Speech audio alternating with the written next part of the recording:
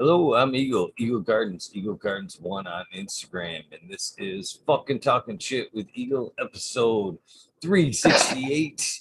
Hopefully, you guys have had a great Thursday. I had a pretty good day myself. Got a great guest for you tonight. I'm looking forward to this chat. Another ex-Michigander, Captain 420. How you doing tonight? I'm doing great tonight, Eagle. How you doing? How's everybody out there in chat? I can't see chat right now, but we're working on that. Also working on probably rolling one too. So welcome to my morning. If you're late evening, it's a wonderful, bright, sunny day here in Thailand. We should be hitting about 100 today.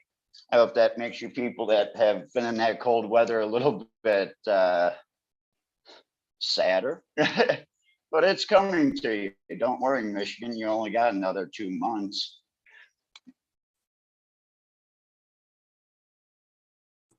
Shoot, man, even in northern Michigan, the last few days, we've topped close to 80, surprisingly, if you can believe that. I consider that What to was be it like nothing 5 short of a days miracle. ago? Uh, Because I know 5 days ago, Cleveland was like 30 degrees. it's definitely still Michigan. We're definitely still having our ups and downs, that's for sure. Well, I'm still But partial to Duran, so I am I'm from Ohio, but I moved here to Thailand from Duran, Michigan, because Michigan decided to go legal and or not legal, but recreational. And recreational, I seen, was the end of my medical protection. So what I was doing was no longer feasible once the rules and laws changed in Michigan. I was giving out CBD clones, and the amount of CBD clones I was giving out every 10, 14 days was enough to put me under federal guidelines again. So we decided that we wanted to be happy. We were tired of being in the cold. We were tired of being hurting all the time.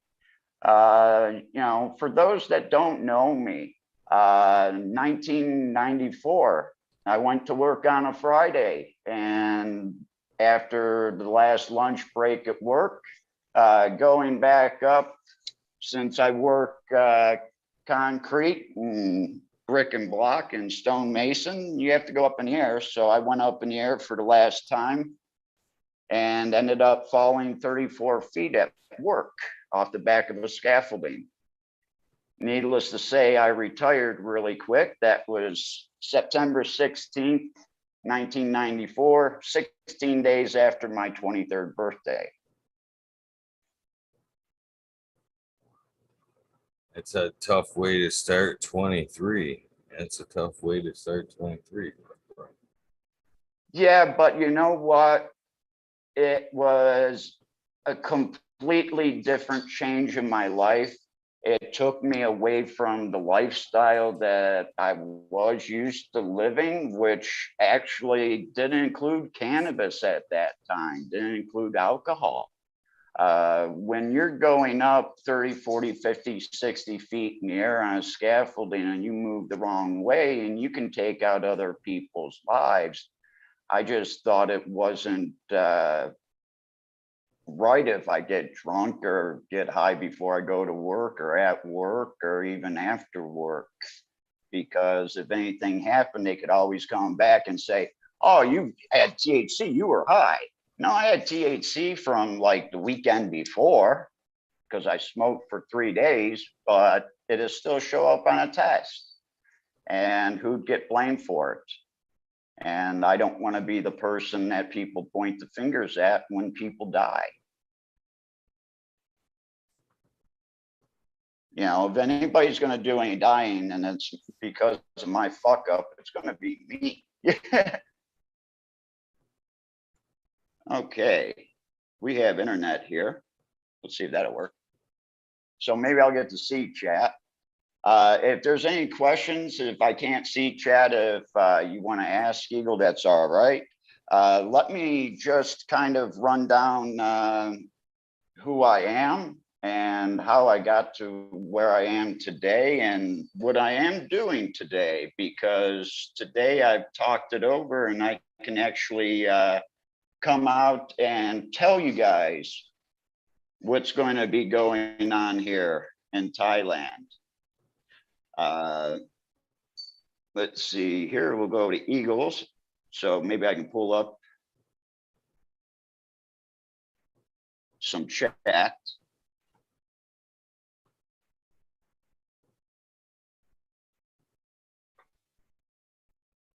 There we go. Now we have some chat here. Okay, now I feel all right. So my parents brought me up in a middle class upbringing. They ended up collecting things early on in life. So my growing up time was spent in the back of a van traveling from Cleveland, Ohio to the East Coast, to Boston, to Pennsylvania, Michigan, many times, once a month, all the time, really.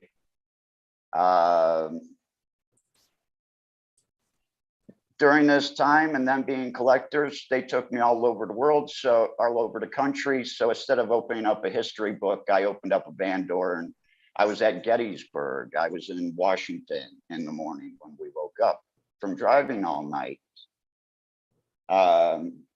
This allowed me to get up and go do more traveling. And as time went on, I kind of settled down. Opened up a comic book and baseball card store because that's what I had to do when they were looking for their antiques. So to give myself something to do, I had to find a hobby. So I found that hobby. My store was successful, but I didn't have insurance. So I went back to work as a stonemason. Got hurt at work, fell 34 feet off the back of a scaffolding. I still have 6 plates and 62 screws left in my face. I shattered my right wrist. I blew the left tricep muscle out of my elbow. I broke my femur. There's a titanium rod going down that. And I have 8 displacements and pinched nerves in my back and neck, which leave my hands and forearms numb a lot of the times and tingling. As far as the pain goes, there's a sciatic problem that is with me to this day. Every time I take a step with my right foot, it kind of feels like someone's kicking you in the nuts. So it's not fun. From 1994 to 2001, they tried to feed me every type of bullshit medication there was out there. And I had to take it because it was the only relief I could get. Screwed up my stomach. And to this day, I have to take Presnol a couple times a day just to get through. So in 1995, a friend of mine said, Rob, you know, you smoke a lot of pot. So why don't you try this joint? Because we've noticed for the last 3 months, you've been drinking really heavy and you don't drink. So I smoked that joint. And halfway through the joint, I looked at my friend and I said, it looks like I'm gonna need a lot more pot because this is helping me and this is what I need. So in the fall of 95, I went, and this is just as the music festival scene started in the Midwest in Ohio. And we had our North Coast Normal Chapter Harvest Festival just south of Canton, Ohio. And I went there and I joined Normal. I was lucky that the North Coast Normal Chapter was also opening up Cannabis Connections in Lakewood, Ohio. And that was in spring of '96, which I started helping and volunteering with. I went and did my first festival. It was the 420 Festival in Indiana, just north of Indianapolis there.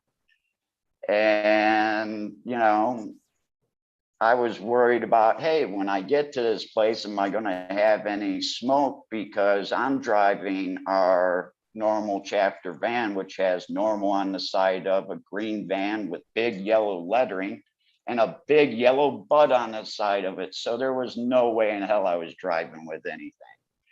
So I get down there, and you have to understand that I'm all new at this. And we had a few designs of t-shirts. We had literature to pass out. We had hoodie sweatshirt or sweatshirts at that time. So we had a few different designs of Normal t-shirts, stickers, a bunch of literature, and we also carried a bunch of books along with our literature. And these include grow books, psychedelic books. And what was really nice is the chapter had one of each of these books. And in the beginning, the chapter didn't do so great. So I was left with a lot of time and an open storefront. So being the person I am and doing all the traveling with my parents, I'm an avid reader. So, knowledge is king, knowledge is power. So I started reading everything I get my hands on. So I'm at this 420 festival and they asked me to speak. And I'm like, holy fuck, this is my first time out in the public. I have a little bit of knowledge. But there was a gentleman from Ohio and a gentleman from California. The gentleman from Ohio was Donnie Worschafter, who was hemp in Ohio and the Midwest in the '90s. And this other person was named Jack. Jack fed me questions because they got me up on stage. I was terrified as shit. But he fed me questions and I was able to get through that. And from there on out, things became a little bit easier. I became a lot more open in my talking. I finished out that year with 4 more festivals. At that time, the chapter was just over 400 members. We were putting out a quarterly newsletter 4 times a year, about 24 to 26 pages, if I could remember in the beginning. As drug testing products went on, we became a hotspot because we were Cannabis Connections. We didn't carry pipes, we didn't carry paraphernalia, and we did a little bit with rolling papers. We stretched it to that point. But we could openly talk about cannabis in our store. And this gave us a leg up when it came to drug testing products, because we could talk to the people about their concerns and they didn't have to worry about using the word cannabis, marijuana, cocaine, heroin, whatever their drug of choice was. We were just trying to get people past a test that we thought was really unfair. Because as long as you're not high at work or drunk at work, who gives a fuck what you do at home? It's not their business, it's your business. So we sold drug testing products. And over the years, that built up, along with the festivals built up. We ended up also doing another normal chapter out of Toledo, Ohio's festivals. So in the beginning, we were running 4 festivals a year, and in 97 and 98, I did 16 festivals a year over those summers. Very lucky to have been in Ohio at that time, and the jam band scene. I was known as the normal dude. I got into a lot of these festivals and kept the normal chapter table opening, giving out literature and talking to people until wee hours in the morning because, hey, you know, I also found out besides cannabis, you remember this little piece of paper? If you take that too, your pain goes away. Well, I like taking a lot of it. So my weekends considered of Friday to Sunday of taking little pieces of paper throughout the weekend and talking to people and educating the people and letting them know that there was some place that if they need legal help, if they had questions about drug testing products, that there was someone they could call up and say, hey, I've been, you know, doing this drug, doing that drug, and we wouldn't judge them, but we'd help them get past their test. Now, when it came to doing things for the courts, if they said anything like that, you know, then we immediately had to shut them down and tell them, have a nice day and call back later. In other words, leave and come back and don't tell us what the fuck you really need it for. You know, just tell us you know, you're going to be watched and we'll try to get you around that. We had a great product called Stealth at the time. It only worked for THC. And it was great because basically you had a little powder and a little liquid. You'd put the powder in the cup, pee in the cup, put the liquid in it. It would have a reaction that would actually heat up your sample. So you weren't giving them anything that would come below a normal regular temperature coming out of your body. And what that product did was it took THC and it turned it into sugar. So it was a great product. And then they started saying, well, they're starting to test these and they're telling us that we have sugar. And I said, well, tell them that your family has diabetes and you'll have that checked out. Thank you for telling me.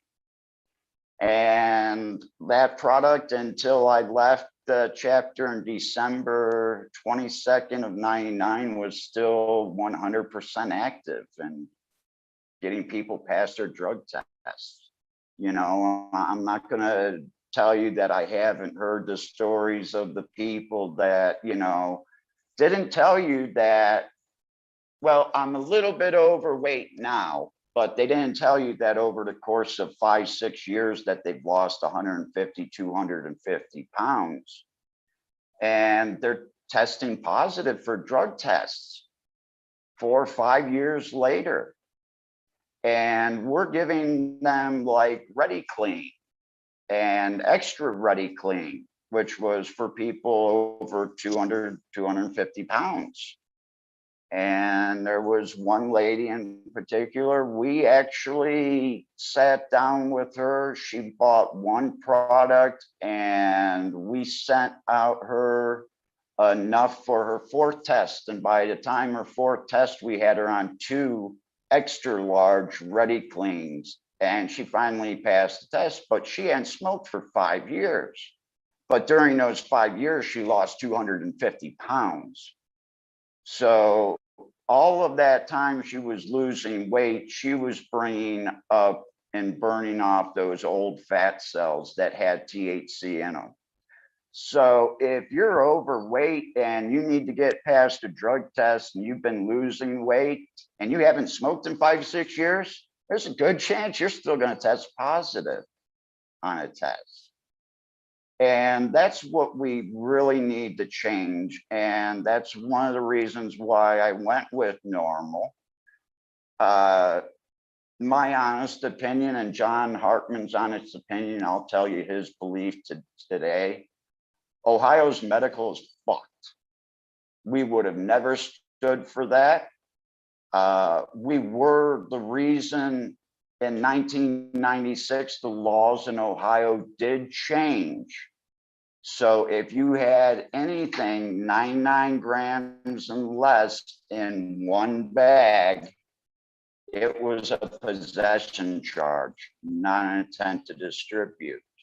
Because in 1996, we put in 5 sentences and it was passed in the state of Ohio that gave Ohio medical defense for cannabis, medical cannabis. It took them about 8 months to find those 5 sentences. So instead of just fighting for nothing, we said, okay, if you're going to do that, then anything 99 grams and under in one bag, we want as a possession charge, not an intent to distribute, nothing in the way of selling or distribution. They agreed with this because if not, they knew they had an uphill battle to go because they already signed it as law. So they gave us the affirmative defense. It wasn't our fault that they didn't read the 5 sentences in it. But when you have a 1,600-page bill, guess what? Some things get overlooked. And that's how things are done in America. Just put it in the bill, put it along with something, put it along with the school and the school bill, to give money to the schools. Those always pass. So that's where they put all those drug bills and shit like that in there because they know they're going to pass with no fighting. And they don't have to bring it out and the public don't have to know that it's in there either. All they have to know is the main part of it is schools. So I slowly built the cannabis connections with a few more volunteers. Now, mind you, besides these 4 quarterly newsletters, we also put out mailings to our memberships. We have special mailings, and you're looking at the chief printer, folder, stapler, stamper, mailer, whatever you want to call it, all in one, because people say, oh yeah, we'll come help you out, we'll come help you out. I'm like, cool, no problem, we'll be doing that normal chapter, but I'll close the door and we can smoke. And even offering to smoke with them wasn't enough to get them to come in and actually help. So basically, by the end, I was bulk mailing over 4,300 newsletters out to our members. So going out and doing these music festivals and selling drug testing products, for $15, you could be a North Coast Normal member and we give you a nice t-shirt that had normal across the front and on the back of it. Some of you in Michigan, 2013, 14, you would have bought some of these shirts. They were blue. They had normal on the front and on the back it says, well, it was a felony to grow a rose. That was our little mantra from our chapter, was that little saying on the back. We grew the chapter. We were the most active chapter in Normal. We ended up running a satellite chapter out of Dayton. And this is when we kind of set the precedence for satellite chapters outside of a state chapter, a main chapter in the state. And this helped later on. We had great times. Of course, you heard every hardship in the book, and there were some people out there that just needed help. And my help was needed in a different direction. At the time, I was growing. Because of going to that first festival with that butt on the side of the van, and oh yeah, people will take care of you once you get to the festival. Well, guess what? When you're 23 years old and you got really short hair, everybody thinks you're a fucking cop. So basically, I went through almost that whole festival with no pot.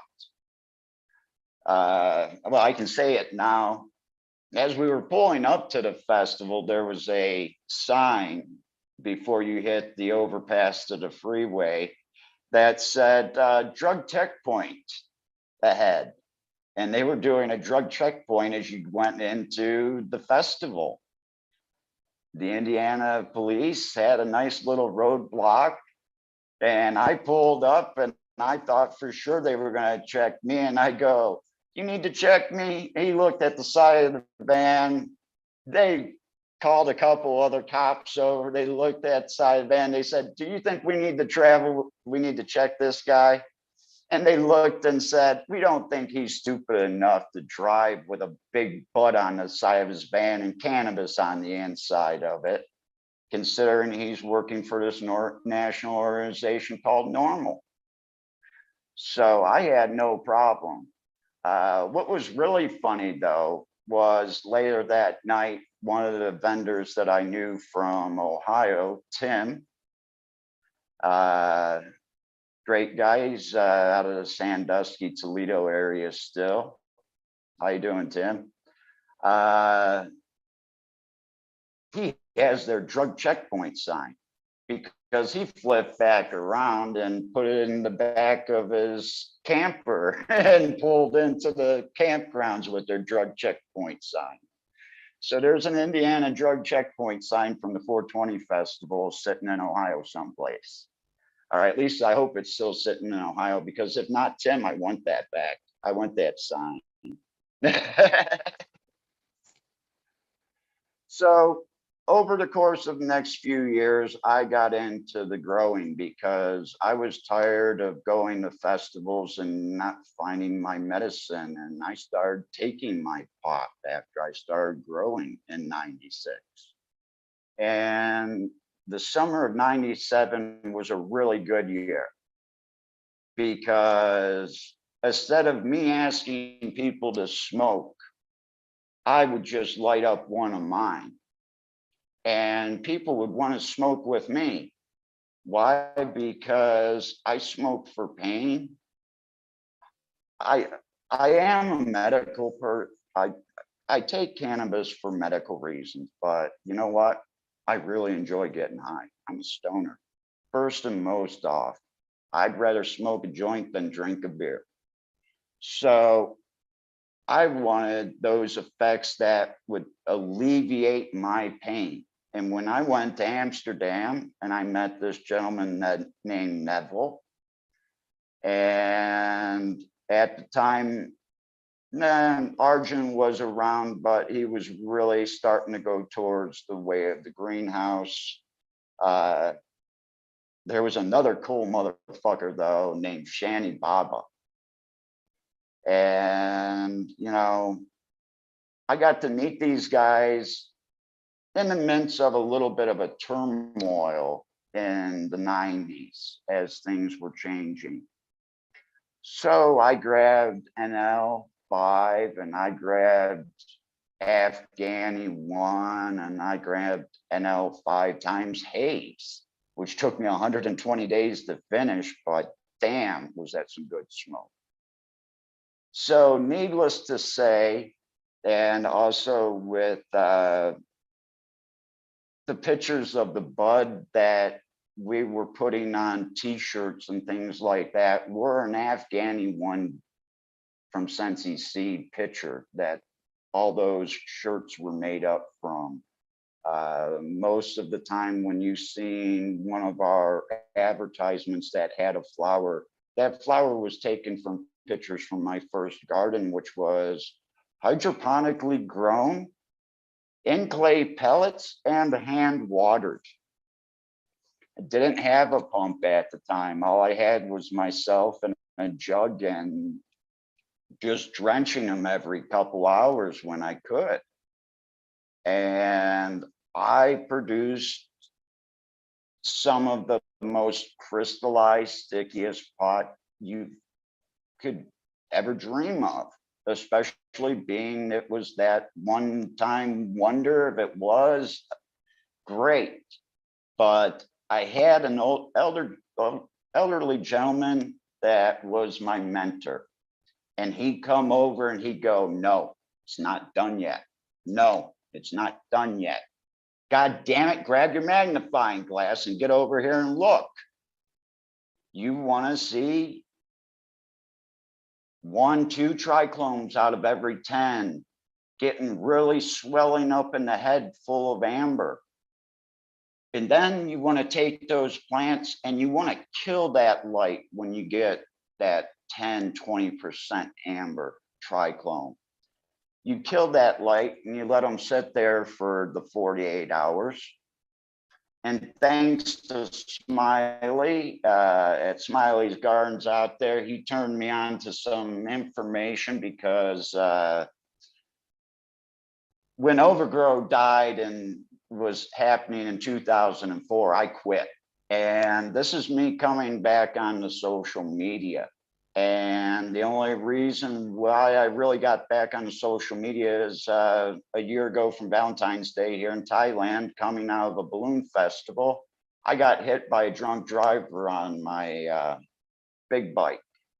So he ended up wiping me out and I had a bad accident. Ended up tearing up, totally destroyed my left knee, broke my left foot because it pinned it up. It was underneath the gear shift, and the gear shift was up underneath the bike's engine where it shouldn't have been. And there was nothing left of my knee. Another good reason why I like coming to Thailand, I had to pay for that operation. My operation was done at the second best hospital in Bangkok. I paid cash for it. They reconstructed my left knee, which now has 6 more screws in it. All the ligaments were torn and damaged. They were all put back together. I don't have that big scar. I've got 2 little scars and maybe a 1-inch scar, and that's it. And it cost me $12,500 US.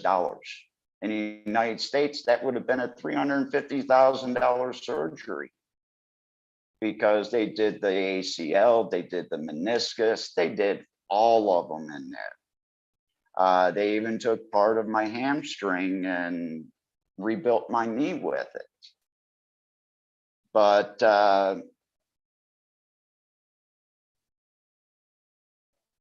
and I lost, and I do have to apologize to everybody out there. This is something that I always did at the beginning of my speaking. Because of my accident and landing on my head quite hard, I lose track of thought at times, especially if someone interrupts me. But even when I'm talking, I lose track because sometimes I get ahead of myself and I can't get back to where I was. But we'll jump back to the chapter time because those were happy times in my life. It's when I got to meet people, but it was also when I got a chance to talk to people, other growers were at these festivals, because any other time it was just our harvest festival that we were getting together, that I had a chance to talk to other growers. It's not like today where you jump on the internet and, everybody out there's got a seed company. That shit wasn't out there. We had to go to Amsterdam to get our seeds. That was the only reliable place that we could get them. And of course, that kind of ended in 2005, 2006, when really, I think all the genetics really got screwed up and started to get screwed up. And that's where I think we really came in, because I've noticed that's when the OG started hitting, the Cushes started hitting, that we were getting into a bottleneck. There was hermaphroditic plants. These plants are not stable. You put them under a little bit of stress and, you look a couple branches up, a couple internodes up from the bottom, and you got bananas popping out on. Man, why these come out like this? It's all in the genetics. And today the genetics are all fucked.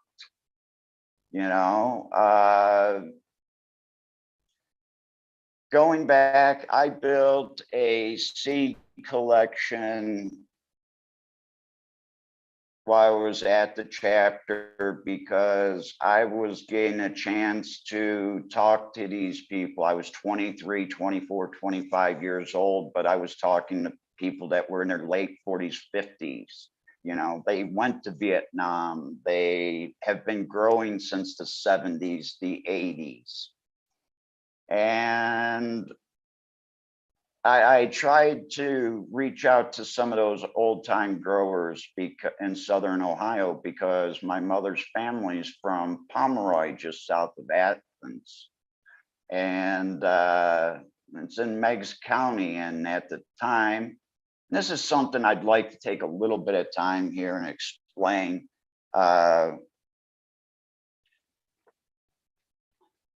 People on California said, hey, our pot's the best. Our pot's the best. We have microclimates. Well, have you ever been to what you call the flyover states, Ohio and Michigan and places like that? I said, we had glaciers coming down and things like that, and they left a bunch of minerals in Michigan and Ohio, and it carved out a bunch of little things. And it gave us a whole bunch of these little different climate zones, just like you, California. Southern Ohio has days where they hit 100 degrees in the summer for weeks at a time. They also freeze their ass off below zero, like this year, quite a few times. So we have that dramatic climate change. It's in Ohio. People don't realize that Ohio actually is hit by the cold air coming from the north, Michigan and Canada over Lake Erie. It also gets pushed up from the southwest. And then we even have stuff that comes in from the east and heads west to southwest from the east.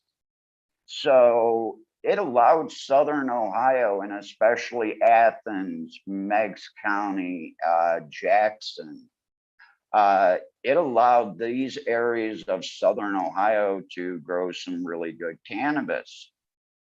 But they had a little bit of extra help. There was this old gentleman, he came back from the Middle East during his end of his time in Vietnam. And in 1970, I believe there was 5 or 6 university students that were kicked out of the university there in Athens. They happened to all be in the biology department. So they met this guy and they started learning how to grow cannabis from him, called Sensimelia. So he taught them how to grow Sensimelia, and then he taught them how to do genetics. And I was lucky enough to meet some of these people. That gentleman did pass away 2 years ago. Those genetics I've been trying to get even know that they probably haven't been touched since 95, because the gentleman that was running our farm was one of his students. And matter of fact, he gave me the seeds from his last harvest, which was ripped off in 1995. They're these big fat seeds. And he said, man, this bud turns purple. It's great. It was my last garden that I did with seeds, and it got ripped off. And I said, well, I hope that they got those rippers. He said, yeah, because you know what? Let me see if I can't find those seeds, because this pot that he sold, it looked good, it smelled good, but it didn't get anybody high. He says, these are the seeds you're looking for. These are the CBDs that we have. And in 1996, that's what I was doing. I was going around because Neville had explained to me that the plants that I seek for my nerve pain and my other ailments are going to be the more earth tones, the things that are like skunk, Afghanis, Pakistan region, Afghanistan. And that's when I learned about CBDs. So I started to look for these strains. You know, you come across them every once in a while on deadlock. We call them pretendicines, because at night, man, they looked good, they smelled good. And then when you went to roll one up, you didn't get high, or you got high for like 10 minutes and you're like, fuck. But then you say, you know, my back really doesn't hurt. So there was a trade-off. So I started looking for these strains, and going to the festivals, I ended up finding strains again, and people saying, oh yeah, I got the seeds from those. And I started collecting these seeds. In December 22nd of 99, I decided I had enough. The president of our chapter, who was the only other one that was at the store with me, basically, he was dying because he needed a kidney and liver transplants. So they ended up getting him the kidney and everything like that. And they were going to do it. And for the third time, he tested positive for THC. Now, this was the third time that they had him ready to go into the operating room, and they denied him. So he decided to get a little bit more political and started doing a little bit more radical things. At the end, you can come into the chapter. We sold grow lights. We sold probably 7, 8 different types of grow books. You could buy Fox Farm, because at the time, Fox Farm is what I was using. It was an easy part. You know, at that time, it was 2 parts. And there was this product called Nitron, which is no longer on the market, but I still have an old bottle, and I think we're going to come out with it. The reason why the product's not on the shelf anymore is because there's a company out there that has 16 different bottles on the shelf that are 99, 98% inert, and they have one thing in them. They took this product called Nitron and they broke it up. So now you're taking a $15, $16 quart of micronutrients, and you're spending between $50, $75, $350 a gallon for this shit. And you have to buy 12 different bottles, 15 different bottles now, instead of just this one product. It was a great product. That, and I always pushed liquefied seaweed, potash. And in the 90s, I was telling people, no, you need to add a ton of potash. Now, when you sit back and you look at the back of these containers and you add up all that potash, you're up to 30-35% potash in your nutrients. That's because potash helps the uptake of your nutrients in the roots, and it helps keep that all clean, or at least that's what I believe. And the mention of Smiley, and thank you, Smiley, for giving me those papers, because even today, I am learning. I have not been on the internet since basically 2004. And I'm always over numbers, so I was never leaving the house unless it was to go to a music show or a festival. You know, I stayed locked up in my house. I didn't talk about anything to anybody. Shit, me and Eagle were in the same city there in Michigan and never knew each other because I didn't go around my city. I didn't talk about cannabis. I belonged to GC3 until they figured out that I was the one that was giving everybody clones. That's why we were going out to the parking lot or going across the street. And they finally kicked me out because of a number thing. Well, if you're doing clones, fuck numbers, because you're already over federal numbers by the time you get 2 domes on, because there's 72 count trays. So I'm already at 144. So that was my thing, because I like doing genetics. And if I'm doing clones and I'm producing clones, then that allows me to take strains and make new strains, create new strains. Go pheno hunting for that special one that comes out of our smokable, because I was going after the CBDs that were in our smokable cannabis. I wasn't going from the hemp aspect of it. Why? Because I enjoy getting high.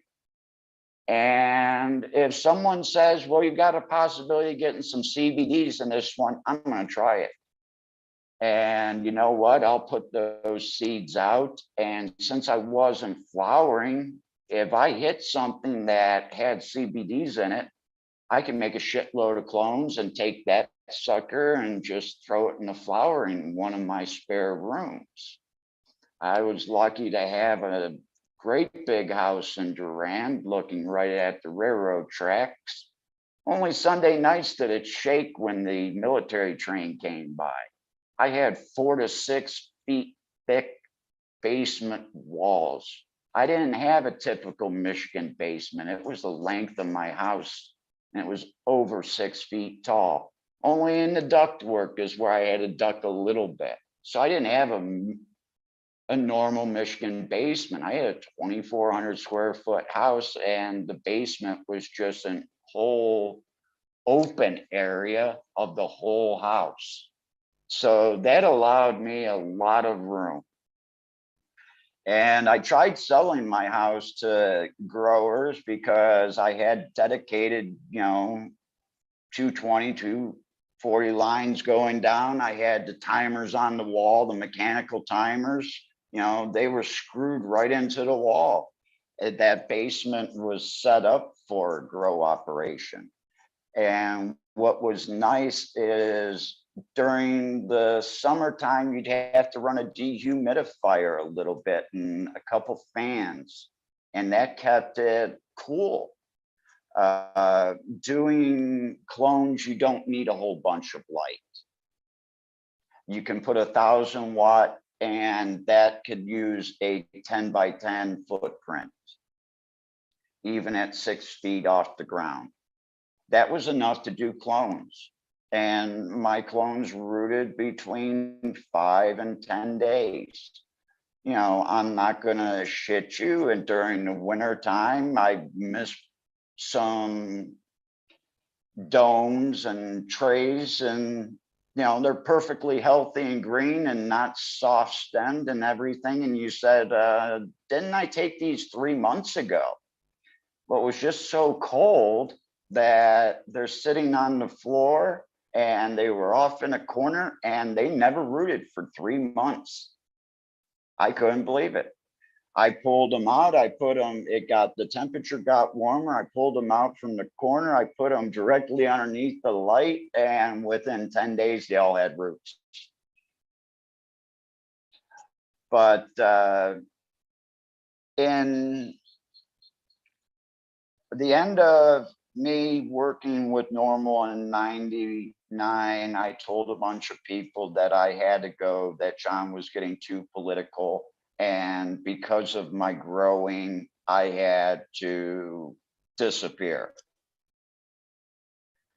So I ended up parting ways and ended up moving to East Liverpool, Ohio, and moved into one of our members' old houses, which was a 2-family house. And what was really nice is, just like me leaving Michigan and leaving someone with a set up grow basement, I moved into his house with his grow room already built. So it was like a no-brainer. Okay, I'll come down, I'll help you, I'll teach you how to grow, I'll help you with your garden. And if you don't mind me growing at your house, I'd like to grow at your house. Sure, come down. Well, you know, as things go, that all lasted just over a year. And the girl that I was with, we moved back to Cleveland. This was 2001. During that time, I went back living with my grandparents because they were getting older and I didn't have a place to go and I didn't want to go back to my parents' house. So my grandparents took care of me after my accident, and I took care of them until, except for 3 years of that time of when I had my accident in 94, that I was living in Lakewood.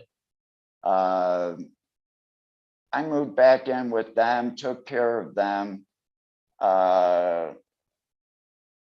ended up finding a house about 10 minutes away from my grandparents' house. I didn't feel bad about moving out, but I had this chance. Someone gave me the opportunity. They said, you know, you do a lot with cannabis. You know how to make clones. We've seen what you can do. We need 300 clones every 7 days. And I said, well, what are you looking to pay? And they said, well, we'll give you 6 months rent for your house and we'll pay you $10 a clone. And I thought about it for a whole split second and said, okay. So I went and was working for a friend's family. And they ended up putting together a really nice grow operation, except for they didn't have any help and they kept everything departmentized. So I was completely separated from the person that was doing the growing. We had someone else that picked up the clones. We had someone else that dropped off my money all the time. I didn't know where these were going. And then I was described the area that these were going, and I go, no shit. I said, one of our Normal members manages the bar right there at the corner of that foundry, because they were growing in a steel foundry in the middle of Ohio. And after they found that out and they kind of understood I knew exactly where the place was, they brought me in. We were having problems in the beginning with bud mold, bud rot. took care of that. They didn't have no intake fans.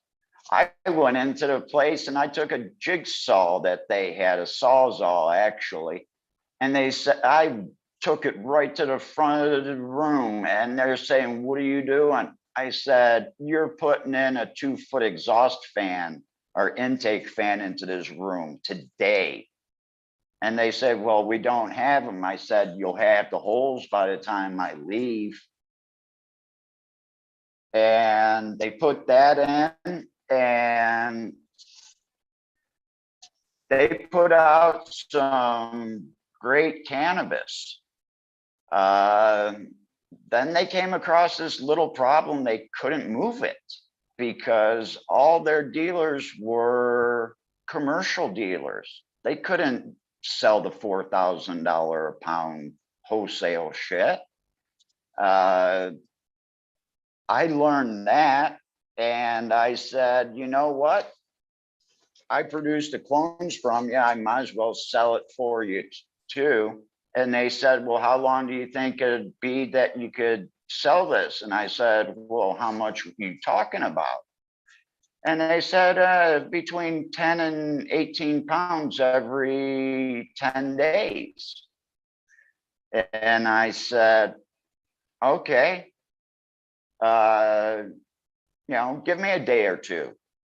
So they dropped off and I went through and I pulled out all the bud that was in it. And I cleaned it up for him. And I took it to a friend of mine in Pittsburgh. His brother came in from Richmond and we smoked it. And he said, yeah, it'll do.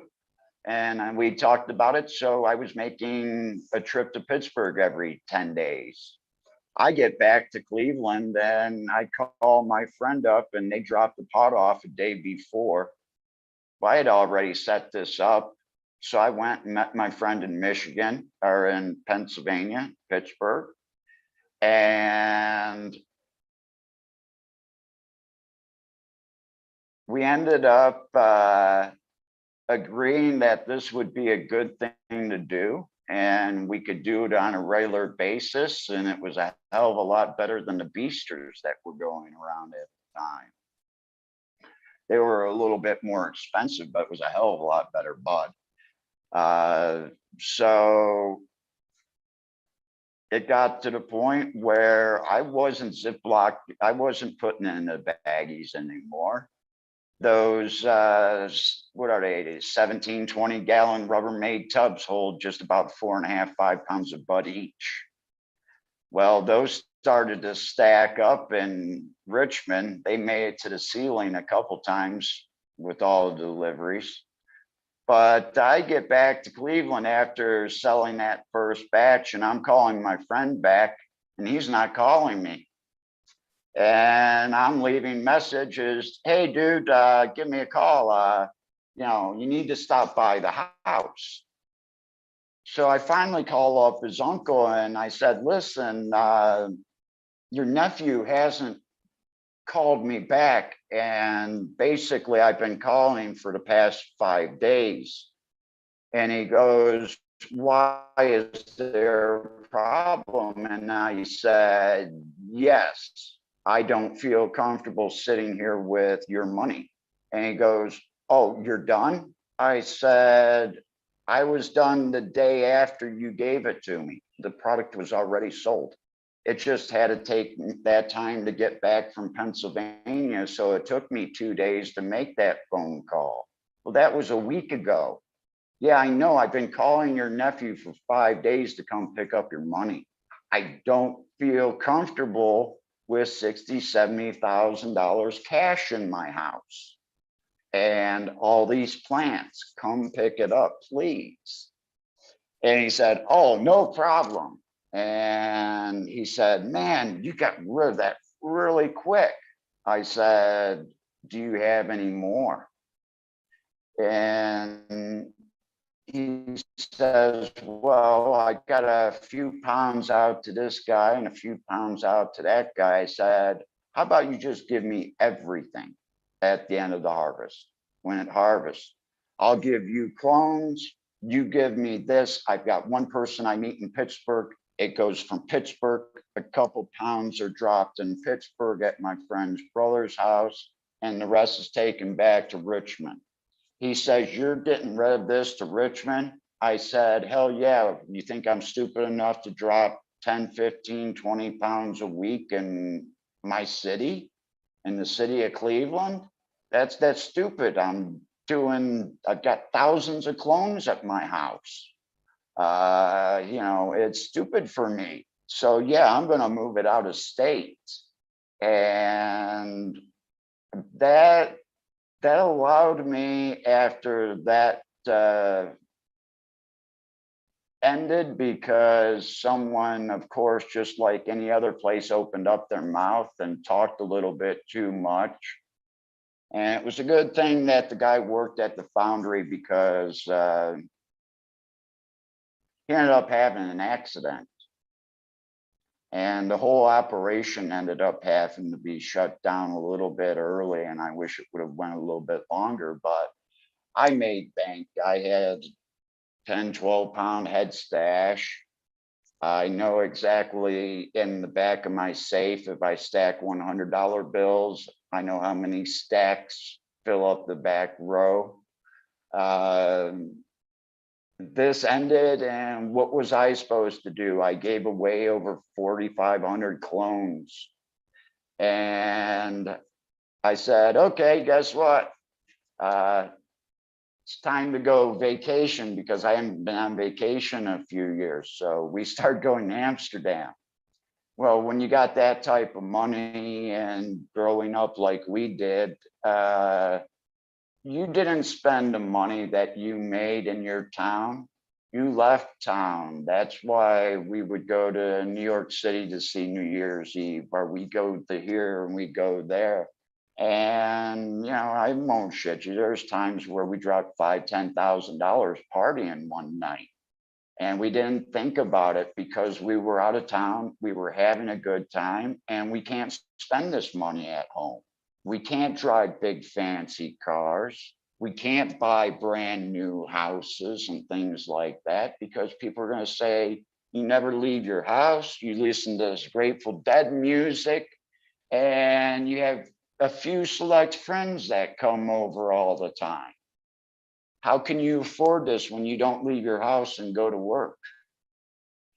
So you just didn't do anything like that. You kept to yourself, and you went on vacation. And when you went on vacation, that's when you spent your money. You had your fun, and you didn't worry about what things cost. Why? Because you only got out to do it once or twice a year, because that's all your growing gave you. The rest of the time you were in your basement. I will say this, those people that, Eagle, you got those beautiful plants behind you, and I understand that you've got this thing going every night, and that's the reason why you can be down in your grow room every night. If I don't see my grow room for 2 days, I'm fine. I don't need to peek on it every day. I know what the fucker's doing. And I know every 2 to 3 days I have to water it. And, when we would get a break, we'd go on these vacations. Well, after this whole clone thing went, that's when I really was going to Amsterdam. And by 2005, I had accumulated over 110, 115 seed packs. I'll tell you a little sad story, which happened to all those seeds and genetics that I collected until then. But, I was picking up, I had still had packs of unopened NL5 Haze from Sensi Seed from 95. I still had unopened packs of Spice of Life seeds. Bog was there. Bog was just coming out. Boggle Gum, Boggleberry, Bog Saver. all these guys were just starting off. Adam Dunn had been there for a while and he'd taken his bubble gum back. And if there's anybody out there that has the indica side of the bubble gum, I'm sure Adam Dunn would like to get a cut of that indica bubble gum back. And I'm sure that, you know, he'd reciprocate very kindly in seeds if he could get that cut back. The sativa side of the bubble gum is still around, but the only other person that got the indica side of that was Tony at Sagarmartha Seeds there in Amsterdam. And that's when they ended up making the bubbleberry.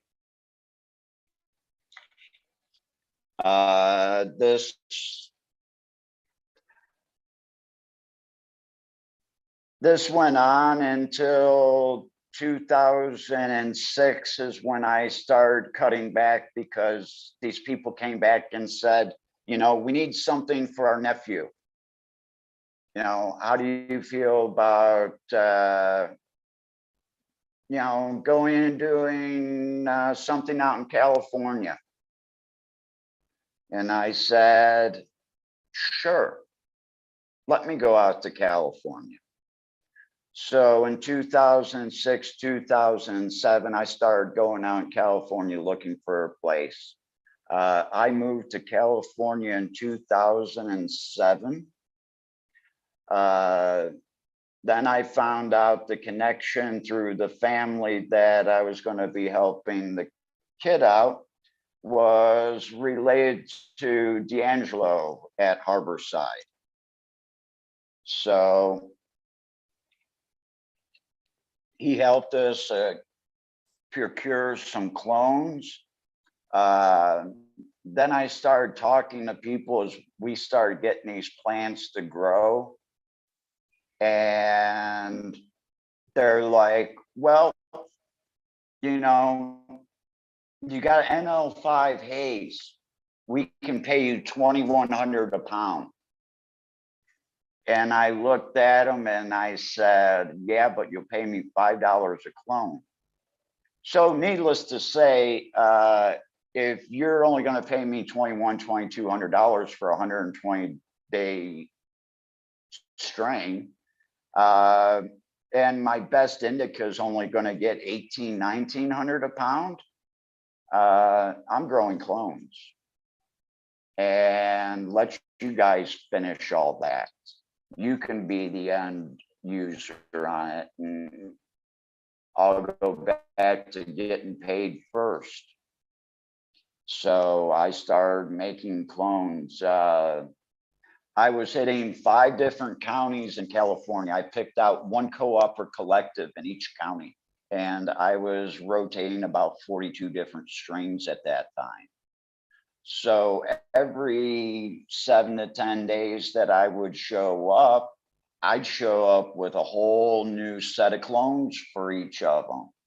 And if you didn't get that clone the last time, guess what? You're going to have to wait a month and a half before you could possibly, 2 months before you could possibly get it again. Why? Because I'm running through all these different strains. I'm just not going to bring the same strain into the same collective or co-op. I've got all of these. I did it the smart way. I picked one county, one place in each county. And the smartest thing I ever did, and one of the most stupidest things I ever did, was never get hold of Bodie, because I made sure that where I lived was such a pain in the ass to get to at night that I was watching my sunsets every night out of Half Moon Bay in Santa Cruz. So I wish I would have gotten a chance at that time to have met Bodie. I was there when Santa Cruz did allow clone sales finally, but your clones couldn't be over 3 inches. So we made up a whole bunch of little clones, and I made sure that I fed them. The first group that we did, I just dropped on Santa Cruz. I didn't charge nothing for them. My clones to the collectives and the co-ops were $5 a piece. You know, I let them make their money on it, but at $5 a piece, I was happy. It paid my bills. It kept food on my table. And yeah, I lived in a $2,500 a month house. And I lived out in San Joaquin Valley, out near Tracy. So I would go into the Bay Area every day and drop off clones to different places, because if you go out and you're out in that traffic, you're only going to a couple places. Kind of like here in Thailand, if things are a lot different than like back home, I can pick up the phone and I can get in my car and I can get 10 things done in a day. Here in Thailand, if I need to pay my electric bill and I lost my bill, I have to go to the gas company and pay it. Their electric and their water and things like that, you can't pay with a credit card. You have to pay in cash or in person, or you have to have it directly taken out of your Thai bank account. I don't have that because I stay on a tourist visa. Pardon me? Times four in chat would like to know if you provided for Yellow House in Hollywood in the late 90s. No, no, I was just the Bay Area, East Bay, Santa Cruz. I stayed out of Vallejo and up in that area, mainly because I didn't need to go up to the Vallejo. They had a great person up there doing clones and bringing them also in. Mainly I did Sacramento, or not yeah, Sacramento was about the farthest that I went out to. There was, like I said, I just picked out ones here and there. I only had 5 places that I went to. I kept it nice and I kept it manageable. My friend that was supposed to be my partner, you know, he was more interested in this Suboxone and a fifth of alcohol every day and sitting in front of a computer than doing anything. I think he kind of seen getting sent out to California to grow cannabis as a punishment. Well, it was definitely a punishment on me. After a couple years of being out there and being put through hell, August of 2010, I decided to jump on back. Well, I was also out in California. I met this guy in Southern Humboldt, and it got out that I was able to do genetics. And since I was doing cloning, I did a couple test gardens for him. And I still, matter of fact, I have one of the empty packs of seeds. It was Canada Sioux. So I was doing a couple little things for Ringo here and there. Really good guy. He was someone that I was turned on to really early on because of the works and CBDs that I was doing. And he knew that I was doing clones, so I had a chance to run through some test gardens for him. Because if things weren't hermaphroditic, it wasn't going to take out a money crop. You know, so I was able to run these test gardens, and that helped sort out some of these strains in 2008, 2009, and 2010. And later, I think it was 2013 or early 2014 when he released the Canna-to-Sues, the Harla-to-Sues, and those were our first production seeds that actually had CBDs in them. And when I ended up getting those seeds is actually, I didn't get those until 2014. I moved back to Michigan because Michigan was a medical state. So I was moving straight from California to Michigan in 2010. I made as far as LaSalle County, Illinois. And the cop said that I never turned on my turn signal. And then he tells me the car that I have on the trailer, well, the trailer's not registered to you or this moving truck you have. And we'd like to search your car and your vehicle. And by the time I noticed it, there were about 12 cop cars behind me. And I'm like, you want to search my vehicle all over a minor traffic violation that is a ticket? No, I don't. And then all of a sudden the video and the audio cut out in the cop cars and cameras. Everything went out just as I was refusing that search and seizure.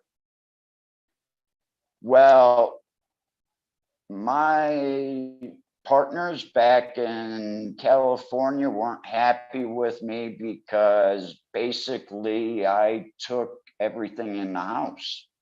Everything in the house was mine. It was my furniture. It was everything.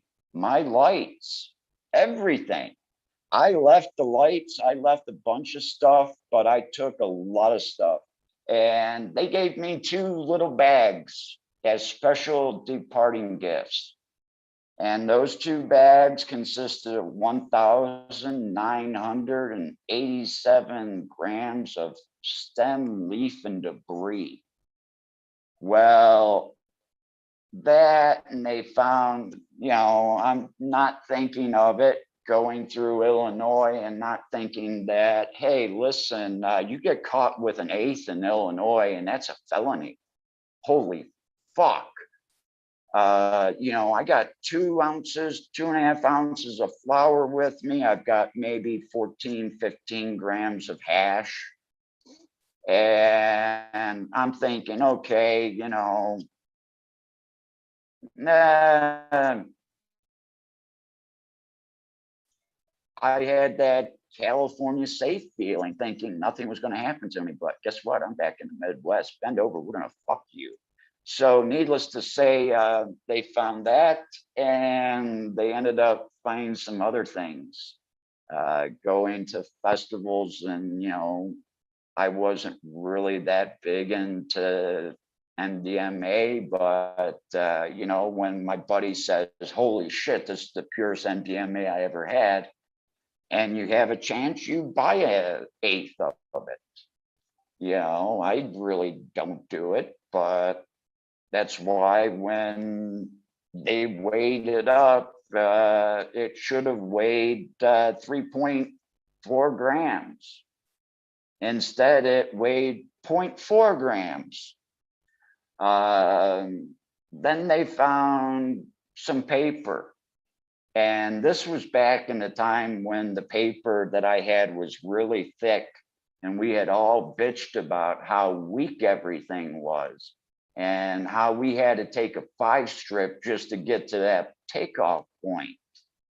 Well, that's when family decided, you know what, okay, we're going to make these like 300, 325 mics a hit. So they were taking chunks off and throwing it into the water to do the testing. Well, I ended up getting charged with 87 hits when it should have been closer to 287. For some reason, they were just stupid enough to keep putting it back into the same water, and the testing was just coming off the charts. So they thought something was wrong with it. Needless to say, they found my seed collection. One of the biggest laughs that they got was when I was getting charged and they brought the evidence into the courtroom. And the prosecutor presented that I was a big time trafficker and big time grower because I had this grow equipment in the back and I had the stem, leaf, and debris. And I had all these packs of seeds. And Your Honor, here, look at this. He's even got buds with seeds in them. And the way that I did the seeds in my genetics in the early days is one person just didn't do it all. I had 3, 4 friends that I would grab 3, 4, 5 clones from and say, hey, I've got this killer male, or someone popped these seeds and there's a killer male out of here. I've got the room during the wintertime, let's do the cross. And that's how we did it. You know, I'd come grab 3 or 4 from you, Eagle. I'd go over and I'd grab 3 or 4 from Buddy out there at Clio Cultivation. We'll give a little shout out to him. And then I'd go over to Mike and Double Dog Dabs there in Flint area. And I'd grab a couple from him. And between the 3 of us, 4 of us, we'd end up with 9, 12 strains.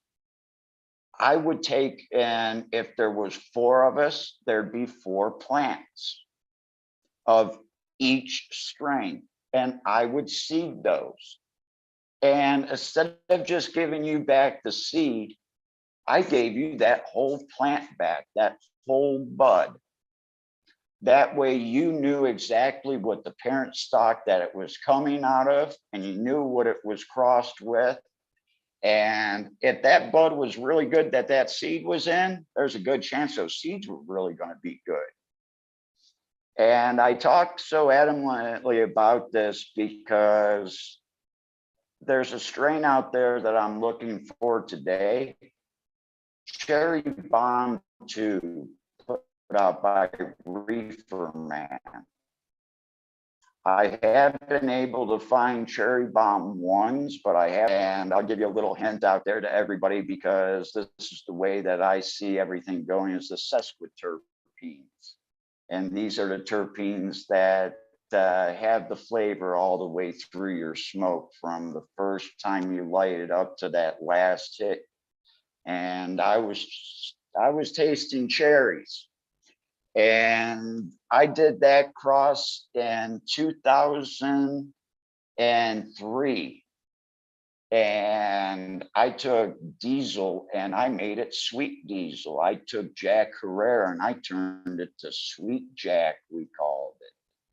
That cherry from that Cherry Bomb 2 male that I had just stuck with everything that I crossed it with. So I crossed it with our bubbleberry that we had from Toledo back in the 90s, early 2000s. I crossed it with that, and that made a cherry bubbleberry. And it was really bad because the bubbleberry at that time, I would catch myself, I'd sit there, I'd have a oney, I'd hit it, and then I'd sit there for the next 15 minutes, kind of just holding that oney after I just puffed on it one time because it smelled like blueberry muffins being baked. And I just couldn't get over that terpene smell.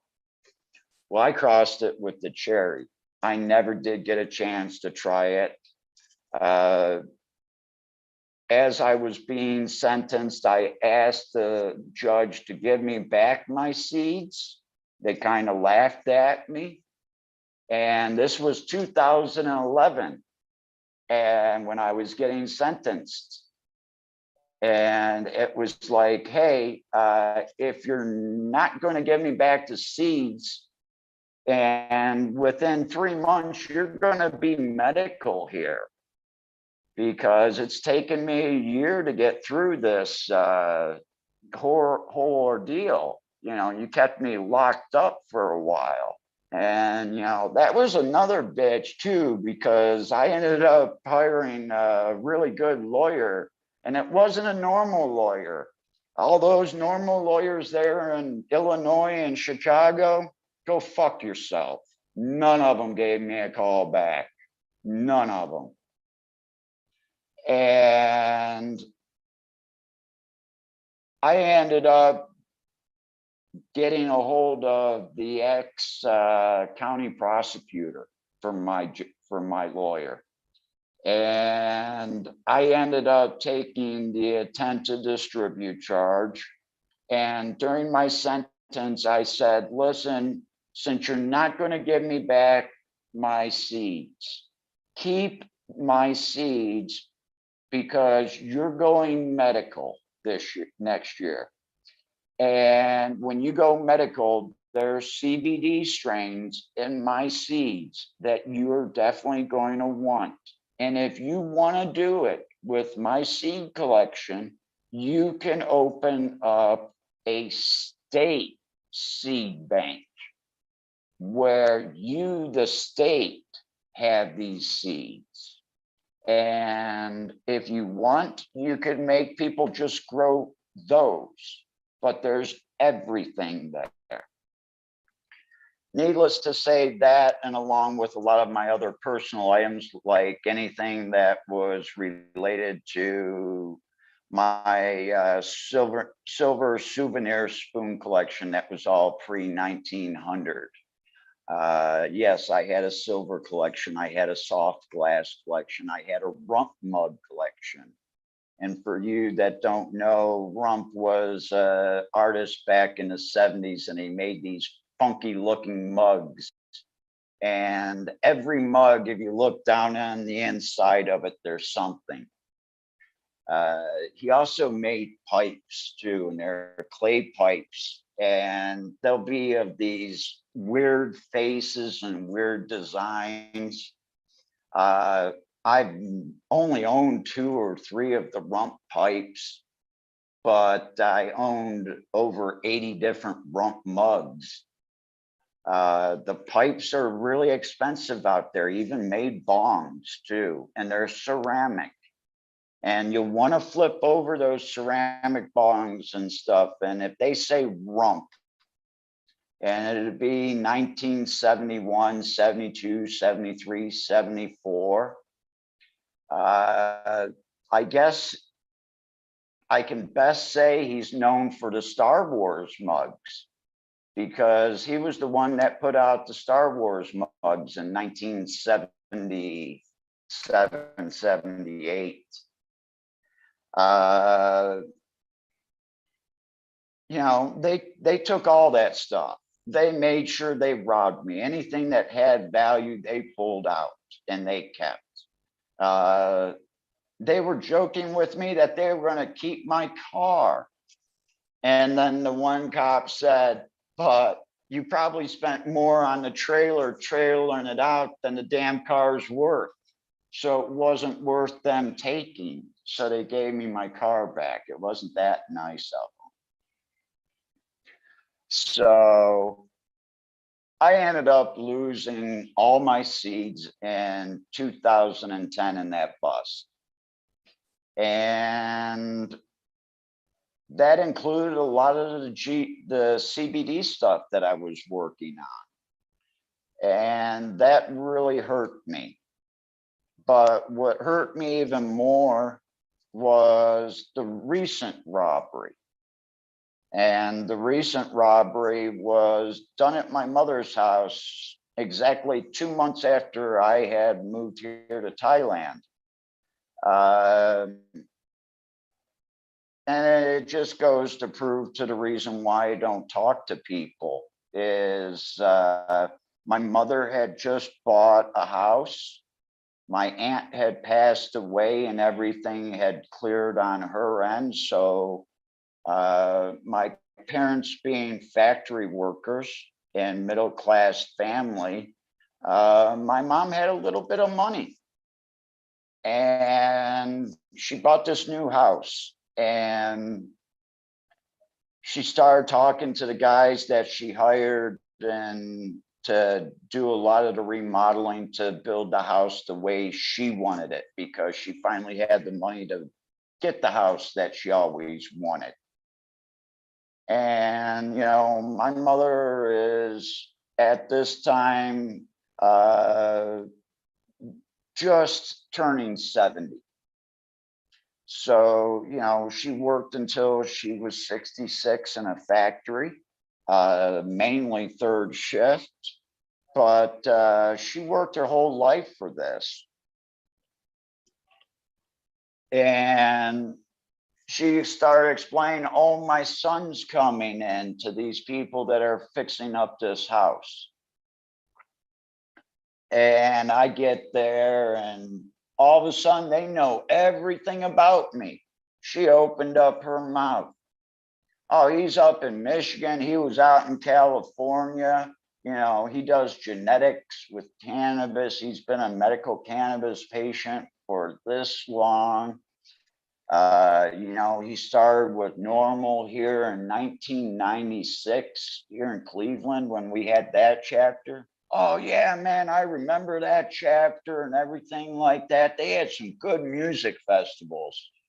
And she just kept running her mouth, running her mouth. Well, they seen me a couple times show up, and being from Michigan, we have to keep our cannabis in a locked box. So they seen me with this locked box all the time. And they seen me open it and grab a jar out and grab pot and roll a joint. So I kind of hid it at the house, and I didn't think anything about it when I came over to Thailand, and they robbed me. They took that box, and that box had all my ticket stubs in it that I still had left over from the first. So I had concert ticket stubs going back to '86. I was lucky, and the family that I ended up going out to California with, they're quite big in the Cleveland and Ohio music scene. Matter of fact, anything under the 3,500 mark they got, and everything over that Belkin got in Ohio as far as music production. And you know what? Hank's been gone a long time, and I really miss him. And I really don't give a fuck anymore. But my partner that kind of screwed me in California, you know, Doug, his father ran and owned the Cleveland Agora and all the Agoras around the United States. His last major tour that he put on was Copperfield through Russia. So, you know, he was a longtime player. He brought Elvis to Cleveland in 1956 in his little club called the Rare Cherry that may have had 100 people, 200 people at it, and that was it. So he was long time in the music industry, and you know, I really miss you, Hank. You gave me an opportunity to do a lot of things and experience a lot of things. And you taught me a lot about the music industry and about how business is done to begin with and how to always watch my back. Well, my mom got complacent and she opened up her mouth to these people that were working for. And you know, my parents turned into antique dealers, and they mainly turned into food advertising, beer advertising, and a lot of silver. These guys, I said, you know, my mom was running her mouth, and my dad made the comment, Oh, well, when she comes into a problem today, she just throws money at it and it goes away. And I said to the guys as I was leaving to head towards the airport, I said, you know, take her for a little bit extra. And that's when they made the comment back to me, oh, we're going to take her for more than what you think. And they did, because my mom didn't believe in putting money in the bank for savings. She was an antique dealer. She bought gold, she bought silver, and that was her life savings. They ended up robbing the hell out of them. They were so stupid that they literally dropped over $14,000 worth of scrap silver at a pawn shop 2.5 miles away from my parents' house. Now, if you can imagine, at the time, it was about $14 an ounce for silver. And if a pawn shop is going to be paying you, they're not going to be paying you spot. They're going to be paying you under that. This was one drop of over $14,000 in scrap silver. But these weren't just scrap silver bars. These were picture frames. They were napkin rings. They were ornamental items that had more value than just the scrap silver and the gold jewelry that my mother had. Those all disappeared along with my toolbox, the half-pound of weed, the 3 ounces of concentrate, and all the genetics, all my ticket stubs, my backstage passes from all the shows that Mr. LeConte got me into, that literally had his name on the back of them. And, you know, he did get to put on some of the bigger shows, like the Grateful Dead down at Buckeye Lake, because he owned Buckeye Lake. Him and a partner did. Crosby, Stills, Nash and Young. It's been long enough. My tickets were Ticketmaster Loge, and at that time I was smoking hand rubbed chars from Jamaica. That famous chars out of Jamaica. It was coming into Cleveland until the guy decided he was making more money on coke than bringing the hash in. But you know, I smoked down with the vice presidents of Belkin and Ticketmaster and shit like that. And they were calling over their wives, hey, you got to come over here and try this. This is real hash. We haven't had shit like this in years. Oh man, I thought we token it up and we were going to get in trouble.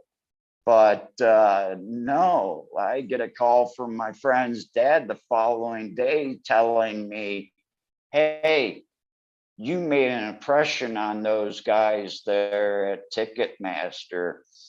Any show you want to go to, you know where their loge is, right? And I go, yeah. And he goes, you can have tickets there anytime you want.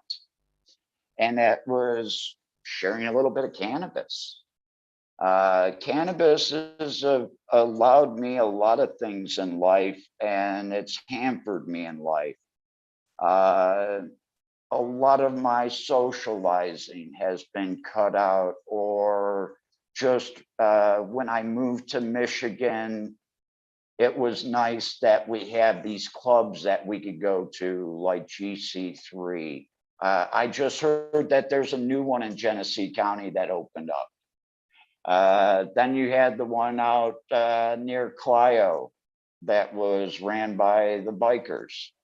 You know, that was another cool fucking place. You know, yeah, you had the bikers there, and you know, you're looking at some of these guys and they're big, rough and burly, and then you sit down and you talk to them, and the guy's got this nice soft voice. He's a big fucking teddy bear, you know, and you're just like, holy fuck. And it was great that Michigan had some place for like that. because it allowed me, someone that did clones, to go out and have a social life. Because my social life was seeing me out at a show. And yeah, I have no problems traveling 3, 4, 5 hours to go see like Warren Haynes play. My friend for a while was booking out of the Kalamazoo State Theater. And, it's like, well, it's a sold out show, but there's this seat that security normally sits on. Why don't you sit here for the show? So, I have no problems going out. It was just until I got to Michigan, I didn't have social clubs to go to. I was locked in my house. Moving back to Michigan, except for when weather didn't permit me going out because of my medical condition, which is a lot of the time, you would find me every day at one of the clubs. And this is where I felt really happy. And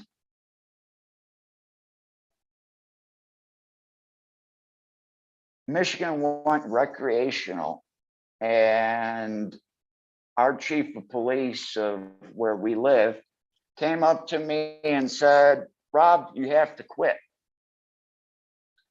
And I said, "Quit?" And he says, "Yes, once Michigan goes recreational, you're going to go back under federal guidelines. It's either that or, they're going to have a permit for a nursery." Well, guess what? They came out with that permit number really fucking high, and there was no way in hell I was going to be able to put together $500,000 plus. And there was no way that I was going to be able to afford to scrub everything, because it's getting to the point now, if you want to do large scale clone production, you need to have those strains all scrubbed. You need to have them and send them out and take it straight from tissue culture all the way back to get out all that bullshit out of there and clean those strains up. Because there's this little thing, if I sell you 1,000 clones and there's something on that clone and it gets released into the rest of your grow facility, how the hell am I going to come up with 20, 30, 40 million dollars to cover your losses? So to be able to open up a nursery in Michigan, I would have had to had everything scrubbed. And that would have taken what, 6 to 12 months, and between $6,000 and $10,000 a strain, or a cultivar. I'm sorry, I've got to get used to cultivars now and genotypes. Phenos and strains is what I know, but today things are getting more technical because now we have science into this, because this is now big money. We've got all these states that are medical, and I had mentioned Smiley in this report that he gave me because I made the comment the other night that, well, your plants during the flowering process at nighttime, when that light goes off, it uses the sugars that it produces during the day. And then that brought up a little thing, and Smiley sent me some papers on that. But all this internet thing, since I've been here in Thailand, getting back on it, damn, I've learned more in the past year than I've learned in the past 10 or 12 years altogether. The information that's coming because of internet and everything else is just phenomenal. And here I thought I was a master grower at one time, and you know what? Probably can grow some really goddamn good pot, but as far as the technical terms go of today, I don't know shit. I'm a dumbass. You know, I'm not a pollen chucker because I know exactly what to look for. And I know what's going to happen with what usually when I go to cross it. So I'm a little bit more advanced than that. But, you know, you bring up a lot of these new technologies and a lot of these new terms and stuff like that.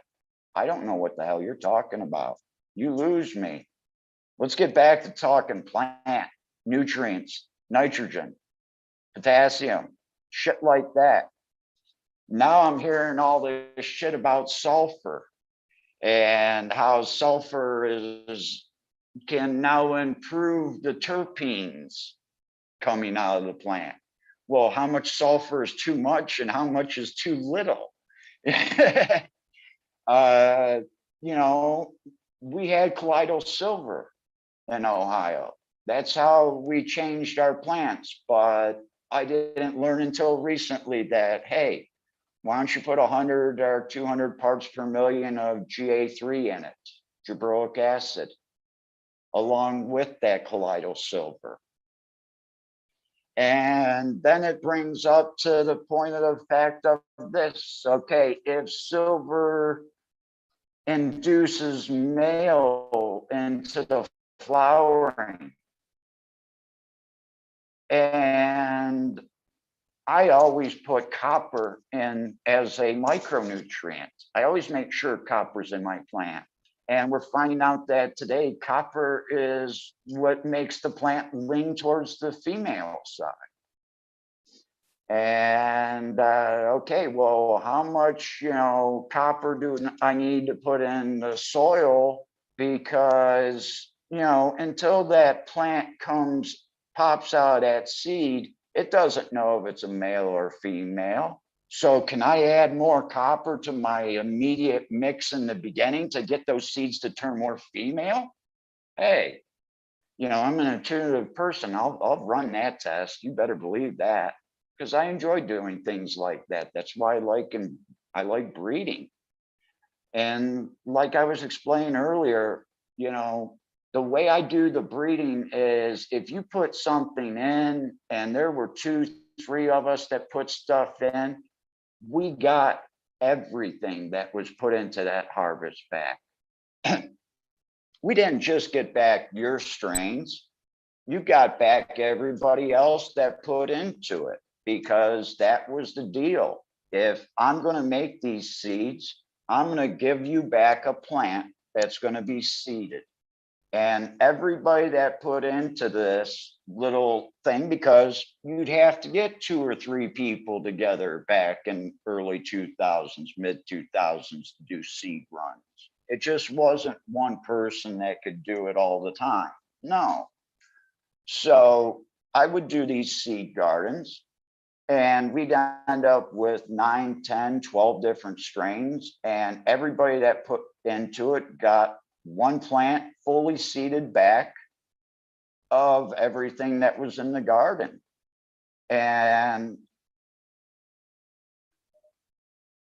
I seen things changing, especially before I moved here to Thailand, and when I moved here to Thailand especially. And I really do miss the Midwest. California, a lot of you West Coast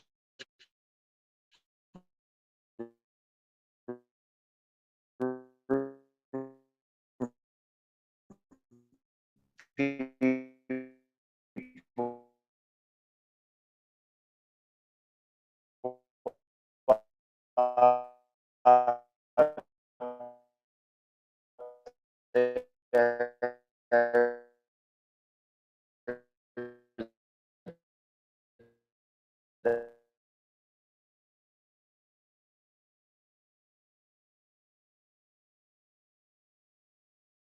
that, you know, are all smiles and we'll shake.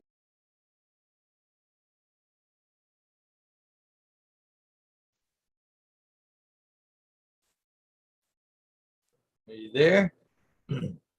I'm here. You back? Okay, you're back. I don't know. Things went squirrely there on my end there for a second. You got all robot voice, and then you just disappeared.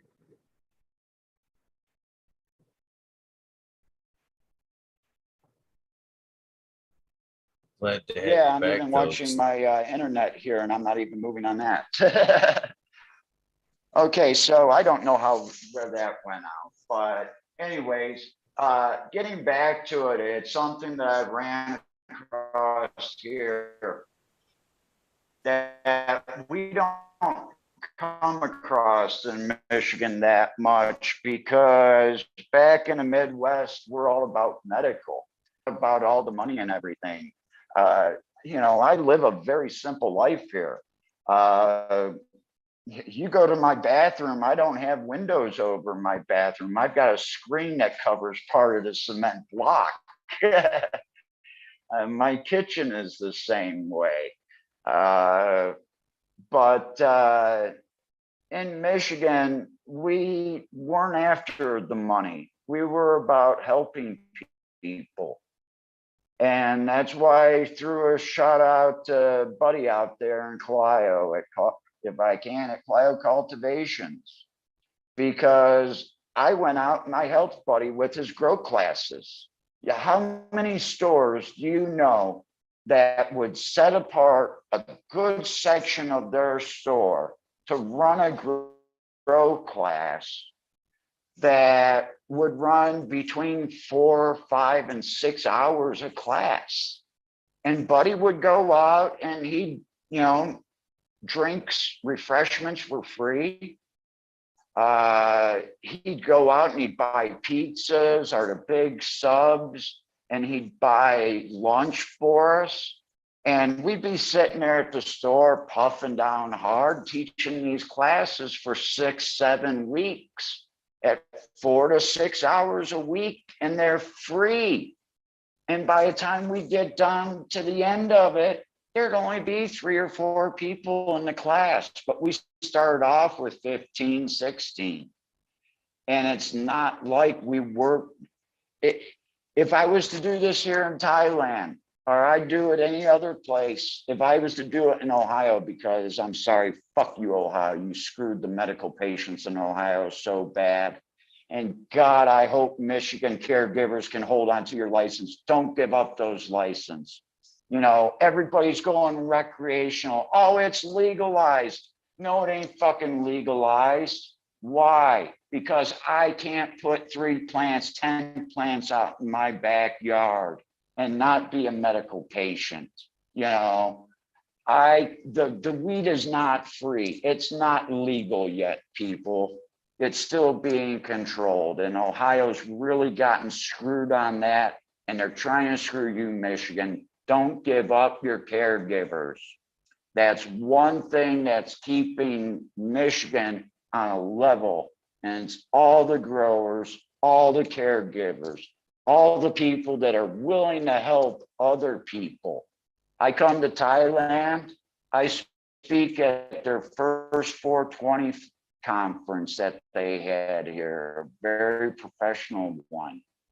And I talked to these people, and there's no cannabis culture here in Thailand. Everybody goes, oh, Thai strains this, Thai strains that, Thai strains this. Well, thanks to our United States government, the Thai government has eradicated all those great strains that were here in the 60s, the 70s, and 80s.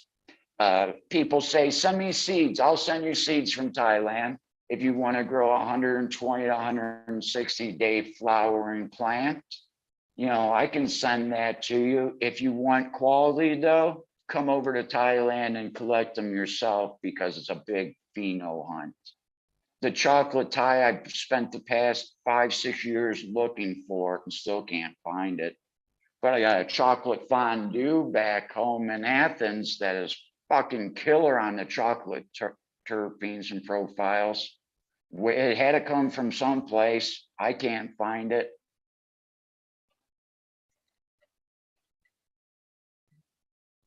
But now Thailand has medical, and it was kind of like what Florida did, and it's all concentrate, no flour. And the law is actually written for THC, but the Thai government is only allowing CBDs at this time, and no flour. If you're caught with flour, you don't pass, you pass go straight to jail. Don't collect the 200. Nope. Matter of fact, that's about what's going to cost you to get out of jail. And you goddamn hope you don't go to the police station. You hope you settle it before you get there. Because especially being a Westerner, there's a Westerner that hasn't seen the outside daylight in 7 years because of 2 joints here in Thailand. He's lost in the tourism police department someplace. And that's what happens to you here. I live in the northern highlands of Thailand, and Thailand is a military controlled country. We have a king, well, it's a king, I shouldn't say country, it's a kingdom. It's the kingdom of Thailand. Well, the new king of Thailand isn't even in Thailand. He's been in Germany for the past 12 years, 15 years. So up here in the north, we have a lot of problems with yaba, with meth coming in from Myanmar, Burma. And I really like the way they have the attitude up here on that shit, especially the people that are dealing large quantities or trafficking large quantities of it. Just like in Laos, they catch you with large quantities of that shit. Guess what? They just put you on your knees and put a bullet in the back of your head. You know, and I'm sorry, you sell death, then if you're willing to traffic death, then you have to take that penalty. I don't think anybody's ever really gotten, well, I won't say that, but you know, it was brought up a long time ago. You know, cannabis people carry smiles, cocaine people carry guns. You know, you don't get shot over a couple ounces of cannabis. You know, so those harder drugs, you know, yeah, if that's your drug of choice, then that's all up to you. But just understand that, you know, there's penalties that you have to pay. And I decided to move to Thailand, and I didn't even know they were going medical. I heard something about it, but I just laughed it off. I knew they were having elections here when I first moved here, and I thought, cool, things are going to change for the better. We're going to get the new king in. There's going to be a democratic elections go on. And the military, a coup that started in 2014, just cut power. But they had to give the people something, so they gave us cannabis, medical cannabis. Then they told you that you can only use it for CBDs. Well, if you know anything about CBDs, they don't grow between the 0 and 20th parallel. So that stuff has to be brought in. And I'm thinking to myself, I've got all these genetics back at home, because when I went out and helped DJ, that's another great person from Michigan that I got to meet while his father was really sick. I went out to, in 2014, I think it was, I'm a little off with my numbers because of being dropped on my head. He ended up getting me Harlequin. He got me AC/DC. The AC/DC that I got was the one that they were juicing the leaves out of, because I called it the Weeping Willow. Now I let these all go. I had the Harlequin, I had the Canatonic, I had the AC/DC, And I had a couple more. And I brought these back on the plane from California after I went out and helped DJ at the High Times Cup in Santa Rosa, selling his seeds. I flew back with a can of tonic that was about 2.5 feet tall, and it was in my backpack. And I'm having all this stuff go through the x-ray equipment, and there's this gentleman on the other side of the x-ray equipment, and my backpack goes through, and you can see this smile come to his face, and then this little cardboard box goes through, and it just lights up because the rest of the clones were in there. But DJ ended up hooking me up with a bunch of these CBDs, and I brought them back to Michigan. But it seems like everything in my life, I quit something a little bit too early.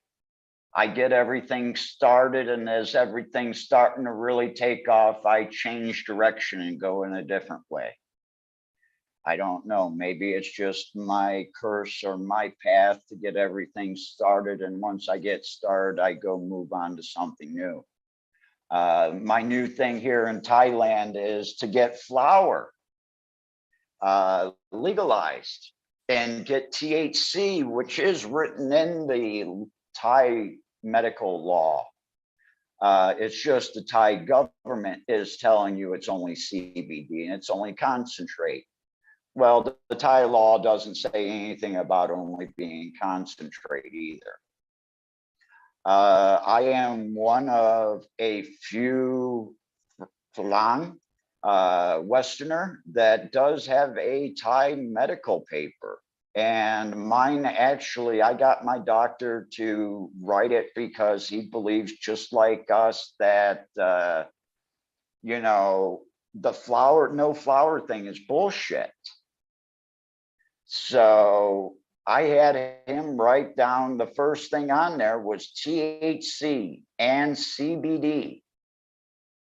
So my Thai medical paper has both THC and CBD written down on it. The only thing he couldn't write down on it was the use of flower. I'm one of those people, because of my accident, I've lost my sense of taste and smell, and I'm a cause and effect person, which makes me great for being able to tell people what type of cannabis that they need for their types of ailments, because that's all I get out of it. You know, I don't care what the hell it really smells like or tastes like. I just want to know if it's going to do the job. Is it going to take care of my post-traumatic stress disorder? Is it going to take care of my pain? You know, that's what I'm worried about. I don't care about really the aesthetics of it. I just want it to work. And I think that's what all medical people want, is we want health without the use of pharmaceuticals, because pharmaceuticals do nothing but destroy your life and destroy your stomach. Yes, there are people out there, and including myself, I still have to take pharmaceuticals at times. I take an anti-seizure medication because my hands do this all the time. So it's something that we learn to live and deal with, and we go on. But here in Thailand, that is completely different. It's all about the money aspect and who controls what. That's why there's no flower allowed and only concentrate.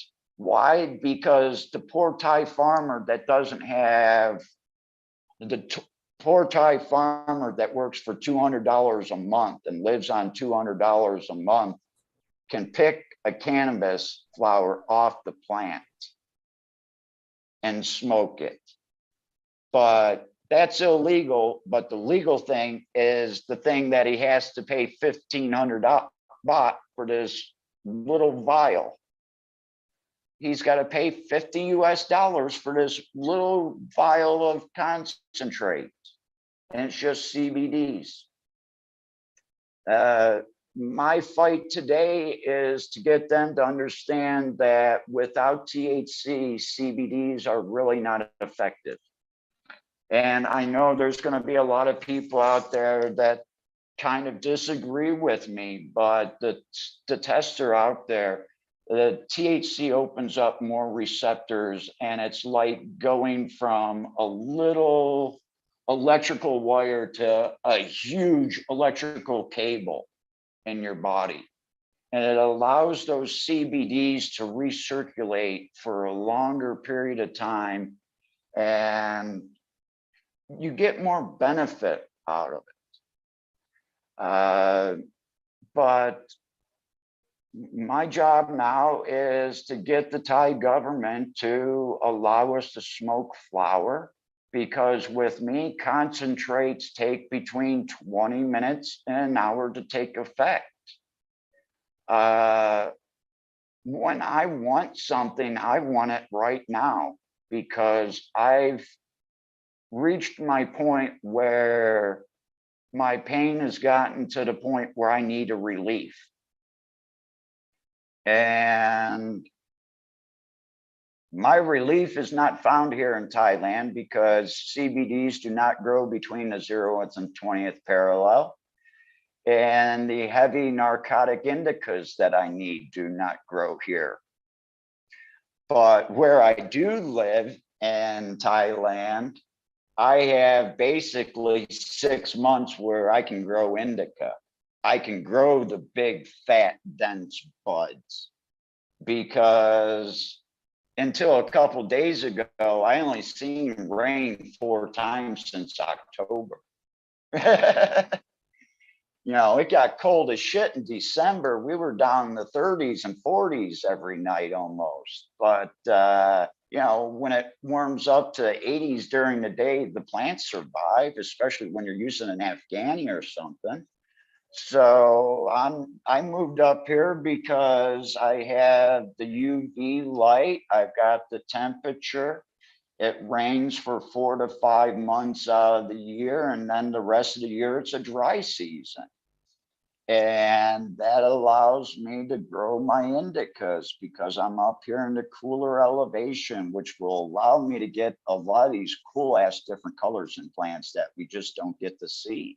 And that's another thing, one of the reasons why I had to move someplace where it actually turned cold, is because that also helps with the magic of the plant.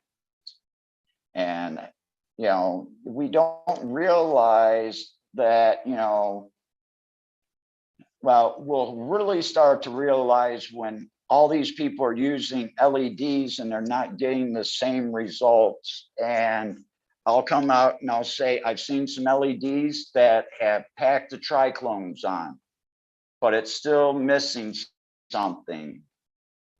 And I think that will be all fixed in about 10 years when all the breeding is done underneath the LED lights. You know, everybody's got to remember, all this breeding that we've been doing has been under high pressure sodiums and metal halides, you know, and changing from that to an LED there. Yes, I understand in the past couple of years, and I'm learning more about it, that they're getting really efficient. I've got a gentleman here that I actually was talking about that, because here in where I live, Jaime, or Jamie from Resin Seeds, who was the Canatonic, is 20 minutes away from me, 25 minutes away from me, but we don't talk because he's with another group. And that's another long story. I was actually a teacher at a university for one day until I went and talked to Jamie, my friend. And they called up my other friend and said, "What is your friend doing at the university talking to the master grower?" Well, I was there offering them, well, I ain't getting my permit for 5 to 6 months. Why don't I teach 2.5 month grow classes for you here at the university? Oh, yeah, that's great. But I'm taking money out of someone else's pocket, because in teaching the grow class takes away English terminology of cannabis class because I'd be teaching it in the grow class. So I cost someone money. That person made a phone call and I was fired.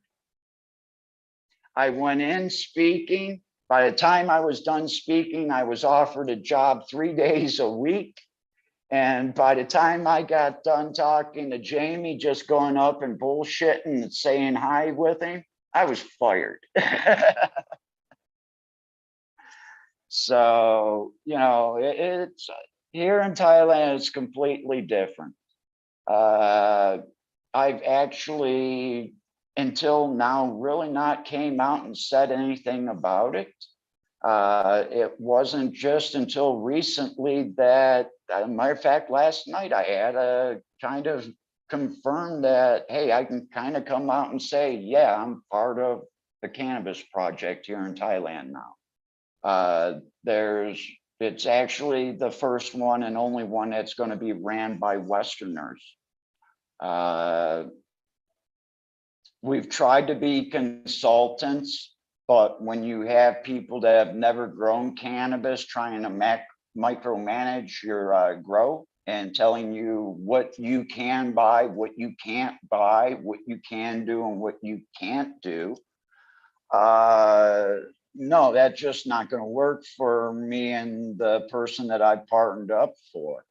We're both class type A personalities, and if it smells like dog shit, then we're going to tell you it smells like dog shit. If we think it's fucked, we're going to tell you it's fucked.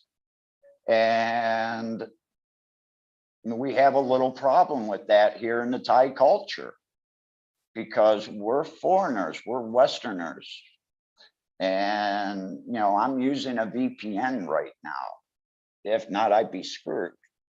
But I can say these things right now because it may take them a while to catch up to me, but by then I'll already have my permits.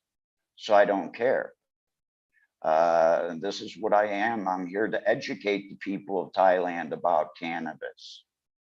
We're here for the farmers. Yes, we do have a 250 rye permit to grow CBDs for the Thai government. It works out to be a 100-acre farm. We've split it up between 2 provinces. My province is the largest that I can go is 50 rye out of the 250 rye.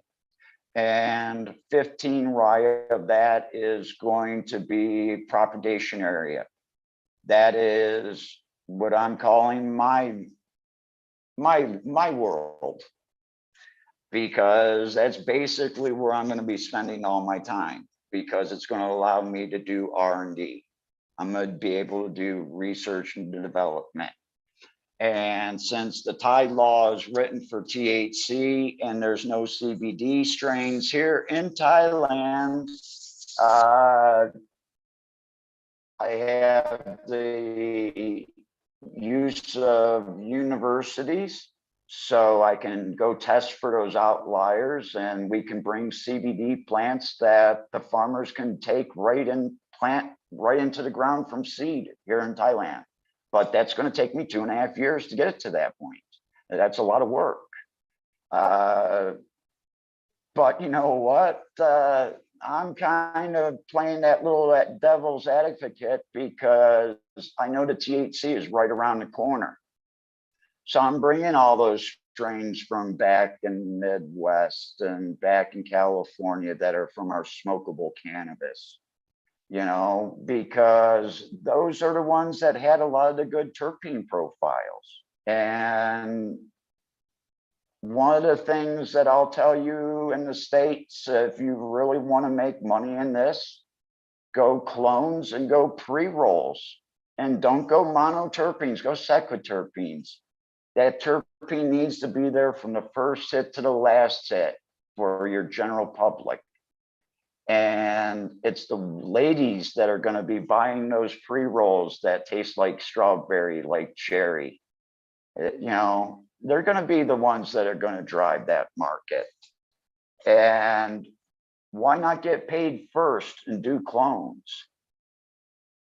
You know, everybody can say they can grow a plant, but there's one thing that everybody can do, and that's kill a plant. So why not get paid first? Make clones.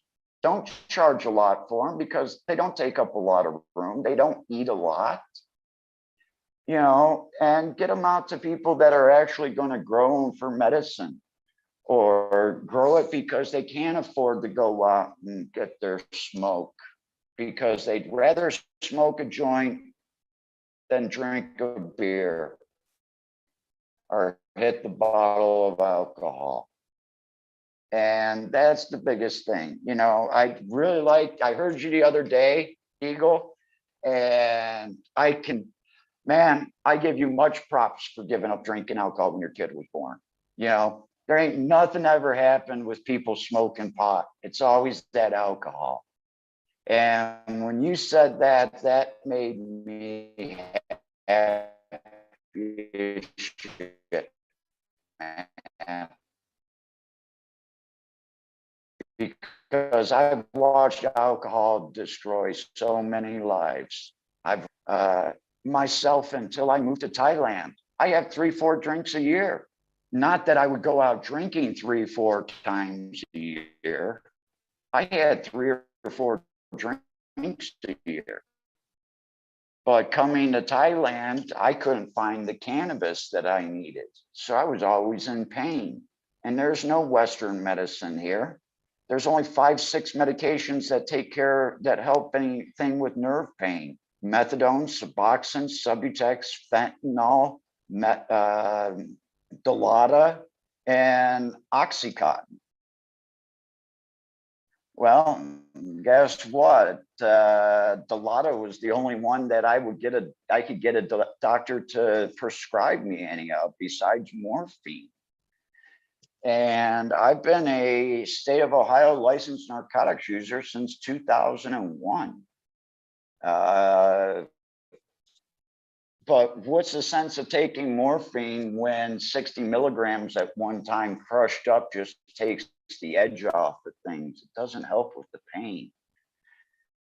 But I can sit there and I can roll one of these joints like I'm about to, with a little bit of Afghani mango in it, a little bit of Chong and cheese. And yeah, I'll probably end up throwing a little bit of wedding cake in there just to bump up that THC a little bit. Or maybe I'll throw some of the Gorilla Glue that I have, because these are the ones that work for me now.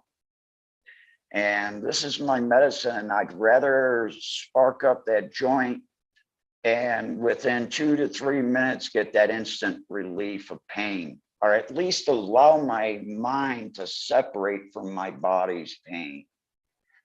I think that's the biggest thing is cannabis, the THC in cannabis. If you have that type of mind, will let you escape, and you can take that pain and you can put it in a different department and get your mind off of it. And then that's when you can actually go out and do things and socialize with people. The time that it took me to sell my house and finally move to Thailand was a happy time and a really sad time for me all at one time, because I knew I was leaving for a country that, because I like to self-medicate with cannabis, that my family could possibly never see me again, all over a couple fucking joints. But I get here and they have medical. Well, a couple months after being here, they pass it. And then they say, everybody that's got a medical card from a country that allows cannabis, medical cannabis, your cards are valid here in Thailand. You know how many Thai friends I pissed off because I became legal before they did in their own country? But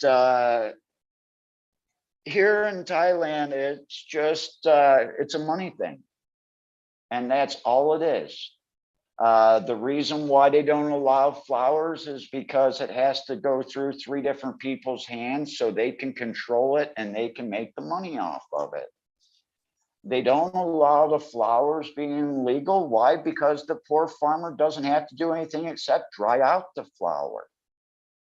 Now, here's a problem that our country started many years ago, and very rarely do you get to see finished flower here in Thailand because the culture is for the leaf. So before the plant actually gets to the time where it starts to form a flower or bud, a lot of the plants are chopped down and they're put into soups and things like that. But that's Thai traditional medicine that's been around for thousands and thousands of years. But now you're telling the people they can only have CBDs that don't grow here in Thailand, and you can't smoke flowers, which means that you have to go purchase this someplace. Well, if CBDs aren't grown naturally here in Thailand, then how do you get it? They won't allow the importation of it. Believe me, if they did, Michigan would be sending a shitload of stuff back, and so would Ohio. They'd be sending it all over here to me. And I'm sure I'd have a lot of competition from California because I see California weed in Bangkok all the time.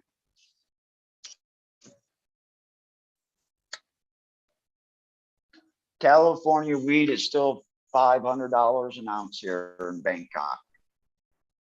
Now, the indoor Bangkok weed, it's down to $300 US an ounce.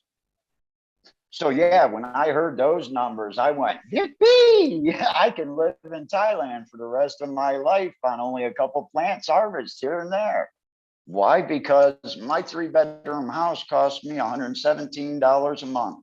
My water bill was less than $3 last month. My electric bill was less than $35 a month, and I keep an air conditioner in my bedroom running all the time so I can have somewhat of a climatized room.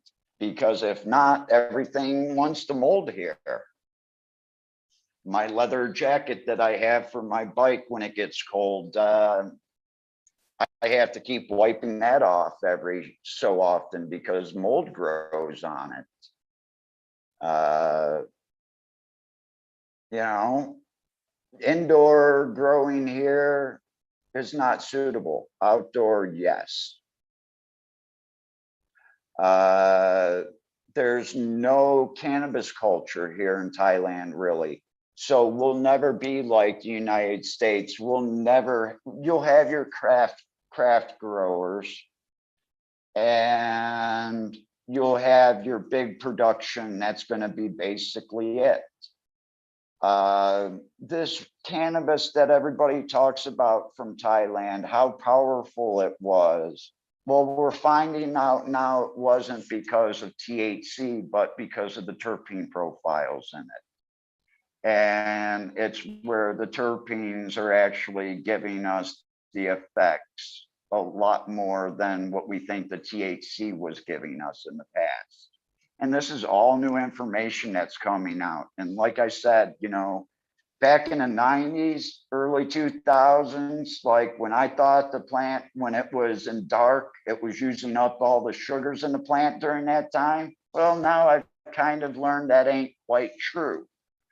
Well, a lot of shit that I thought I knew isn't quite 100% today because all this other information has come out and we've advanced so much that I'm watching shows like yours, Fumi's show, Mission Brogro show, Jack show, and I'm finding out that I'm a stupid idiot. And my thinking, I'm stupid. You know, I'm just writing down all this information that I can. And it's just these this past year, I've learned 10 years worth of information. It's unbelievable. And I'm sure every minute I keep watching a program like yours with these guests that are coming on, I'm going to keep on learning. And I've always told this to people in the beginning, especially when I'm teaching a grow class. You know, the way I grow is not the way for you to grow. But what you may be able to do is take something from the way I grow, or a few things of the way I grow, and put it towards the way you want to grow and what works for you. Because what works for me isn't going to always work for you, and it ain't going to work for Joe Blow down the street. So, you know, if you get those chances, and this is where I was really at in the beginning, when I got a chance to talk to a grower, man, I'd smoke that fucker down. I'd buy him enough drink or whatever he wanted just to keep him talking, because we didn't have information like this. And when you got somebody talking that was a grower, you sat there and you listened. Even if you thought 80%, 90% of what he said was bullshit, you pulled away something out of what he said and you put it into your growing style. And that's how you become a good grower, is you take bits and pieces out of what other people do, and you make your own style, and you make what works best for you and what makes you happy. You know, people are happy about spending 3-4 hours a day in their grow room. Shit, you know, give me 3-4 hours, maybe once a week in my grow room. And then the other days are just to go in and water and say, okay, you girls are doing fine. You're all dancing in the wind. You're all green. You're all pointing up at the light. Not much more I can do. Just watch you grow. So why the hell do I need to be in my basement? Let me go up, sit in front of my TV or listen to music on the couch. Boy, I can talk, can't I? It's been a great story so far, man. Shout out to you for all that work with the normal and helping us get where we are today, by the way. You know, much respect Well, for thank that. you. Tons of respect for that. Yeah, that was back when the days when, you know, you were the normal dude and, you know, everybody pointed you out and things like that. But like I said, it wasn't that great in the beginning. I didn't have people smoking me out. I had to grow my own shit. And when people found out I grew shit and then what I grew, then the other growers came out and they're like, hey, bud, we see what you're doing there. But man, I went that first full year having to take bud in a van with a bud on the side of it, because I knew from that first festival on, no one was going to help me out. And when you get to those music festivals, people don't bring tons of extra pot. Well, they did in the mid 2000s and out at Nelson's Ledges. I know that. But, you know, in the early days, that wasn't like that. If you didn't bring it, you didn't smoke. It sucked. It really sucked. And that's the reason why I had to grow my own, because I was also looking for that CBD. Because that CBD was taking care of my nerve pain. It was helping me out with those pains. My breathing is a little bit hard right now because I've got a rib that just popped out. But, you know, if it wasn't for cannabis, I wouldn't be here where I am today. I'd be dead because of the pain that I'm in. And cannabis has allowed me to get away from those prescriptions, not 100%. I wish it could, but I have other problems that, you know, I wish cannabis could help. But it does nothing for the uncontrollable shaking of my hands. It does nothing for my hands and forearms going numb all the time. You have to take that, do take care of those problems. But, you know, like I was saying, I have 3 drinks, 4 drinks a year. I moved to Thailand and I'm having 1, 2 drinks a night and smoking their pot here, which most of it comes out of Laos. And we're talking something that may be 6, 7% THC. And I'm coming from my Afghani mango, which I really love, and I enjoy cannabis between 16 and 20% THC. You get to 30% and that wires me out a little bit too much. I don't like that, you know, but if you're going to wire me out on a haze, which is a clear head high for me, that's totally different because I still have body effects from it. But, you know, that's really almost gone. You don't see haze strains out there anymore. And I really think that's something that's going to come around in the market too. You have mushrooms being legalized and psychedelics. Well, the people that take mushrooms now and have been taking micro doses of mushrooms are more intellectual people. So they're going to want that intellectual property in their cannabis. So they're going to want to come out and try that haze again, you know, but who's going to want to sit down and grow the 120, 140 day, 160 day strains?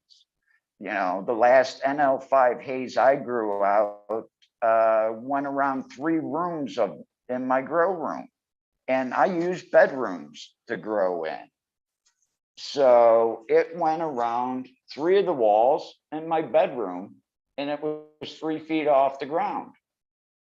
And it just grew spikes as it went down out of the side. But it took me 120 days to finish that plant. You know, most people today, especially if it's a commercial, it's got to be done in 57, 58 days. Well, you're not reaching a plant's full maturity at that. And that's one thing that I really do appreciate about the cannabis plant. That cannabis plant's never going to be 100% produced in a laboratory. We don't know enough about it yet. And we're just now finding out that maybe it's not the THC that really gives you the psychic effect and the high. Maybe it's the terpenes, the smells that you get off of that. You know, there is so much studying going on. It's not even funny. And that's why I'm glad to have a university working with me, because now I get to go back and I get to test the runoffs of plants, and I get to see what strains use more nitrogen during this period, because I've got a research and development facility now. I can play.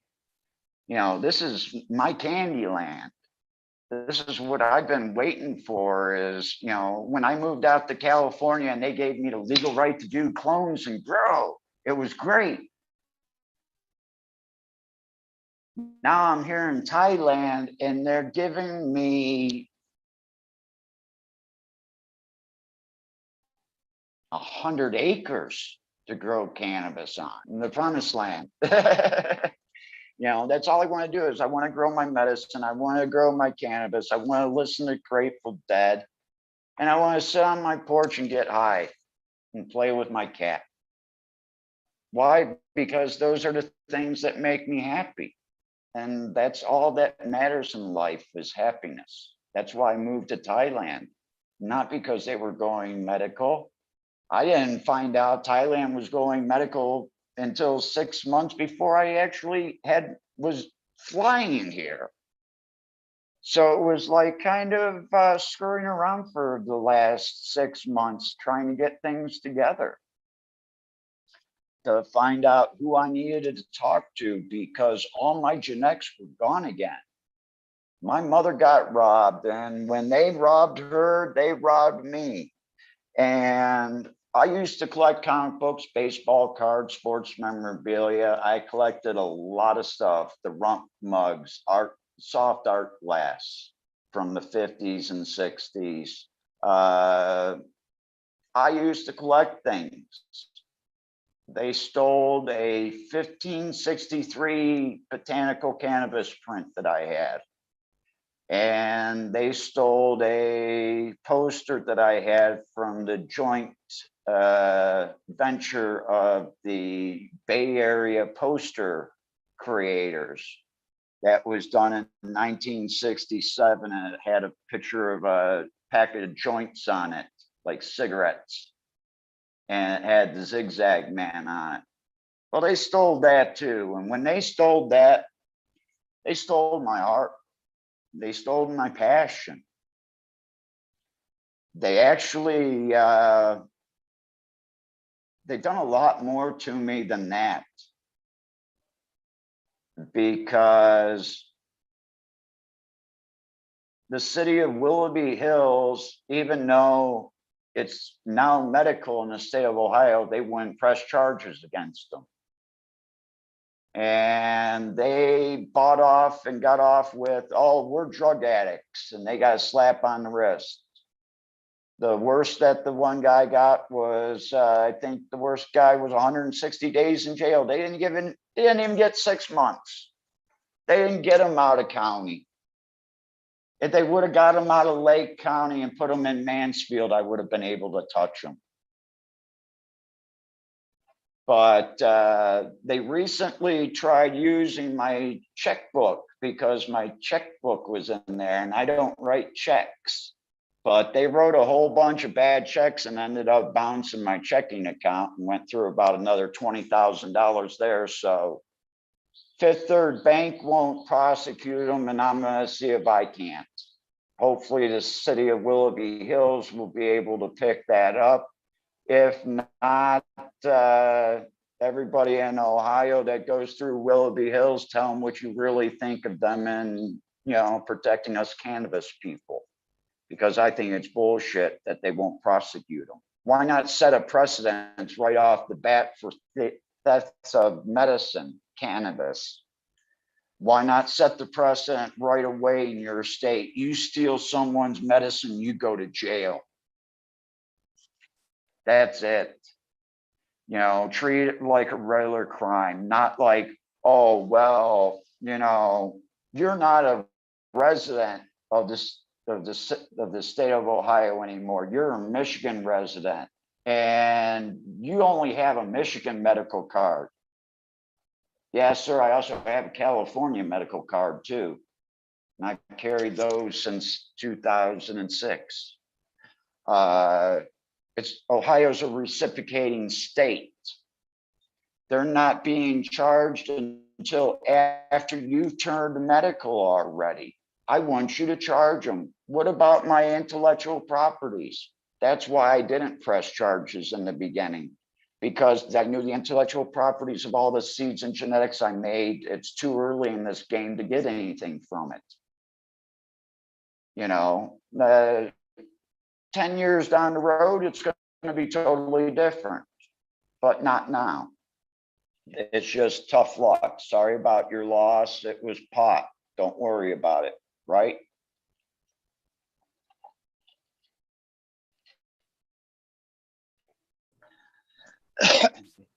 So why don't I take a little break here, and then we can come back to finishing this up. You got any questions out there, Eagle, that people have been coming? Because I noticed that watching the computer down here scroll through, and I don't get a chance to really look at it because I'm trying to think about what I'm talking about so I don't fuck up that bad. It's pretty tough to keep up with chat sometimes. They've had a few chats or a few questions throughout the evening. but I can only go so far back. You know what I mean? Said it Yeah. only let me go back like 200 messages. I think at one Oh time yeah. there was a question if you had known Tony Sagamaria. I think it was the name that AB Normal. Tony at Uh, Sagam. Mhm. and then AB Normal also had mentioned that he had a strain for you that was equal to the cherry bomb that you were looking for. If you could, and you were welcome to a cut. If you want to put the comment back in there, AB Normal. Um, myself, I'm glad you bring up, Hey buddy, Chad. Clio cultivation. Uh, because I've tried to get him on as of late because he's fighting the good fight as he has for a long, long time, and in Flushing they're trying to, as they always have, to pull back the right to grow there in Flushing, and they're And he's really out tighten. there in Flushing, with the people. So he's just not just a grocery store owner, he's a stoner. He likes me because we're both deadheads, and he's got a little bit respect for me because I'm a little bit older deadhead. And then he had a lot more respect when I came in, and he says, well, I'm going to be doing these grow classes. And I said, why don't you let me come in and help you? And we put on these great grow classes. So yeah, Buddy does a lot of great things out there. And when he opened up that big store and he throws his events out there, and I was out back in 19. I came back for a short period of time, and I went to one of his events.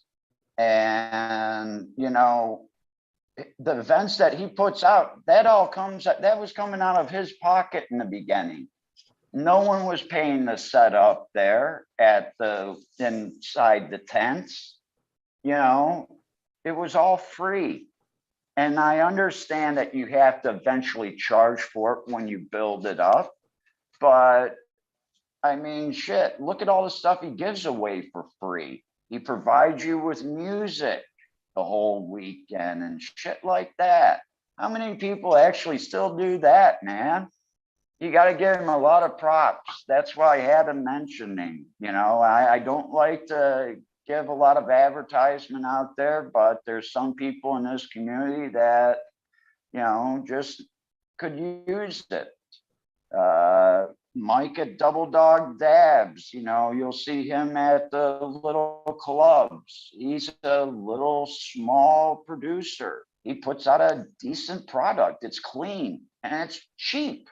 He's not taxing you. And that's what I really like about Michigan is Michigan really doesn't tax.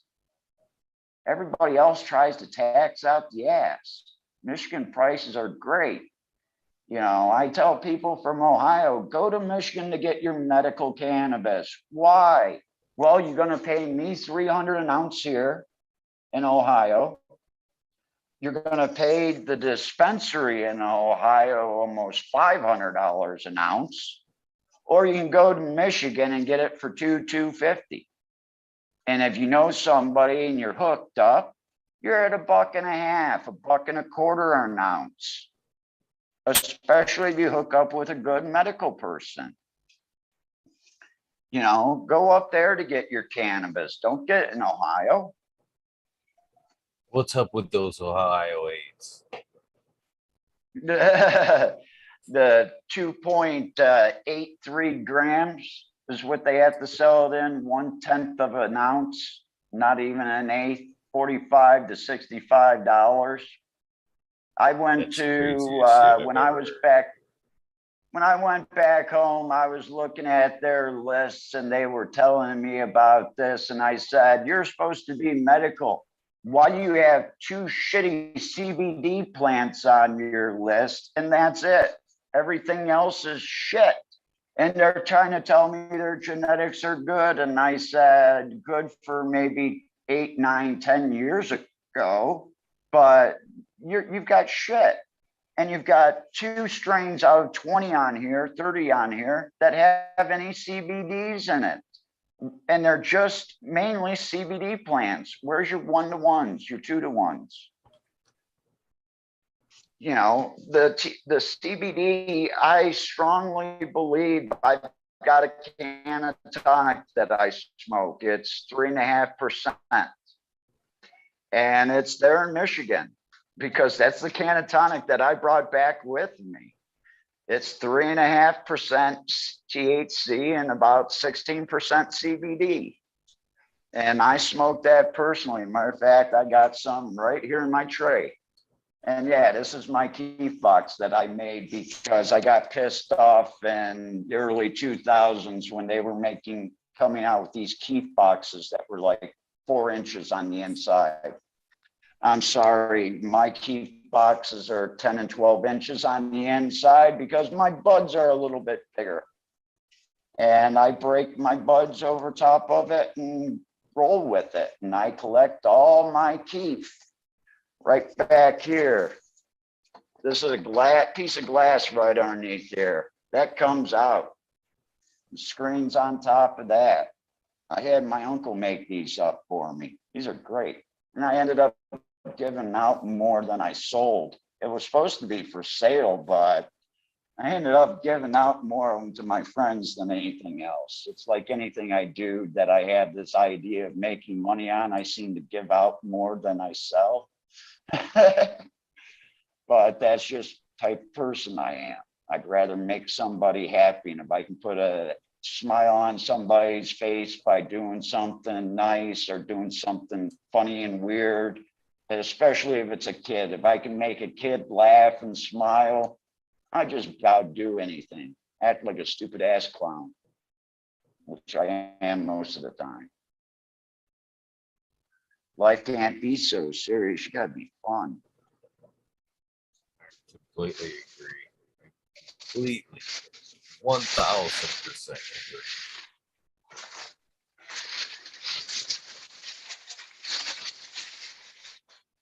Oh, it'd be nice to see bud again too. I haven't been able to break a piece of bud off and put in my pipe in a long time. The only thing I can get here is not in bud form. But yeah, it still comes from Michigan and Ohio. Because like I say, Thai wheat sucks. And I'm sorry, it doesn't have my CBDs in it. And I need my CBD medicine. I need my Afghani mango. I need my Chong and cheese. You know, I need my Gorilla Glue #4. That was about the only thing I was known for in Michigan, was bringing those CBD strains back that nobody wanted to grow, that I was trying to give away and was giving away.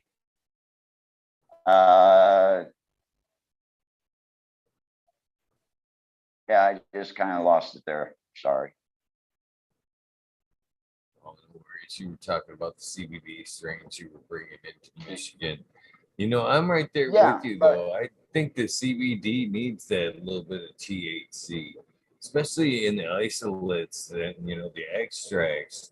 It passes through the body. It gets used up way too quickly. With a little bit of THC there, you know, it tends to stay in the body for a bit longer and have that extra kick it needs for pain, to be honest with you. So I'm right there with you.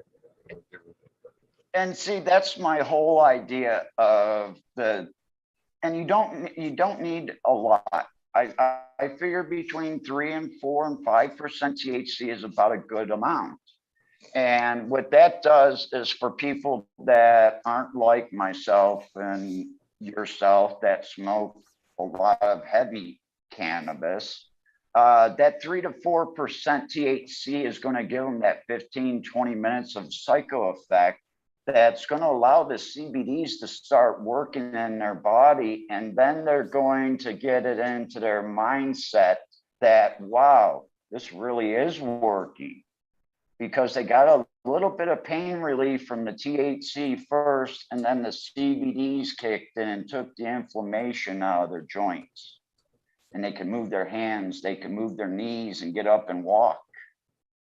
And yeah, that it needs to be there for the receptors to open up. But yeah, everything I get doesn't come in bud form. It comes ground up. And, you know, it's because I want to smoke good cannabis and I want to make sure what I send gets to where it goes. Yes, it doesn't come to my house. That's fucking for sure. But, you know, just like any place, you meet certain people and they say, oh, yeah, you can send it to my house. Don't worry about it. You know, I'm in the government, your Providence. Ain't going to check my mail.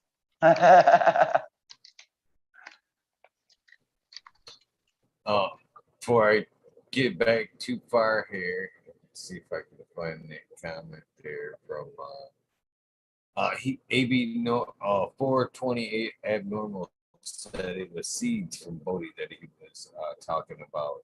He said he ran a line from Bodie called Cherry Terrace. It's very cherry bombish.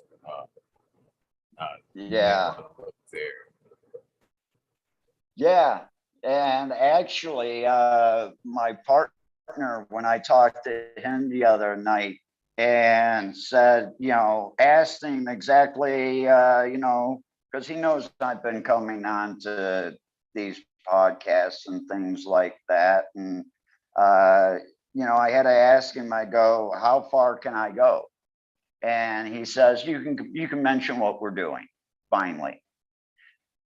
And, you know, when he told me that, he told me, oh, yeah, hey, you got to come down to Chiang Mai, man.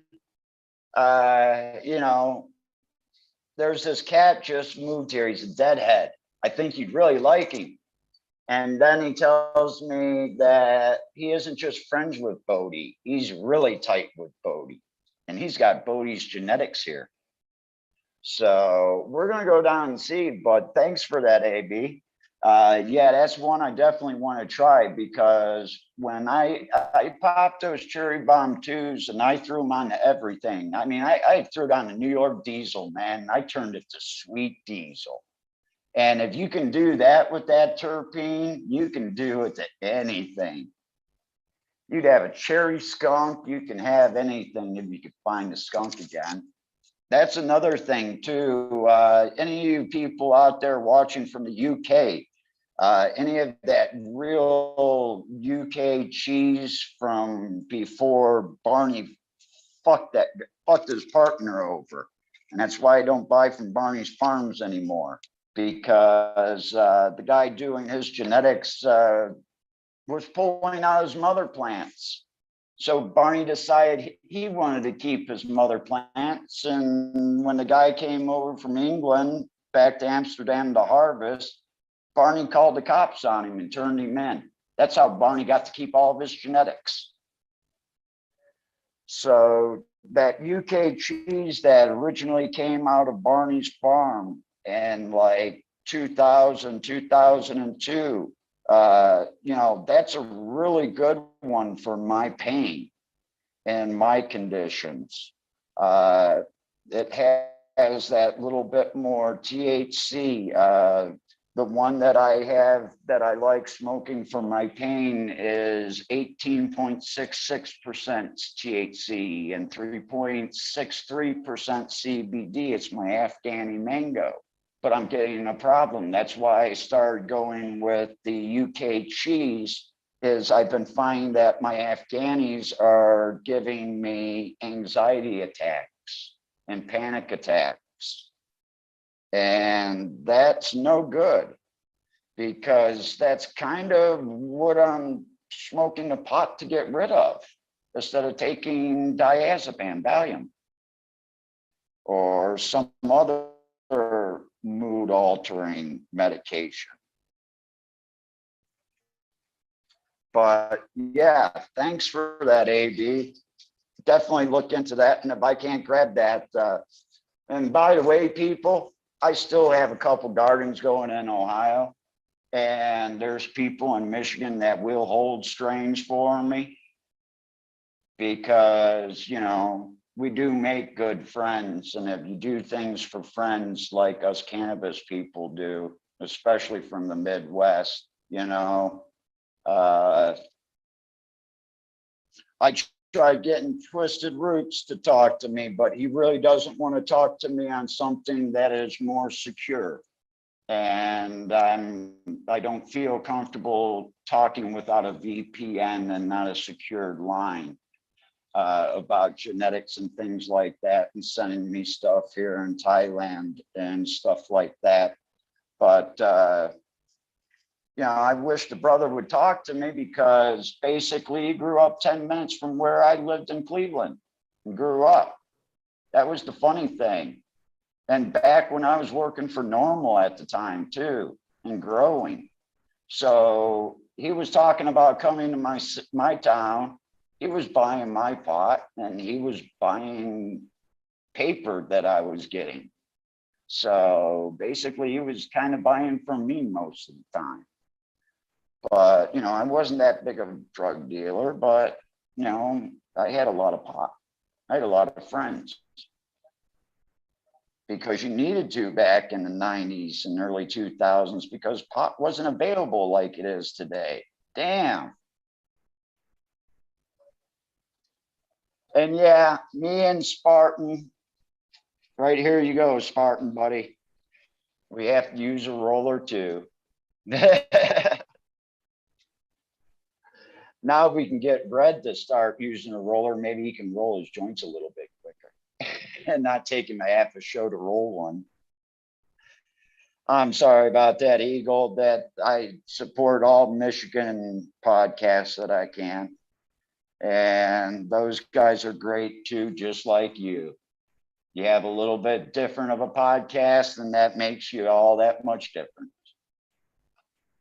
Right on, right on. Yeah, it was a good thing when I helped start it, but I had to move on. So no hard feelings there. Well, I'm glad there's no hard feelings there because I think you're doing a wonderful job and you coming on every day, every night. It gives me something to actually look forward to here in Thailand. So here's my keep box, people. You got your, I don't know how much I really want to pull out of it. I'm not going to pull out the next one up, but as you can see, there's another little, right here is the screen, and that's encased in wood too, and that slides out. So both the glass slides out and your screen slides out. And yeah, I do have a little bit, I don't know, you can't see too well there. But yeah, there's probably good 4 or 5 grams of keef on there.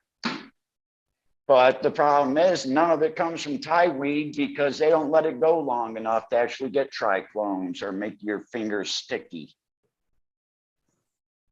It's all about the money. It doesn't get to the flowers. But one thing is nice though, when I do go smoke with people here in Thailand, I only have to give them like the last part of my joint. Because after 2 hits, 3 hits, they're stoned. I've got a really good Thai friend that, you know, if he smokes 1 or 2 hits, we have great conversation. If he comes back from work because he's got a government job and he comes back from work and being gone for 2 weeks and he sits there and takes 4 or 5 hits with me, we can't talk because his brain can't go from English to Thai to English to talk to me. And I'm still too stupid to learn Thai. It's actually been COVID's been my problem. COVID closed down a lot of the language schools and things like that. So eventually we'll learn how to speak Thai, and maybe in 10 or 15 years, we'll be able to read Thai. It would probably make living there a little bit easier, I'm sure. Yeah, no, a little bit.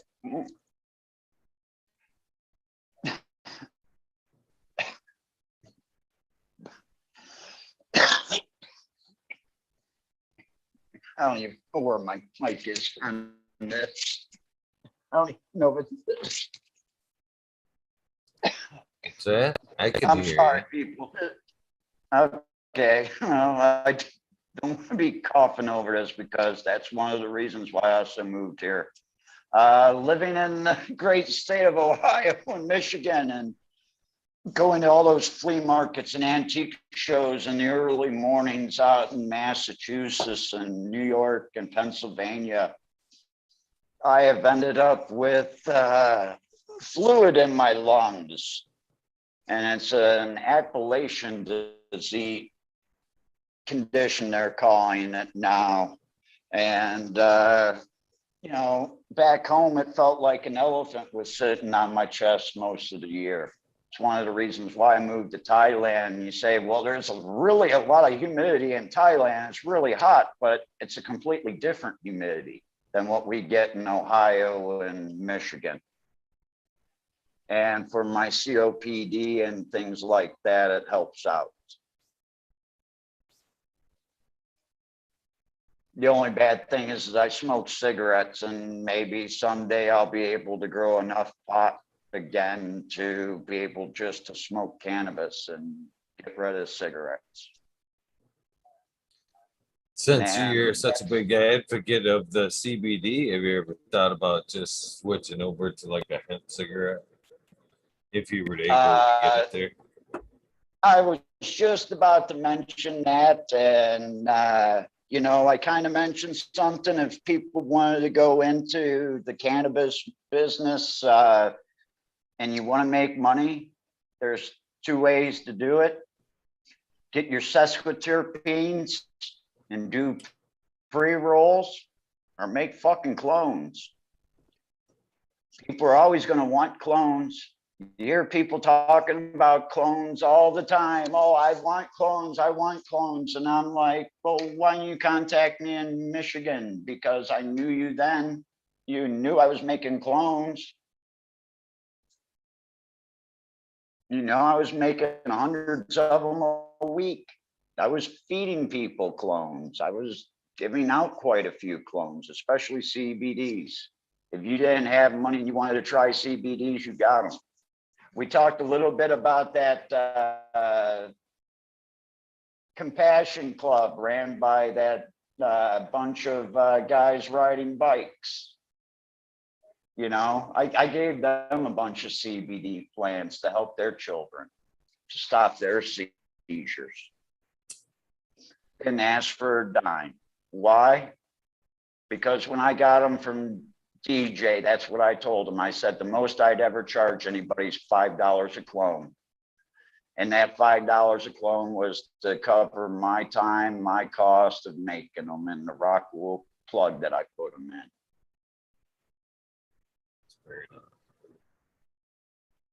That's my clones awesome. when I sold my clones when I sold my regular clones there in town. There's only one clone I ever sold for more than 10 or 15 to $20. And I can honestly say I was the first one to release the Gorilla Glue 4 clones in the Flint area. Leo ended up getting a one of the cup winning clones out of the cannabis cup when he brought all those Gorilla Glues in. He put one of them fuckers right in my gut. He put one of them things right in my gut at the end of the day. And I hadn't heard of the fucking Gorilla Glue at that time. I looked at it all fucking from being in the sun. It was super hot that day. Looked at it, kind of looked, yeah, it looked buggy as fuck. It probably wasn't, probably just dried out. I was like, yeah, no, thank you. Year or two down the road, I found, you know, look back at that. I was like, oh fuck, I could have had original cut. Can't kick yourself forever, right? Yeah, well, Leo bought one of those cuts. He wasn't given it. There were two different cuts there, actually. There was the one that won the cup, and then the one that he made after that. And Leo got the one that he won the cup with. And I went over his house, was doing some cloning for him at his place. He says, why don't you take this home, grow it up for me, and give me back the clones from it? I said, sure. And I walked in there, and when I walked in with those clones, the GC3, he had to come over because being a felon, I couldn't be a caregiver. So I couldn't bring in that many clones into the club. So I brought them to the door and he walked them through. But shit, I got $50 a clone. That's the most I've ever charged for a clone.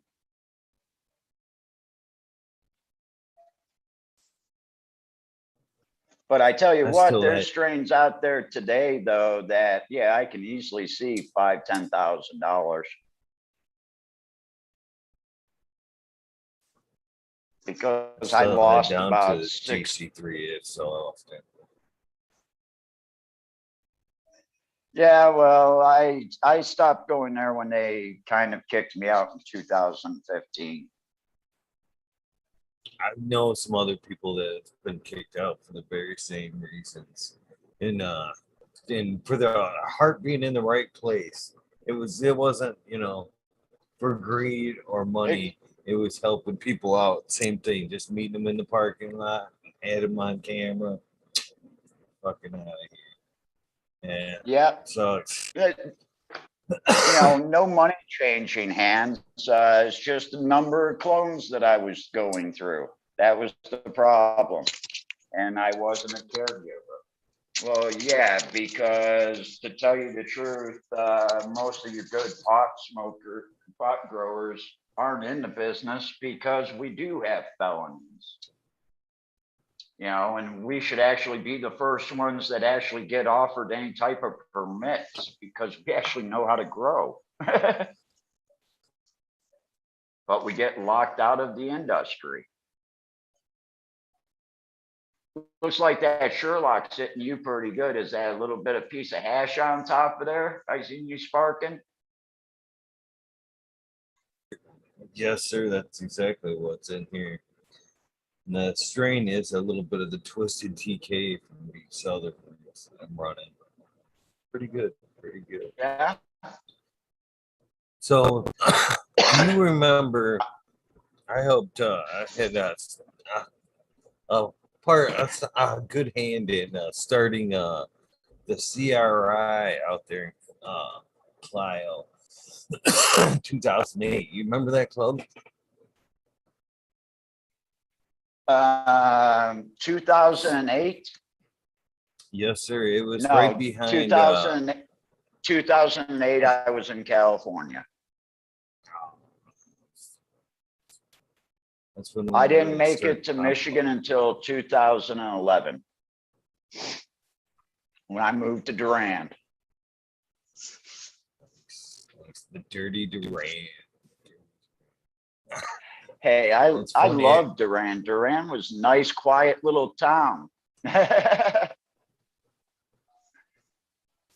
It was a nice little town there. Didn't have much for that. The only thing I didn't really care about being in the Durand area. There was nothing there. No fast food. No fast food. Could never. It was McDonald's, Wendy's, Subway. So that's it. That was your choices. No Burger King. Burger King, you had to go to Schwartz Creek. Wasso. Oh, Wasso. Wow. Yeah.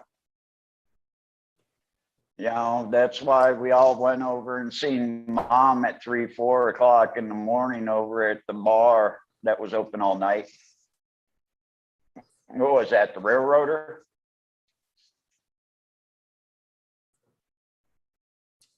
Yeah, that was a different little town. I actually live closer to the London area. Yeah, you live farther out. Yeah, But my insurance agent was there in Lennon. here's a funny fact for for you and most people. Hopefully they don't use the return address on anything I've ever sent out, because unless you've checked with me, that's completely different address. That's my old address. And it's not even my address, it's my neighbor's address from when I lived next door. He's a colonel in the military. He was a cool dude, but that's most definitely the return address I'll ever say. I still And talk you to know him what? every once in a while. And the government knows that too. And they knowing that he's in the service, you know, that people don't think about it, but computers have gotten to the point where there's a little check mark next to his name. And you using his name for return mail on shit was perfect, because they weren't going to check an army or military person. Fuck that. You know, my name next to it's got checks and stars, and it says check every fucking piece of mail, because they got a ton of hash coming from Amsterdam back to Ohio. Most of my mail comes with red checks. Fucking it's funny you mentioned too of selling the house there that was pretty much grow ready. That's pretty much the way I sold mine there as well. Is with the grow room set up above the garage area there, and it was funny because I didn't leave the timers and everything, but everything was still labeled in the fuse box there. With that, I actually fucking re-pulled the 220 wires that I had run up there as well. So there was empty slots in the box that said Veg and Bloom, where the 220 breakers were gone that I had pulled back out of the box. And I swear driving by that place today that system is still in use today, because I've been by there in the winter and I recognize the footprint of the garage, you know, with the snow being gone. And I think for sure that room is still in use to this day. That's literally there. Oh, I'll guarantee that your room's still in use if there's no snow on that roof. That was You one know, thing it's even about growing in certain parts. Go ahead. I'm sorry. I'm gonna have to plug in. Can we take a quick second? These only have a small charge in them. I need to go get another set or a plug to go plug ahead. my headphones in. Cool. I'll be back, everybody, in a minute.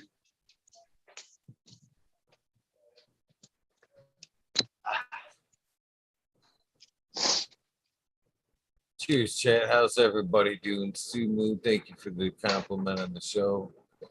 Al the Beastly, cheers to you as well. Sunrise Grow, how you doing? See some Michiganders in chat there. It's pretty cool.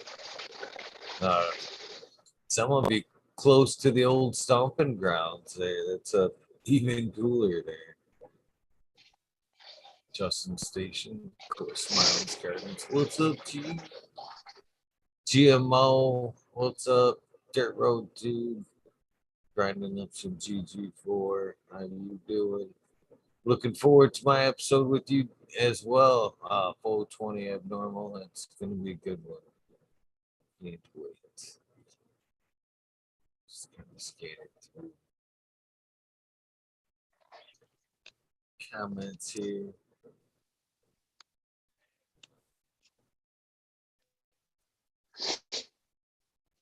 What do you guys smoking on tonight? Of course, I always love to know.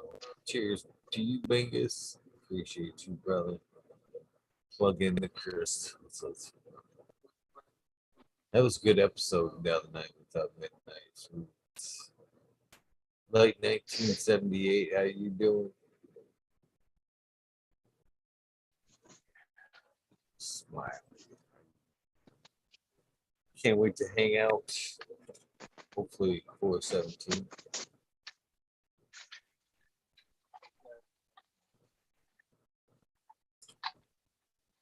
Cheers, Cass. Cheers to you. Still haven't seen no shirt pics there. Just saying. Saying. I do got some more shirts to get out at some point. The newer versions. The logo up here, and of course the thing on the back there. Of course, the silver. Still waiting on the black. Can't wait to get the black. Blacks are gonna be badass. Black with just the white, black shining through.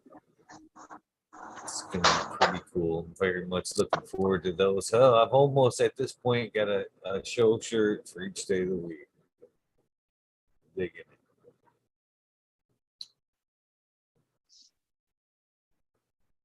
it. Ooh, fucking kazoo. That'd be some good shit. There's even some pink lady shirts I got for some of the lady viewers that are interested. Even a couple oranges, couple pinks, some silvers, some black. A little bit of something for everybody, I think.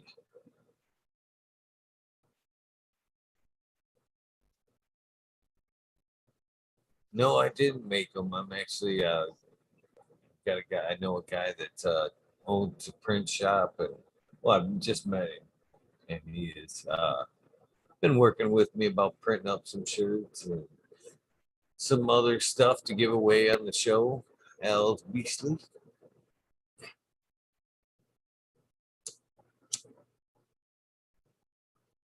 I have to change here. You have to change. Yeah, Bluetooth.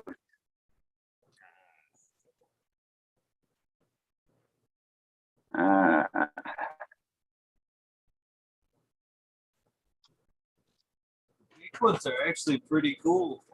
To be honest with you, here, lady, I'll show you the pink version. Yeah. Huh? They're cool if you can get them to connect.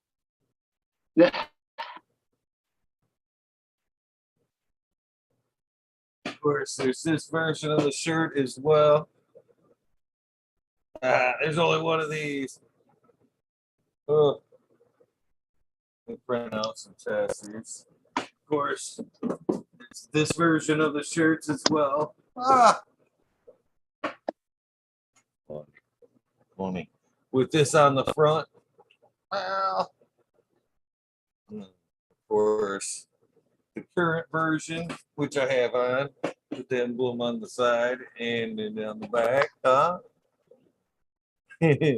And then, of course,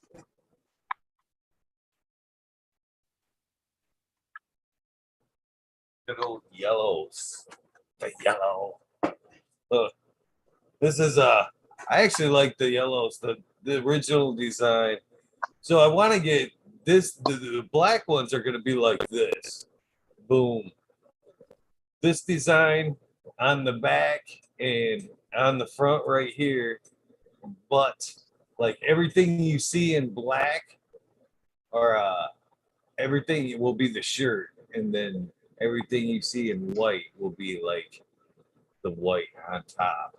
So, well, I think it's gonna fucking be badass. To be honest with you, I'm looking forward to the black shirts.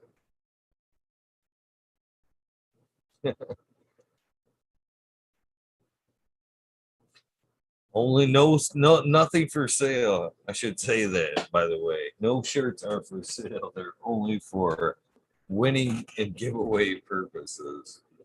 Should have said that from the get. Man, I set my joint down. I lost it. Can you hear me, Eagle? I can hear you. How you doing? All right. I'm gonna turn. My headphones are dead, so You I don't just even need turned them. everything off, and I'll let you continue speaking. And when you want me to come back on, I'll turn my speaker down. Oh, you can leave it just the way it is. To be honest with you, it's fine. You don't need your Okay, headphones. I didn't know we were gonna get any feedback. Cool. Zoom's pretty good at canceling that stuff out. Yeah. Well, I got one of these Asian phones too. They're a little bit different than those US market phones. I came over to Thailand the first time and having problems with my Samsung. So I take it into the Samsung store and no one can work on it because it's an American Samsung phone. The operating and the way it's all set up is completely different than Asian phones.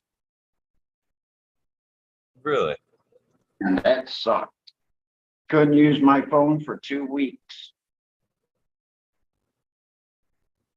But if you ever come over to Asia, just buy a phone. They're so cheap here anymore. And you just buy an unlimited Wi-Fi minutes, internet minutes. You don't get any call minutes or anything like that. So it ends up costing you like $30 for a month, unlimited.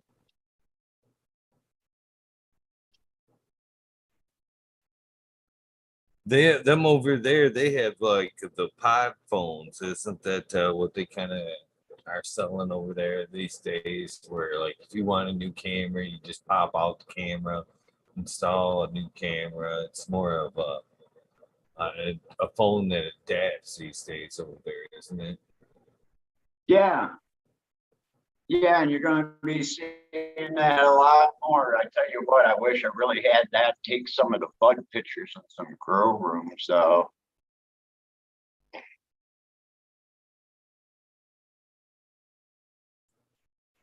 Yeah, it makes sense to only update the shit that you But need to update.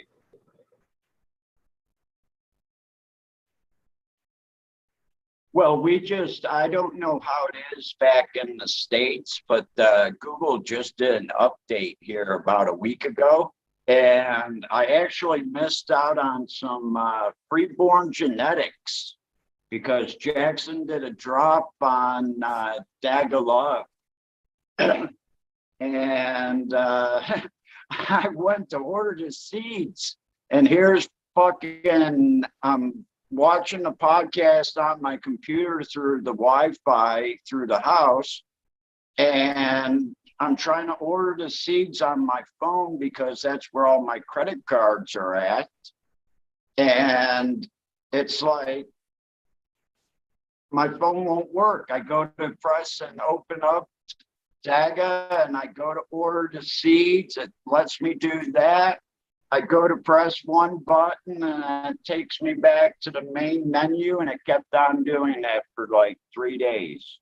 No matter how many times I shut off my phone and turned it back on, man, I'm pissed off. I missed those seeds. There was a 30-pack drop and that was it.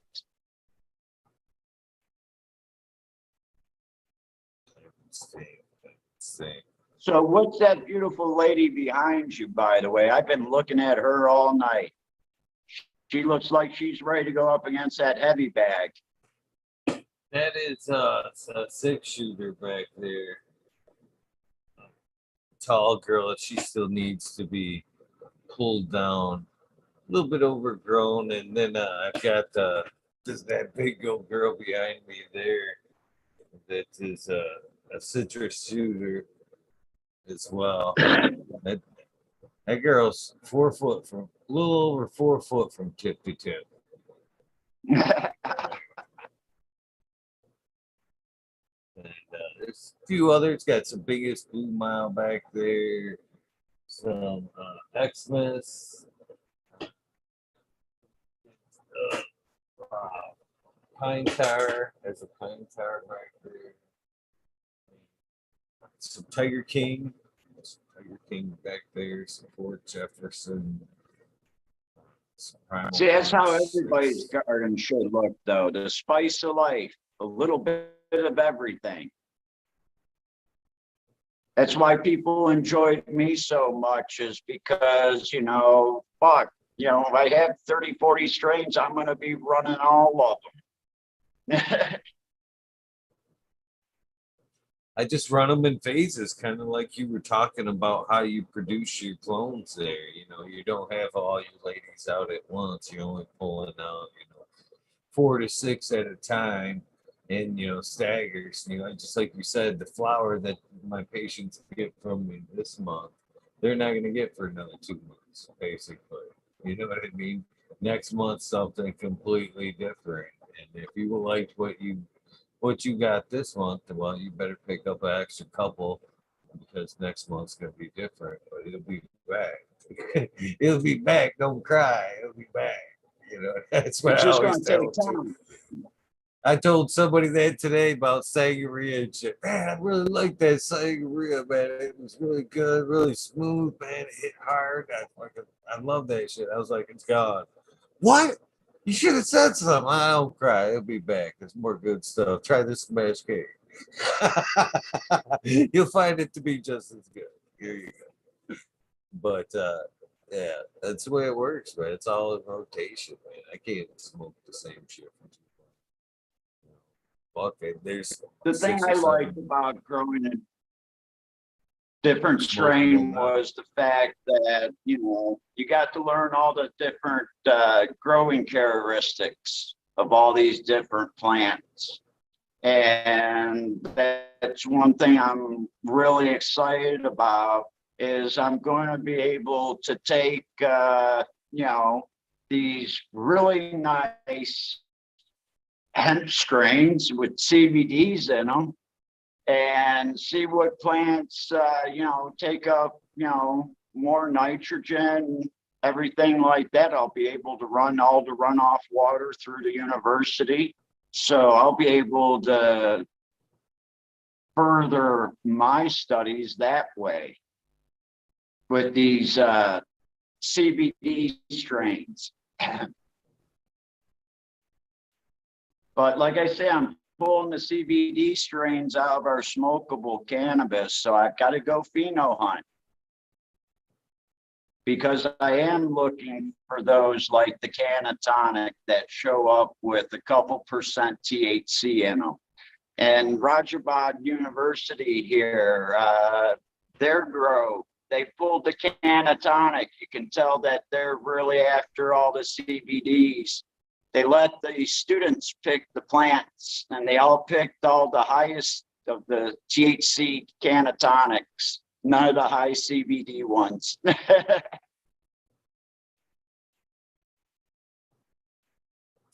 So as you're growing out a strain or a cultivar, is there some telltale signs that you look for in a high CBD strain without, you know, having to take it or Really, it's just that the plant's exactly the same. You really don't know until you go to smoke it or you test it out. You know, these are just, it's a pheno. It's just a pheno that we find in our smokable cannabis. It looks and it smells. That's why we called it pretendicine on the lot and dead lot, is because in broad daylight, it looks beautiful. It smells beautiful, but you don't know until you go to smoke it, and there's no high. It's just CBD. There's, the trichlomes don't turn tie-dye colors or anything like that. There's just in testing. So you don't know until you run them through. And, that's why I'm happy to be where I'm at and being able to do the research and development is because, majority of the plants I'm going to run out are going to have THC in them. But there's going to be that one out of that group that's going to have CBDs, and that's what we're going to use. Or that's what I'm going to use.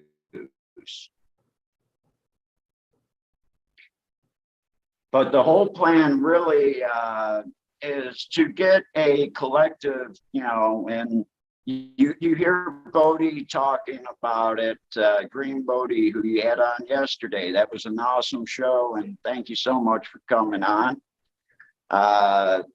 You talked, and I kind of brought this up, and this is where us Westerners get looked at differently here in Thailand, especially me and the gentleman that I'm going to be doing stuff with, Brian Duran. We're more for the medical side. We're not in it for the money. We're going to be doing a lot of work for free, but we know eventually we're going to get paid for the work that we do, and the consulting work that we do on the side will get us through. This is Thailand. You don't need to make a lot of money to actually, or I don't, to live a happy and decent lifestyle.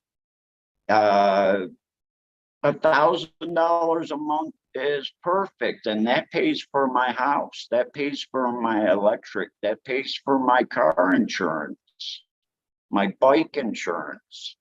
That's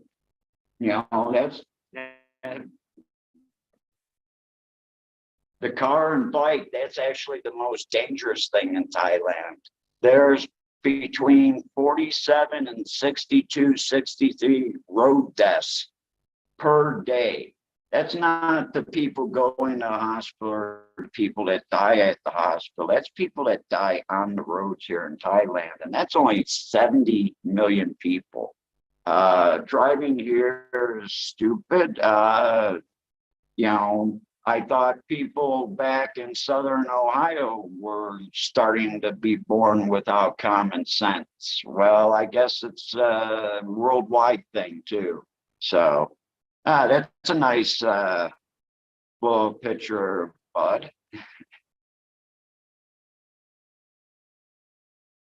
Yeah, that's actually my profile picture there that I use for everything there. That's actually a shot of the 9-pound hammer that I grew out when I first grew it. And I noticed when I took that trichome shot, it had that nice little skull looking feature there. It looks like there's a skull looking back in the picture there. So I've always used that for my profile picture and everything. In fact, if you don't see that somewhere in my profile, it's almost a fake account. It's got to be a fake account. So I use that on everything. So I guess I'll use this chance, since that skull looks awful like that shirt. Is there any way to get one of those shirts?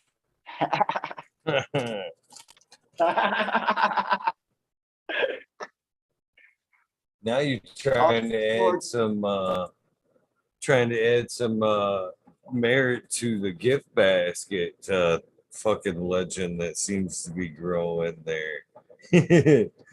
But as of so far, the only way to get the shirts there has been to win them, basically win them. But let's see if we could try to get one over there to Thailand. It can't be that bad. I know it's a customs report. I actually tried to fucking sneak some out. I got a couple of shirts. I got GMO shirts and a couple other people's. I got something to John. I got to send out to, and they're like, yeah, you got to fill out a customs report, and you have to use a bigger package. And I went back home and I went, yeah, I'm gonna go. If I gotta use a bigger box, I might as well put more shit in it. So I'm gonna Now, if beef up anybody GMO's wants to send box. me anything, I've got an Ohio address or a Michigan address, and I get a box shipped over about every month and a half, 2 months. Because of that, having to fill out that form and having to use a bigger package to send the item in, you might as well wait and get a whole bunch of items together and then ship them at one time. Because it's like $70 to ship a box over here. It's 40, I think. Yeah, it's one. Yeah, but yeah, you give me a Michigan address, you consider that shit good as done. Michigan, Ohio address, done, done, Yeah, done, son. I'm still Ohio, Michigan, but go Buckeyes. But my heart is still in Michigan too. I'm just not one way or the other. There's a lot of good, decent people back in Ohio and Michigan.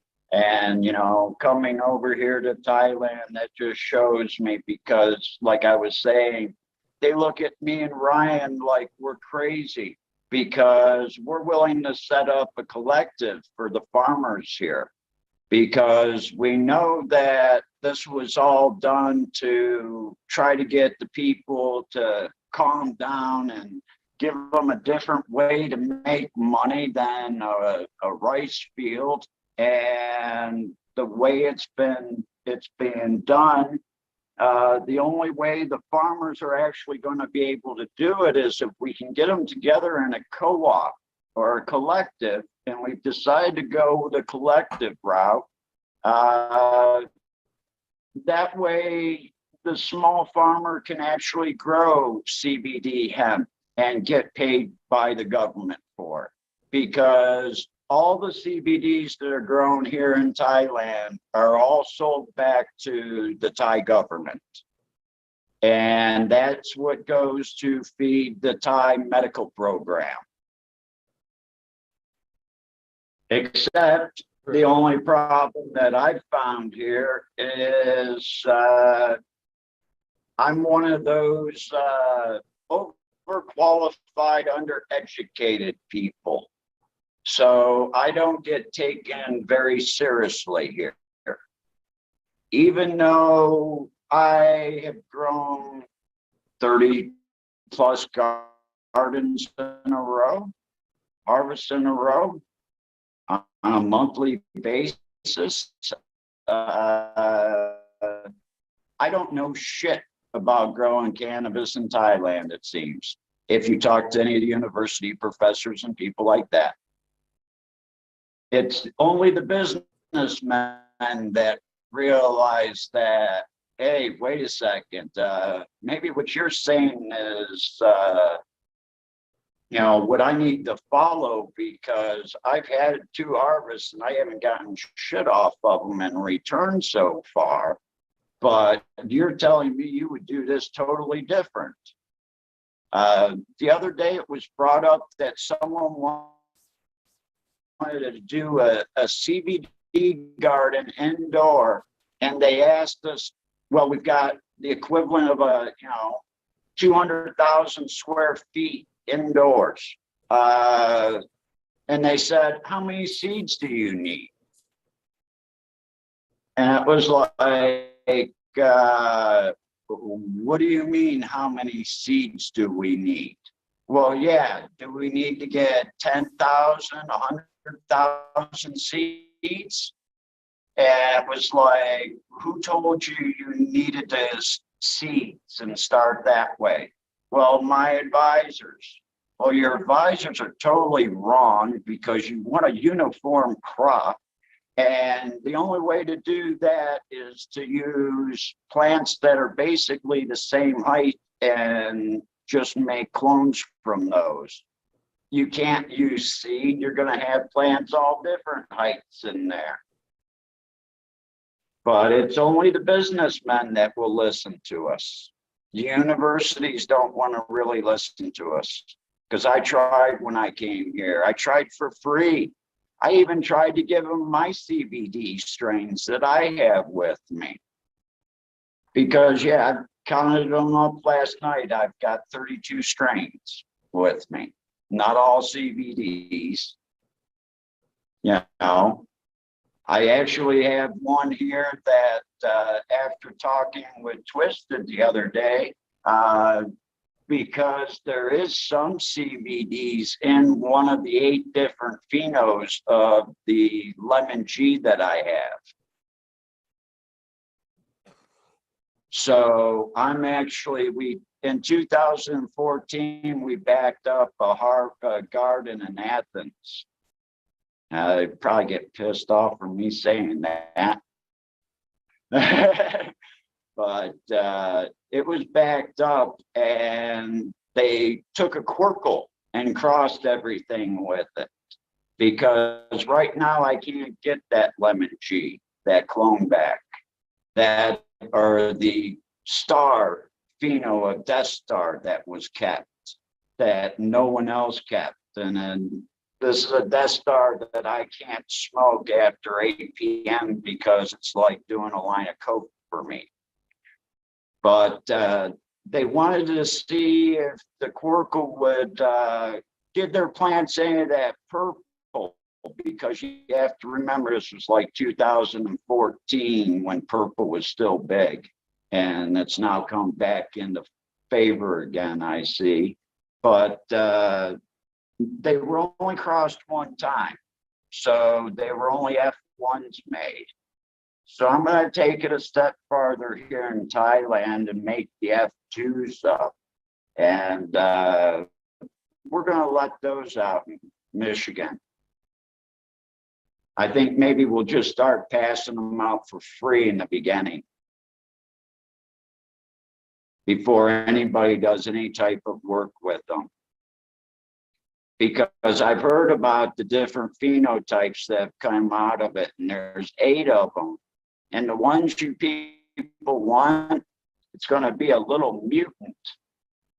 And the lemon G that comes from Ohio, I call it lemon pledge. I literally have a separate jar for it. I literally have a separate pipe for it at my house. All my friends love it. After the 20-some years of growing it and smoking it, they all love it. I can't stand it. I can't even stand smoking out of a pipe that it's been smoked out of. The lemon is that strong on it. It's literally like taking lemon pledge and spraying it in your mouth. I brought it to Thailand because I want to pull the terpene out of it, just for that. But there's 8 different phenos there. There's 4 on the Quirkle side and 4 on the lemon G. Now, don't ask me if there's any any G13 in the lemon G. Don't know. My opinion is it's just a skunk pheno, really. And it produces, the reason why it's been around for 20 years is because of the flavor and because it puts on weight. And that's what seems to be the thing. Can it put on weight? It stays in the garden. If it doesn't, it gets killed.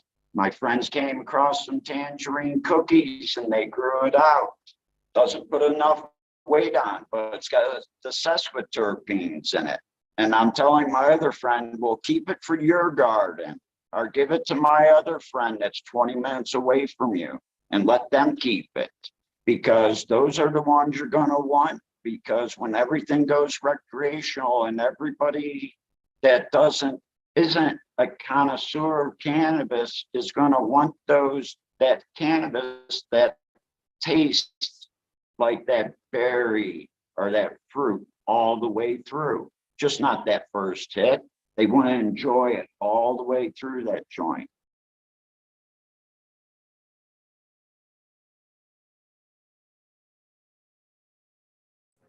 I definitely agree with that. everybody likes. Them are the best joints when you can actually sit there and stare at. You hit it, you kind of look at it, and delicious, delicious right there. I caught a cat doing it down the highway the other day. Not that I probably haven't done it.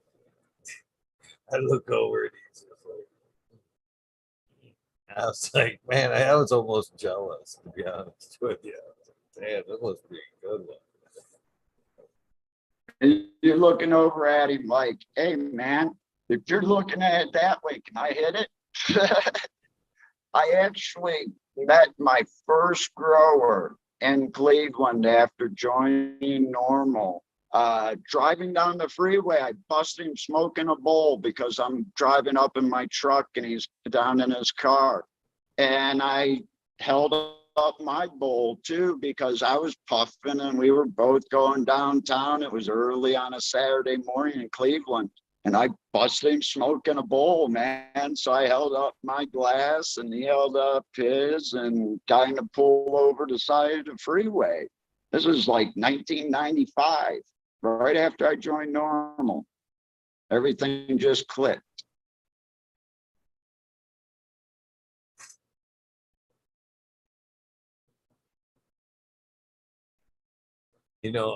Normal had fucking done a lot here in Michigan. I actually got in some trouble, a little bit of trouble while I was in the Duran area there. Headed out to Owasso and got pulled over by a state trooper in Shiawassee County. They threatened to take away my right to grow. And they I know a few state cops, some higher up state cops that I actually had done some work for, but they had realized that my cannabis history or whatever. So I had to buck up and be like, all right, hey man, I got pulled over. This is what happened. He was like, shit, for weed? I was like, yeah. He's like, nobody gives a shit about weed anymore. He said, let me describe what happened because it wasn't like the day of. It was a few days later, and so he said, let me describe the situation for you. He's like, let me guess, a young buck, holiday, later in the evening. And I was like, yup. He's like, yeah, it's something to prove. Want to give you a hard time and shit. But nevertheless, Shiawassee County didn't want to give that shit up. And I was warned about Shiawassee County as well, getting caught up in their probation system, them wanting to check your social media and police you for fucking up like that and shit. And it looked like trouble after trouble after trouble. And I wasn't buying it. His advice was, just get a court-appointed attorney. They don't give two shits about it. Blah blah blah. And I tried that route. The court-appointed attorney was like, yeah, who cares? Plead guilty, get your probation. And I was like, nah, that shit ain't happening. So I actually went down and talked to Matt Abel down there in Detroit in the radio station. And that was his first question for me. You remember Normal? No, should be. And I'm still advocating for it, you should be. And but man, he was awesome, man. I sat there, he gave me 3 hours of his time. I sat down there and fucking talked to him and discussed what was going on. And he gave me such great advice. He gave me, cases that were before the court, pertaining to my situation, the cases that had been decided on. He gave me like a strategy, you know what I mean? Go to the state police depots, pull the video, pull the audio, pull this, do this, do this. Tell your court-appointed attorney, do this, do that, or you're calling me in, basically. And I left there with like a stack like this, shit. And like I said, an itinerary, what to do. And he charged me Yeah. $300, and it was worth every fucking penny of it. And I went down and I started with the agenda. Bam, bam, bam. I started fucking, right to T. Do this. I want this. I want this. And they were like, she started getting pissy about it, the attorney. Like, you're gonna tell me what to do? And in fact, I actually said exactly what he told me to say too. It's like, man, if you're not gonna do this, I'm just gonna I'm calling in Matt Abel, and he's coming up here. And man, they actually that just the name drop was like, holy shit, no, we don't want this kind of trouble. We don't want this dragged out public trouble. And they fucking dropped off bullshit. They worked with me and started doing exactly what was in the itinerary there. They ended up getting it all taken down to no proof of insurance, which was bullshit because I had insurance. I had insurance once they found my cannabis and seen my medical card. They didn't give two shits to see the insurance. Actually held it up, and he was already walking towards the vehicle with the tickets and was like, "Fucking, uh, show it to the judge." And he throws in the tickets and gives me a big spiel about carrying cannabis and this and that and how dangerous it was. Uh, yeah, it was fucked, but it ended up working out pretty good just because of that name drop. Well, in at the normal chapter, we had an attorney on retainer for our members. And I kind of look at it, and people ask me here in Thailand, why did you go get medical? Because I can smoke out on the street here. Where I live is like Mayberry. You don't see a cop after night unless one's called, because there's nothing going on around here. It's a sleepy big city. It's great. It's kind of like living in Northern California. Exactly. But the normal chapter, and like going to get your medical card. If you're a pot smoker, why aren't you going to go spend $100 a year to get a medical card, which is basically your get out of jail free card? Well, the normal chapter was $15. We gave you a normal t-shirt, and then we have the defense fund set up for you because you're a normal member. On the back of your membership card is a lawyer that we already have on retainer. So, that $15, that free shirt, and that card that also tells you exactly what to say to the cop, exactly nothing, and a phone number. Those are your get out of jail free cards. That's why I have a medical license permit here in Thailand. I went and spent the money. And to tell you the truth, it's just like Michigan, $60. It's $60 a year, US, to get a medical type permit here in Thailand. But you can come over with your medical card from Michigan. You can fly with your medicine all over Thailand. You can buy your medicine here in Thailand too. And they're talking about allowing us to bring back a 60-day supply when we come back from the United States. So that'd be really nice to fly back home from home with some nice flour, because I don't get to see nice done flour here. It's all immature. It's always early, at least a month early. I did appreciate your harvest advice there in the beginning. I'm probably right there around 20-25% amber myself. That's about what I want to see. I don't even bother to take out the scope anymore, to be honest with you. I just know when she's done. And basically, to me, when I look at that, it isn't so much even about the trichomes. It's more about how the hairs look. You know what I mean? If they're still straight out white, straight out, still pointing to that light, she's still got time. She's still got time. She's still got a lot of time. When them hairs actually start folding in like that, start turning their colors, you know, that you're starting to get a little bit closer. I actually like to see her, ripen right out in the pot on the plant. You know what I mean? Versus pulling early, like you said, and fucking for what Mac peak flavor. I don't know. I'd rather have the medical effect and the firmer bud myself.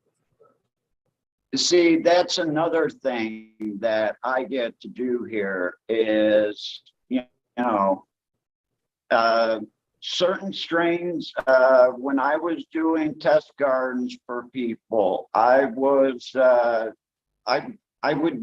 take a clone of each plant, each female, and I'd run her through the complete cycle, but I would alter, I'd run 3 or 4 clones of her. And it's like, okay, this is the one from seed. This is how she grows from clone. And then those clones, I would harvest at different times. I'd take one early and then I'd take them later. If I took an Afghani early, I found out it gave me anxiety and panic attacks. And that was taken at like day 48, 50, because the Afghani one from Sensi Seed that I had was done between 58 and 62 days.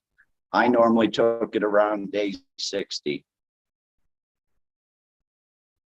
And that's that, that gives you at the end of 2 days in darkness between 20 and 30% amber triclones, but now I get to take it and let it go 75 days and see what the effects are and what else shows up in that plant and see if it's a more sedative plant once it gets to that point, because it does have quite a bit of amount of CBD in it. So I'm hoping that, it's going to be a nice mixture, because I'd hate to lose the plant after it being my medicine for 18 years.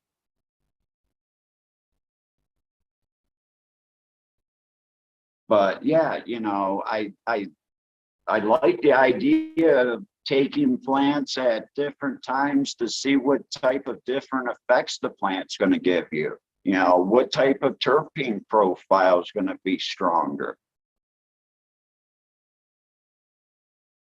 So I agree with you right there on that, Eagle. And I think we all should try it. Who knows? You may end up liking your favorite bud even more if you let it go an extra week or take it a week earlier.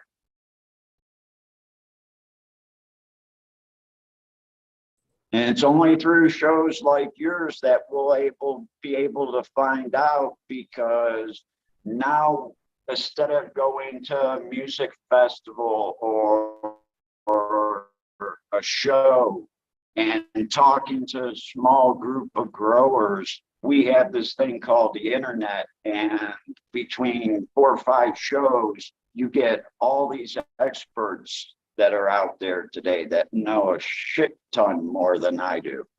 Like I said, watching your show and all this, it's like, okay, yeah, I'll admit it, I'm a salt grower. I'm not organic. I'm learning about it. So when people talk organics to me, I'm like, okay, you just lost me, sorry. So you guys fooling around with dirt out there and all these microbes and all this, I'm learning about it now. And because that's what I'm going to have to do here.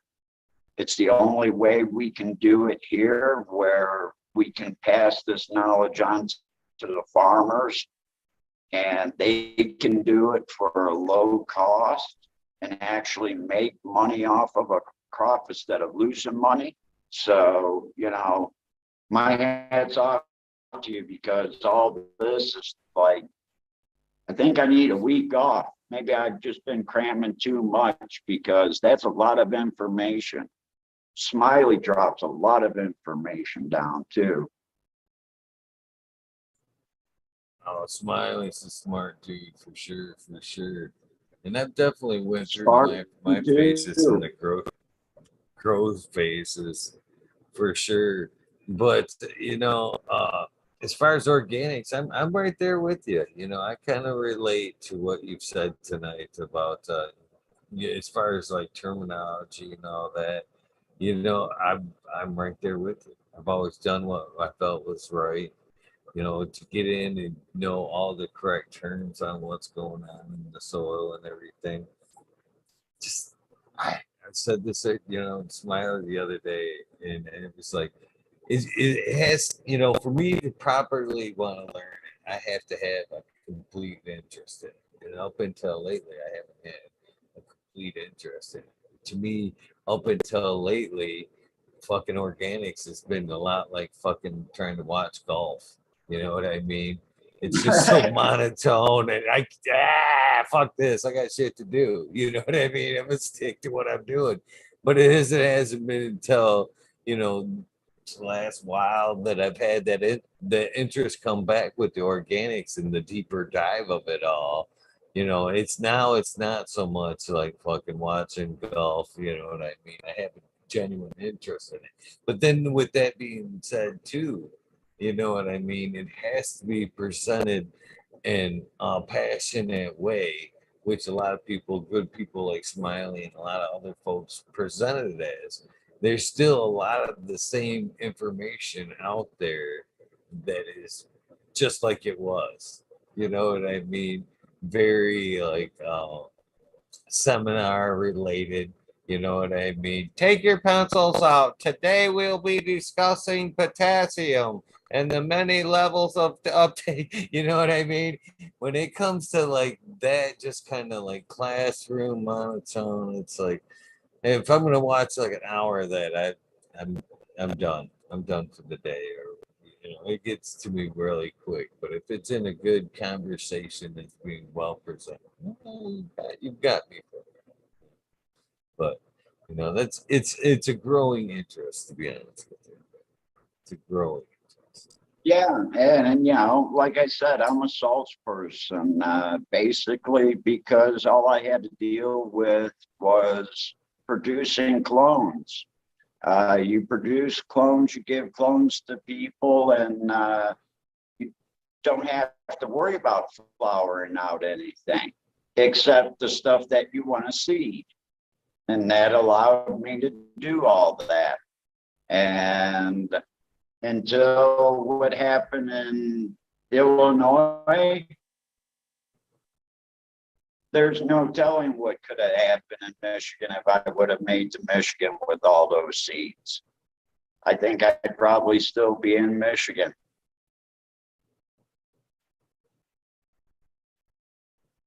Yeah, for real.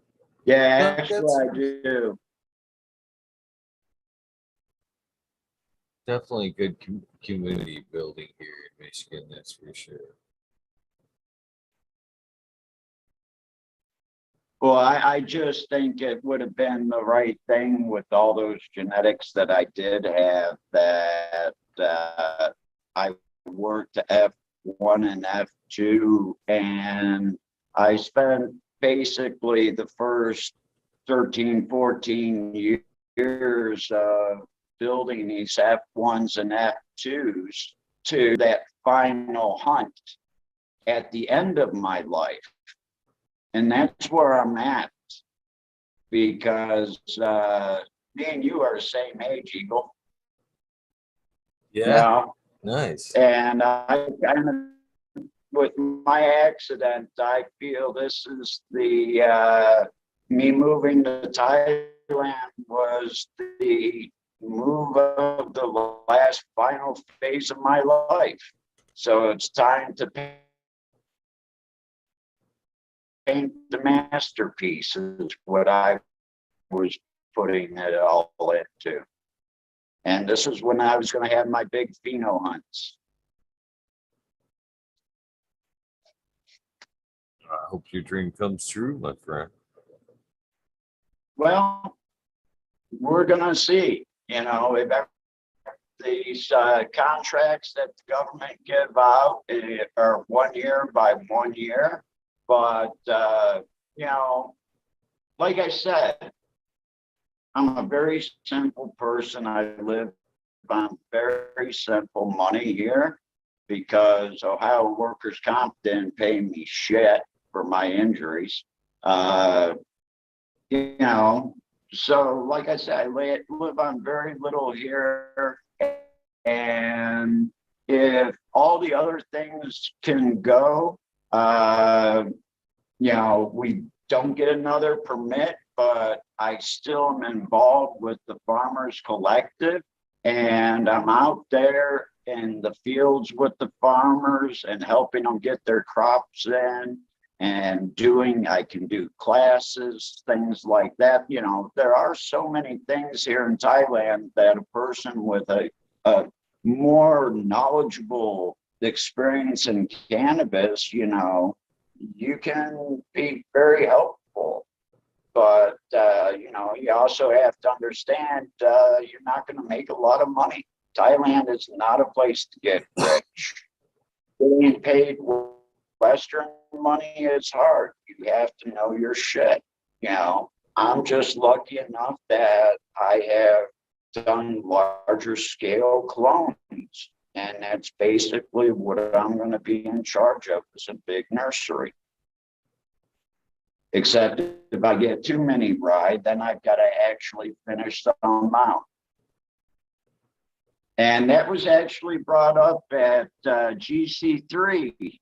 They said, you know, Rob, for the past 3 years, we've been watching you bring in all these goddamn fucking clones, but we never see you with any bud and no flower. And I said, yeah, because you guys produce it all for me. Why do I need to grow it and finish it? I started, you guys finish it. That's how it works, right? So I got a hold of a cantaloupe kush. It's on my Instagram. And I told my friend, I said, listen, I don't want to know what it is. Just give me a clone of it and I'm going to grow it out. And this way I'll give it to you and you can give it out at the club and smoke it with all the vendors and everybody.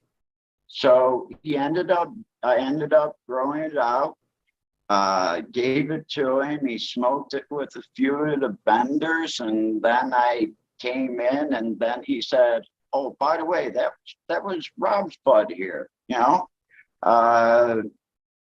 It's the bud that's on my Instagram, and I'll have to post it up a few other places. But I grew it in the coldest year of Michigan, winter. That winter, we had all those days below zero in the back room of my house, literally my laundry room. So you come through the back door, you pass through the little entrance way, and then you go past that. So you were going right past these plants, and it turned purple and maroon colors. And I thought I did a pretty good job of it, and everybody else did. And ever since then, they never questioned me flowering. So, yeah, I'd rather play around with genetics and give out all these other genetics to people to grow and flower out and see what they can do with them. I know what I can do with them. But, you know, I want to see what other people can do with them. because I think everybody can. I also think you can take a plant and over the years, because this kind of comes up with the different types of cushions that this goes to all this brand new information I've been learning with the internet here. You know, the same person can have a strain in Ohio, like an Afghani one, or let's use a Northern Lights #5, because things can come out of that one, or the NL1. If you do it on the West Coast, it's going to be different than if you do it in Michigan, than if you do it in Massachusetts. It'd be the same plant. It can come from the same mother plant, but over a period of time on the East Coast, West Coast, and in Michigan, that plant can turn into 3 different types of plants almost.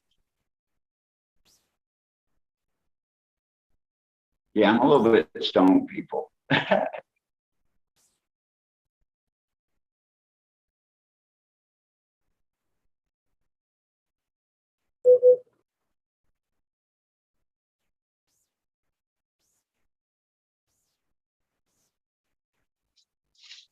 So I hope my internet is okay and everything here. You can hear me and everything's been fine.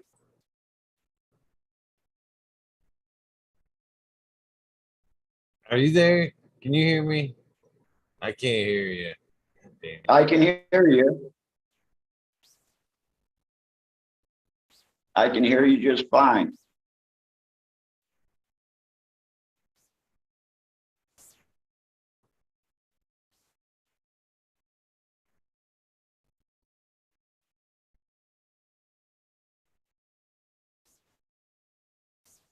Oh, take a look. Can't hear nothing. Say Bear that with real me. quick.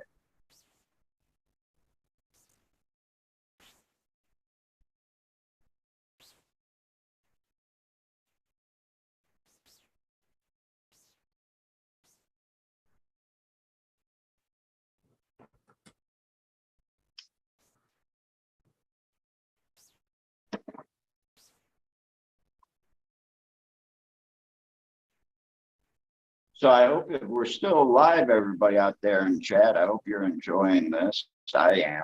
This is the first time I've got to actually speak on. We still dead?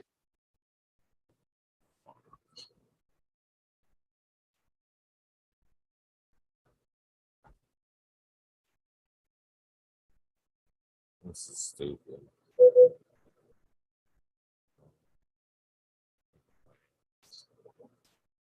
There's a lot of lag difference.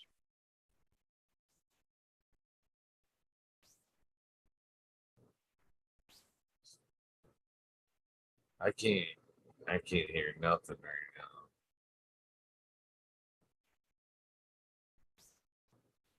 You can't hear me, Eagle?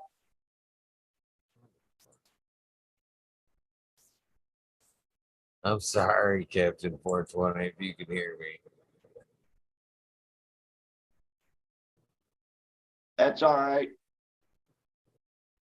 I can't hear Maybe nothing. I should disconnect and come back.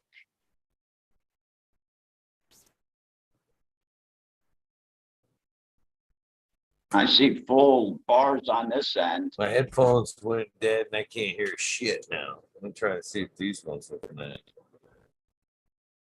Hello. Did we It's connect not again? you, Captain.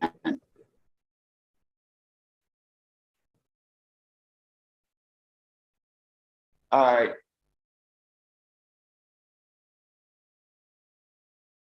Thailand's all fiber optic, and my cable, my internet's been fucked up lately because I run a VPN. Because without a VPN, I can't do a lot of the stuff I want to see. I Can't can't watch hear American anything TV. coming out of my Fuck. computer right now. It's all me, Jason. The only thing I can do is restart the computer. The only way to do that.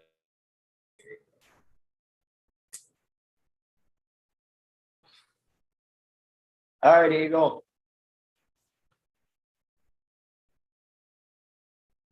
Peace.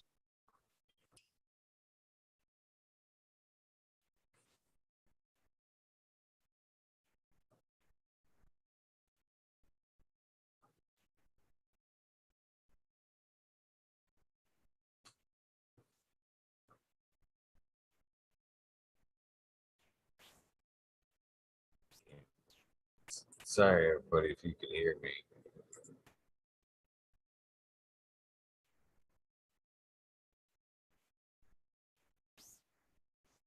Hopefully these things will connect.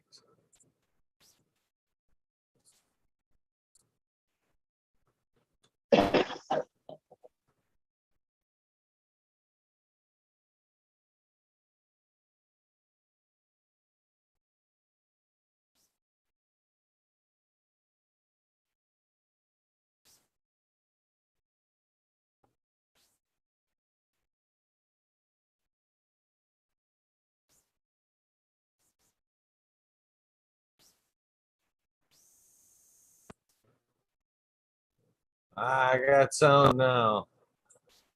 Am I back? Yeah, yeah. Oh, my fucking headphones died there, and I couldn't hear shit. Couldn't hear shit, man. I wasn't playing out of the system speakers. I tried to hook it up through the Bluetooth speaker, and shut off all my other ones. I've got my other headphones. Luckily, they connected. What's the deal? We both now I think about that shit. It's kind of funny. We both had headphone issues tonight. Well, I can tell you why. I've talked too long, and those are a cheap ass pair because my cat ate through another set of my headphones. But I got one of these new Galaxy phones, and these there's no independent headphone jack anymore in them. It's actually the one that plugs into the bottom of the phone, and I don't actually have a splitter because I'm not too technically literate, let's put it that way. No.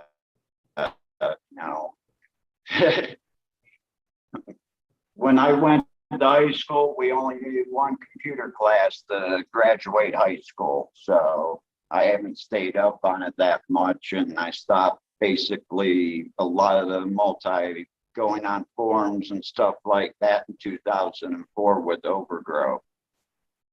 Wait a minute. Wait a minute. I gotta stop you right there. You've already done pointed out we're the same age. Now you almost make it sound like we're ancient there, Chief. We may have had that one computer class, but I think I'm doing all right.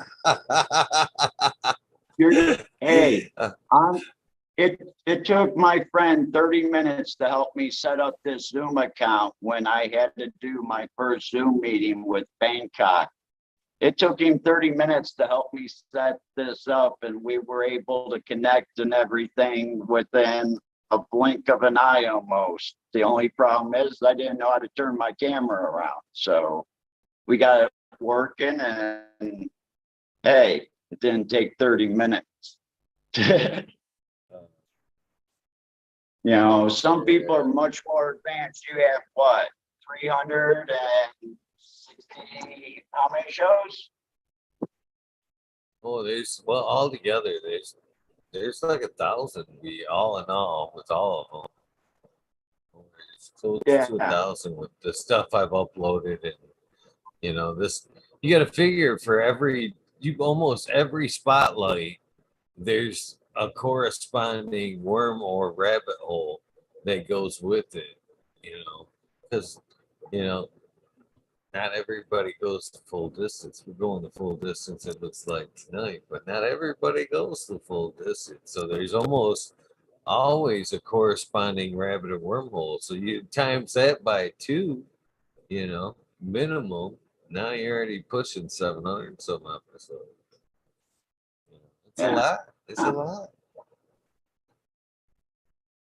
You know, this is all new to me. This is the first time on any type of podcast, anything going across the internet like this live, and especially You did a doing good job. something international.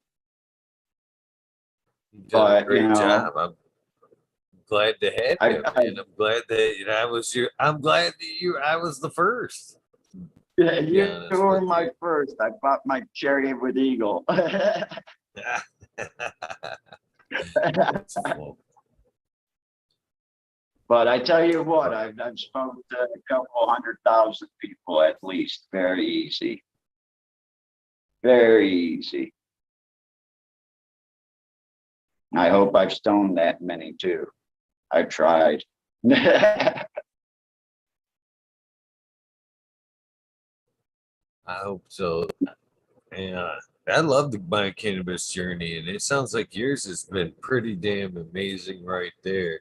I can't believe that we're so close, for so many years that we never really come, because I've been in GC3 quite a bit, man. I sold seeds in there through the years.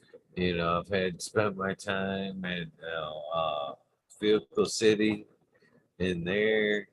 I've spent my time in the cannabis community for sure in Genesee County, Shiawassee County for sure before I moved up this way. And it's but I guess most of that up until like the 2008 era, uh, I didn't say much. Like you, man, you just didn't talk about the grow back then. You just dealt with a few trusted folks, and that was it. That was it. It wasn't until the medical scene here in Michigan that it became slightly okay to reach out and talk to somebody. And even at then, it was usually kind of when you pass somebody and you heard the clink of the jars, you kind of went, backpack guy, I know what you're doing. This bum, let's talk sometime. What's up? What you got? But yeah, it's way better days these days. I love being able to talk about cannabis with people openly. Hell, I have a lot of cannabis conversations right in Walmart these days. Right in right when you walk in, just past that gate and shit. Just as open as like I'm just talking about the garden, the tomatoes and shit that I'm standing next to. Yeah, just That's the way I felt in Michigan too. You know, very open about talking. And that, you know, that was 3, 4 years ago now. You know, Michigan and Ohio are two very laid back places, completely different than California and Colorado, you know, and they need to come to Michigan and Ohio and taste our cannabis and see what they think. Because I think Michigan and Ohio have some really good growers. And, you know, people on the West Coast, they say stuff about, you know, Ohio and Michigan, but your seed companies keep on saying the seeds to run tests on. I know Bodie does what, about 3 or 4 people in Michigan for testers. So, you know, there must be some good people, good growers in Michigan for that to happen. And then look, you know, he did have DJ come from Michigan, and then Subcool. So, you know, we did get some people out there in the public. oh shit. Michigan's got tons of tons of fires, tons of great growers. Shit, I think right now, and I'm gonna just go ahead and fucking say what they want. Everybody's entitled with their own opinion, right? I I think think we're like, as far as cultivation, I think we're like barely second to California. If the only they have the outdoor advantage. That's it. That's it. You know what I mean? If we had that environment, I think would be on par as well. But for what we're dealt with, the indoor scene, shit, we'll put our Michigan indoor against Michigan or Cali indoor any day. You know what I mean? I Yeah, think the only fight there is outdoor to outdoor. yeah.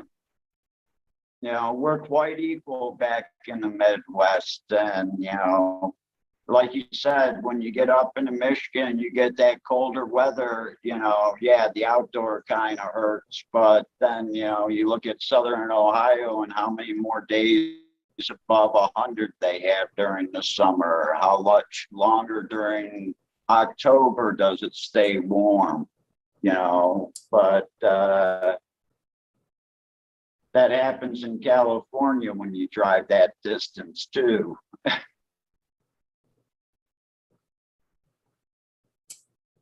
That's a long But way to drive. yeah, there's a lot of good growers in Ohio and Michigan though, and a lot of good people in the medical scene. That's what I enjoyed the most about it. I came into Normal and I volunteered, and it wasn't until the last year or so that I actually was getting paid, because we were actually doing that well.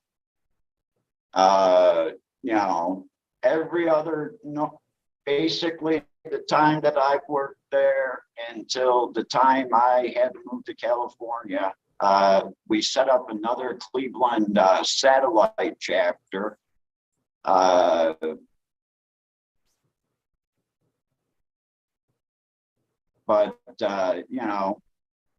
it was just a really great time.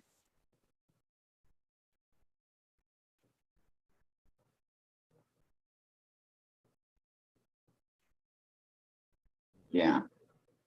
So I did a lot of great things, but there's one person I'd really like to say is John Hartman, who was the president of our chapter. He fought for cannabis, and to the day he died, he got refused his transplant because of THC in the system, because he'd have to go through dialysis and he'd eat a brownie when he'd go in for dialysis. And,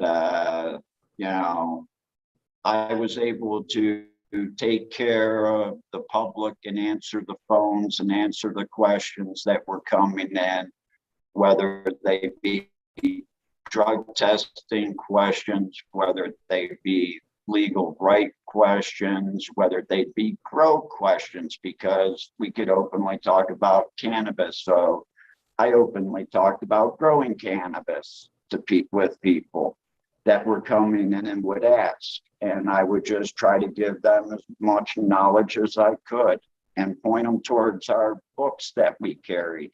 And we tried to educate the community and get them to understand that, yes, there is a medical need, and there is a store that you can actually go into and talk to people about cannabis. And we're just not the stupid ass stoners. We're actually intelligent people and nice people. We never had a problem at the chapter. Never had a problem with the police or the city in any way. And we actually gave out quite a bit, especially back to national Normal. Our largest music festival, we had just over 4,000 people, and this was like 1998. This is a Normal music festival in the middle of Ohio. Little Normal chapter puts this on, and these bands come and play, and they were playing for us for basically gas money and admission to the show.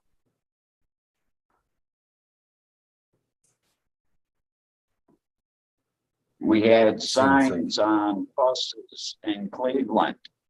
We did things all over.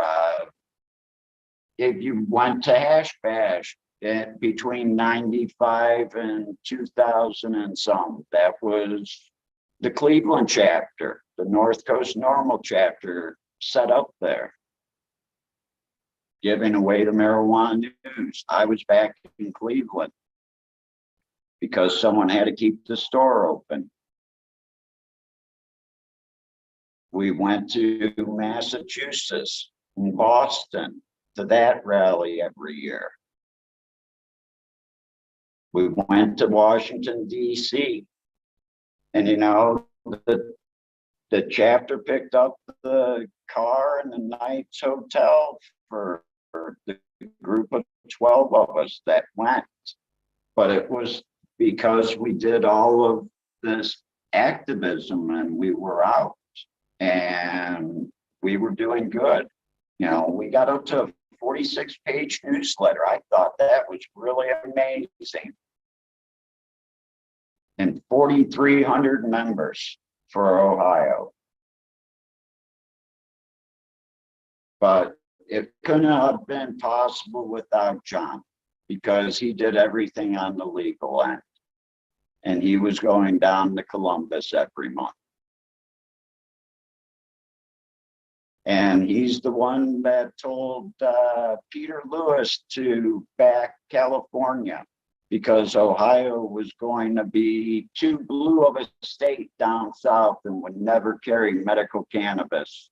Because in 96, Peter Lewis wanted to have medical cannabis on the state of Ohio's bill to go through. He told him, take his money to California, help them pass it. They have a better chance in Ohio. And you've seen how Ohio's medical turned out, talking about screwing the pooch on that one.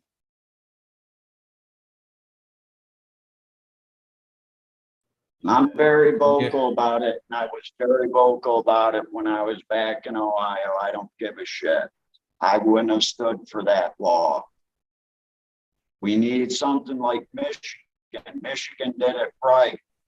There was a state out west too that actually had medical this year besides recreational. You know, you need to have a differentiation between a recreational user and somebody that maybe doesn't work because of their disability. And cannabis helps them actually have a little bit of a life. Like it gave me a little bit of a life. You know, people say, oh, you look fine, but then you tell them what I went through, my accident. You tell them how much my body has been put back together again. You know, how much of it is still all fucked up. And, you know, cannabis allows me to distance my mind and body, because it's the nerve pain, and the pain is all the time. And here in Thailand, there is no Western med. I can get fentanyl, but I have to go to the hospital and get admitted for the night to get a night's sleep. And I ain't gonna do that. So we just rely on cannabis and some microdosing. I know I haven't touched on that much here. That could be a whole new subject. There we go. We'll save that one for the rabbit hole, because there is a rabbit hole on that one, because 5 and 10 strips are fun. They are. It's funny, they common bond between two guests again.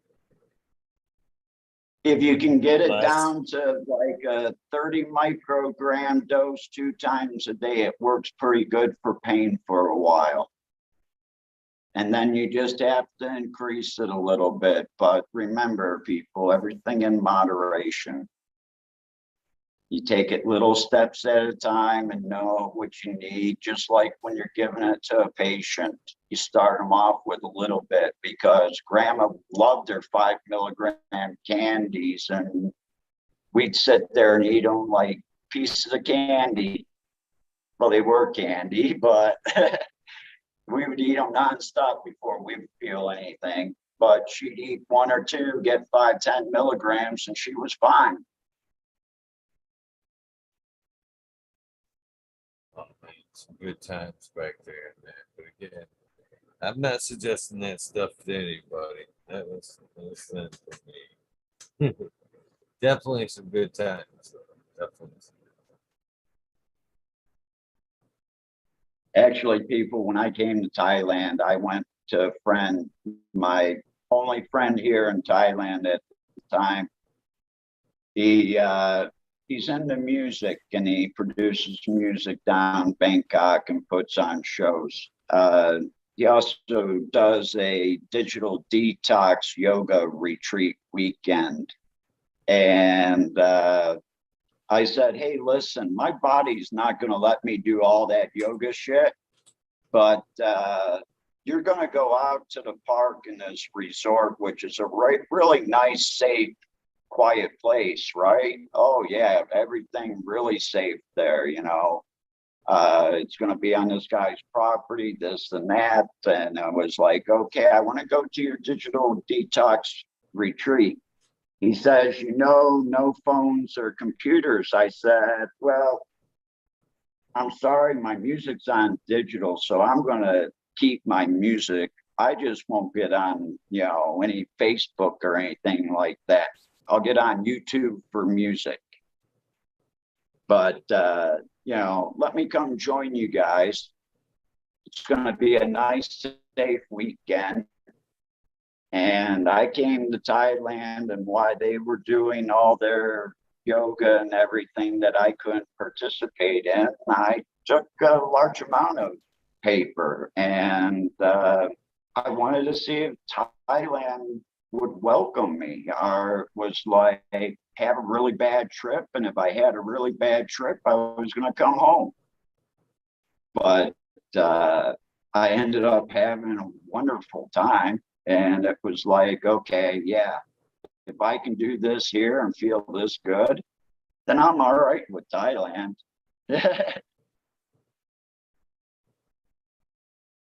It'd be different to, you know, travel over to a new country like that and not know the language, you know, that well. It'd be somewhat of a scary experience. And then, you know, cannabis not being so friendly right off the Friendly. bat, man. Yeah, it'd be rough. Yeah. You know, they talk about cannabis being really bad, but Cambodia, there's a couple streets I know in Cambodia that I can sit right out on the street and smoke a joint and not worry about it. Cambodia, cannabis isn't a big thing. They got a tired ass skunk there from the 80s, though. No flavor left in it, very little high, but it's better than nothing.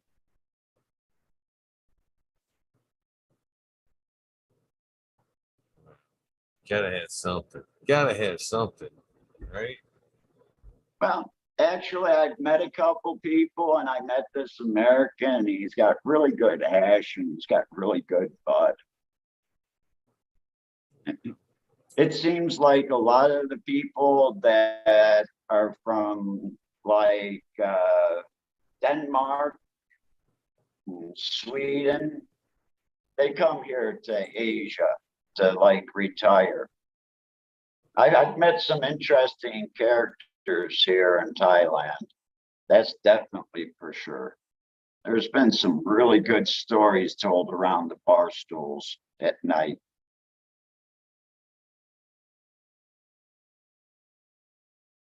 And most of them, they're the much older generation because they refer to everything as skunk. Everything to them is skunk. So, you know, they were growing and dealing in the 70s and 80s. He makes things very confusing, I would think. Pardon me? Seems like it would make things very confusing during a conversation, canvas conversation over there, with everything referred to as skunk.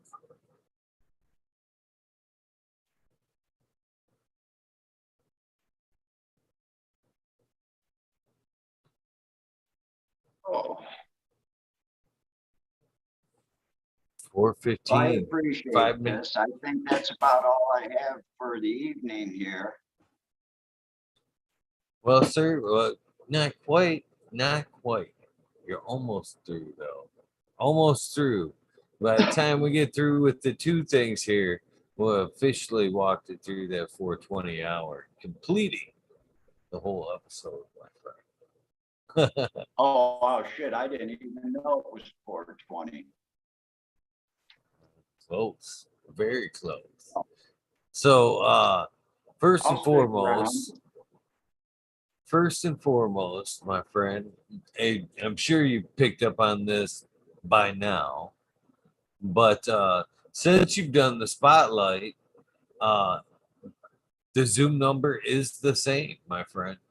The invitation is now open for you. If anytime you want to jump into one of the wormholes and hang out and talk cannabis or whatever we're talking about at the time, you more than welcome to pop on. Please, I've had a good conversation tonight. I've enjoyed your story. It's been an amazing story, man. You have a hell of a cannabis journey, by the way. And again, congrats for putting in a lot of the work that's paved the way for a lot of people like myself and others to have the right today to be able to grow cannabis. Normal help pave the way for a lot of people, help keep a lot of people out of jail. So I appreciate your work with that you've done with that. Not to mention all the work in cannabis in general. Passing strains, working the clones, keeping them alive. That's a great way to get people started. I've always pushed seeds myself, and I always rolled my eyes as somebody that sold seeds. When you got that call, they'd ask you to read you pretty much the whole menu. What do you got? What are these strains? What are that strains? And it always end with, "You sell clones?" Well, if I sold clones, I'm pretty sure I would have kicked off the conversation with that shit and skipped a lot of the bullshit here. But we need people that are passing good cuts, keeping strains alive, and making it easy for a lot of the people to start. You know what I mean? It's not everybody has the patience to sex out a strain, or even starting a seed out ain't necessarily the easiest thing either. A lot of people, even still, a lot of good growers struggle with popping seeds. It's not necessarily their forte. They tend to grow from clone. I know a lot of people that grow from clone just because they're like, yeah, fuck that seed shit.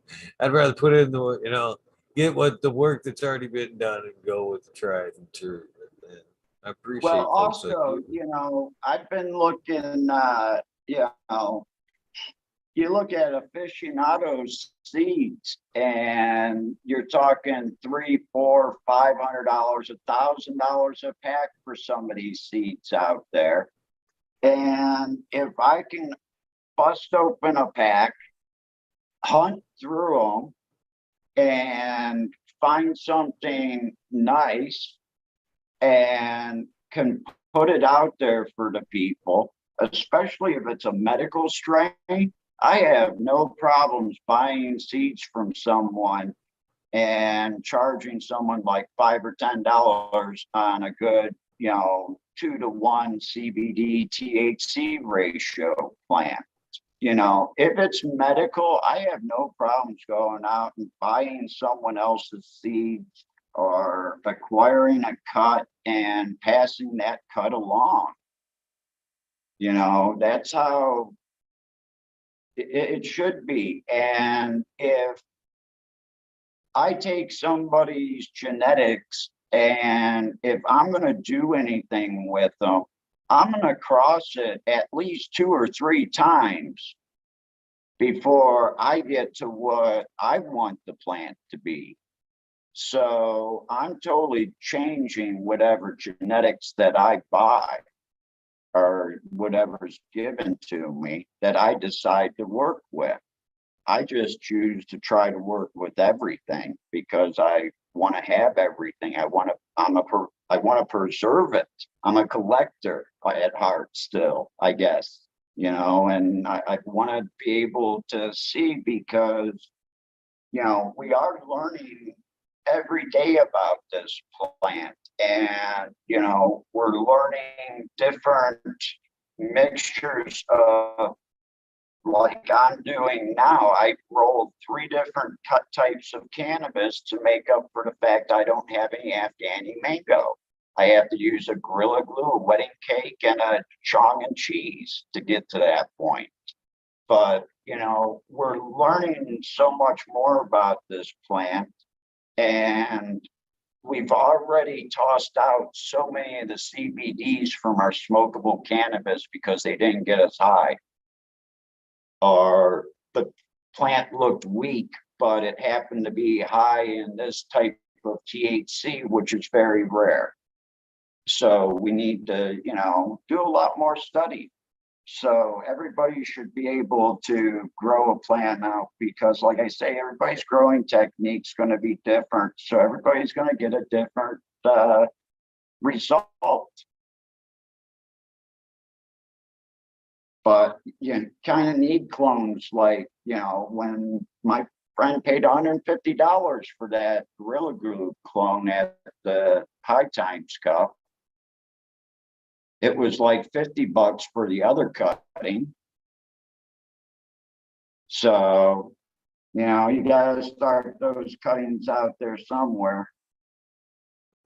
But you also have to understand some people have to get paid for all their time and work, because every time you put out a good seed, it's 4 or 5 years down the road from when you started. Because you just can't put out something you haven't tested. I wouldn't.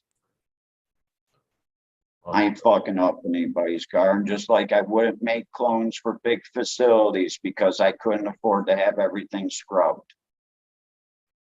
And I couldn't afford the, what was it, $650,000 at the time Michigan wanted for the nursery permit when it came out. I ain't got that type of money, man. Fuck. Now I know moved to Thailand on 200K. Probably it sounds like it was it worked out pretty good for you too. But you know, Michigan's got love for you. You can always come back to Michigan. I've But had offers to come back to Michigan. People, when I told them I was moving to Thailand, people thought I was joking. Sorry, it was just time to go.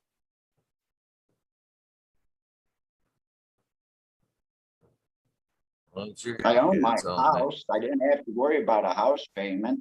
I bought it off the bank. That was another nice thing about Michigan, is if you hunt for houses, eventually you're going to find a nice one at a decent price.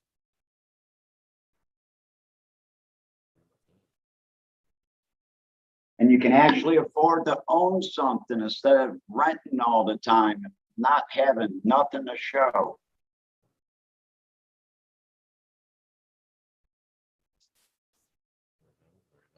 Yeah, And I passed that deal on too. I sold my house for 50K in Durant. It originally sold one time when it was all fixed up for 125,000. I got a deal. I passed it on to a young couple. Why not? Give someone else a hand up. I made my money. That's the way it should be. That's the way it should be. Wish everybody had that attitude. Cheers. We walked right by the 420. Before we go, I got to get that soundbite from you, my friend. Do you want to give me your soundbite for this episode before we head on out? Okay, we're actually episode 369, huh? Yes, sir. This is Captain Them 420. are magic numbers. I didn't mean We're to cut Captain you off. 4. Those are magic. Sorry. Those are magic You want me- numbers, though. No shit. And I was Cool. looking at that. 3 is actually my lucky number. So anything 3, 6, 9, 13, 31, which is also my birthday. All right, we ready to record this thing? Yes, sir, we are. This is Captain 420, and we're talking shit with Eagle, episode 369. Peace and love, people. Perfect. Perfect. Thank you, my friend. I've had a lot of fun tonight, like I said, and it's been an honor to sit here and listen to your fascinating story. It's been a good one. And again, thank you for all you've done with cannabis. And I hope that it's only a dent into what you get to do. I hope that, what you set out to do there in Thailand and with cannabis all comes true, my friend. All comes to fruition for you. No, I thank hope, you very moreover, much. that you keep us updated the whole time when you're popping in the wormhole, having some fun. You'll keep us updated along the way. Well, actually, you come on during the daytime, so I don't have to get up at 4 or 5 a.m. to go watch a podcast like some of the other ones. So, I hit your show quite often, all the time. It's, like I said, you bring on some really good people. I know people out there who may have wanted to hear more genetic talk or more this talk or more that talk, but what I did was 25 years ago, 22 years ago, I was in the beginning of the legalization, the push for medical cannabis and out of the state of Ohio. So, I'm sorry we didn't get more into that. Yes, we could have.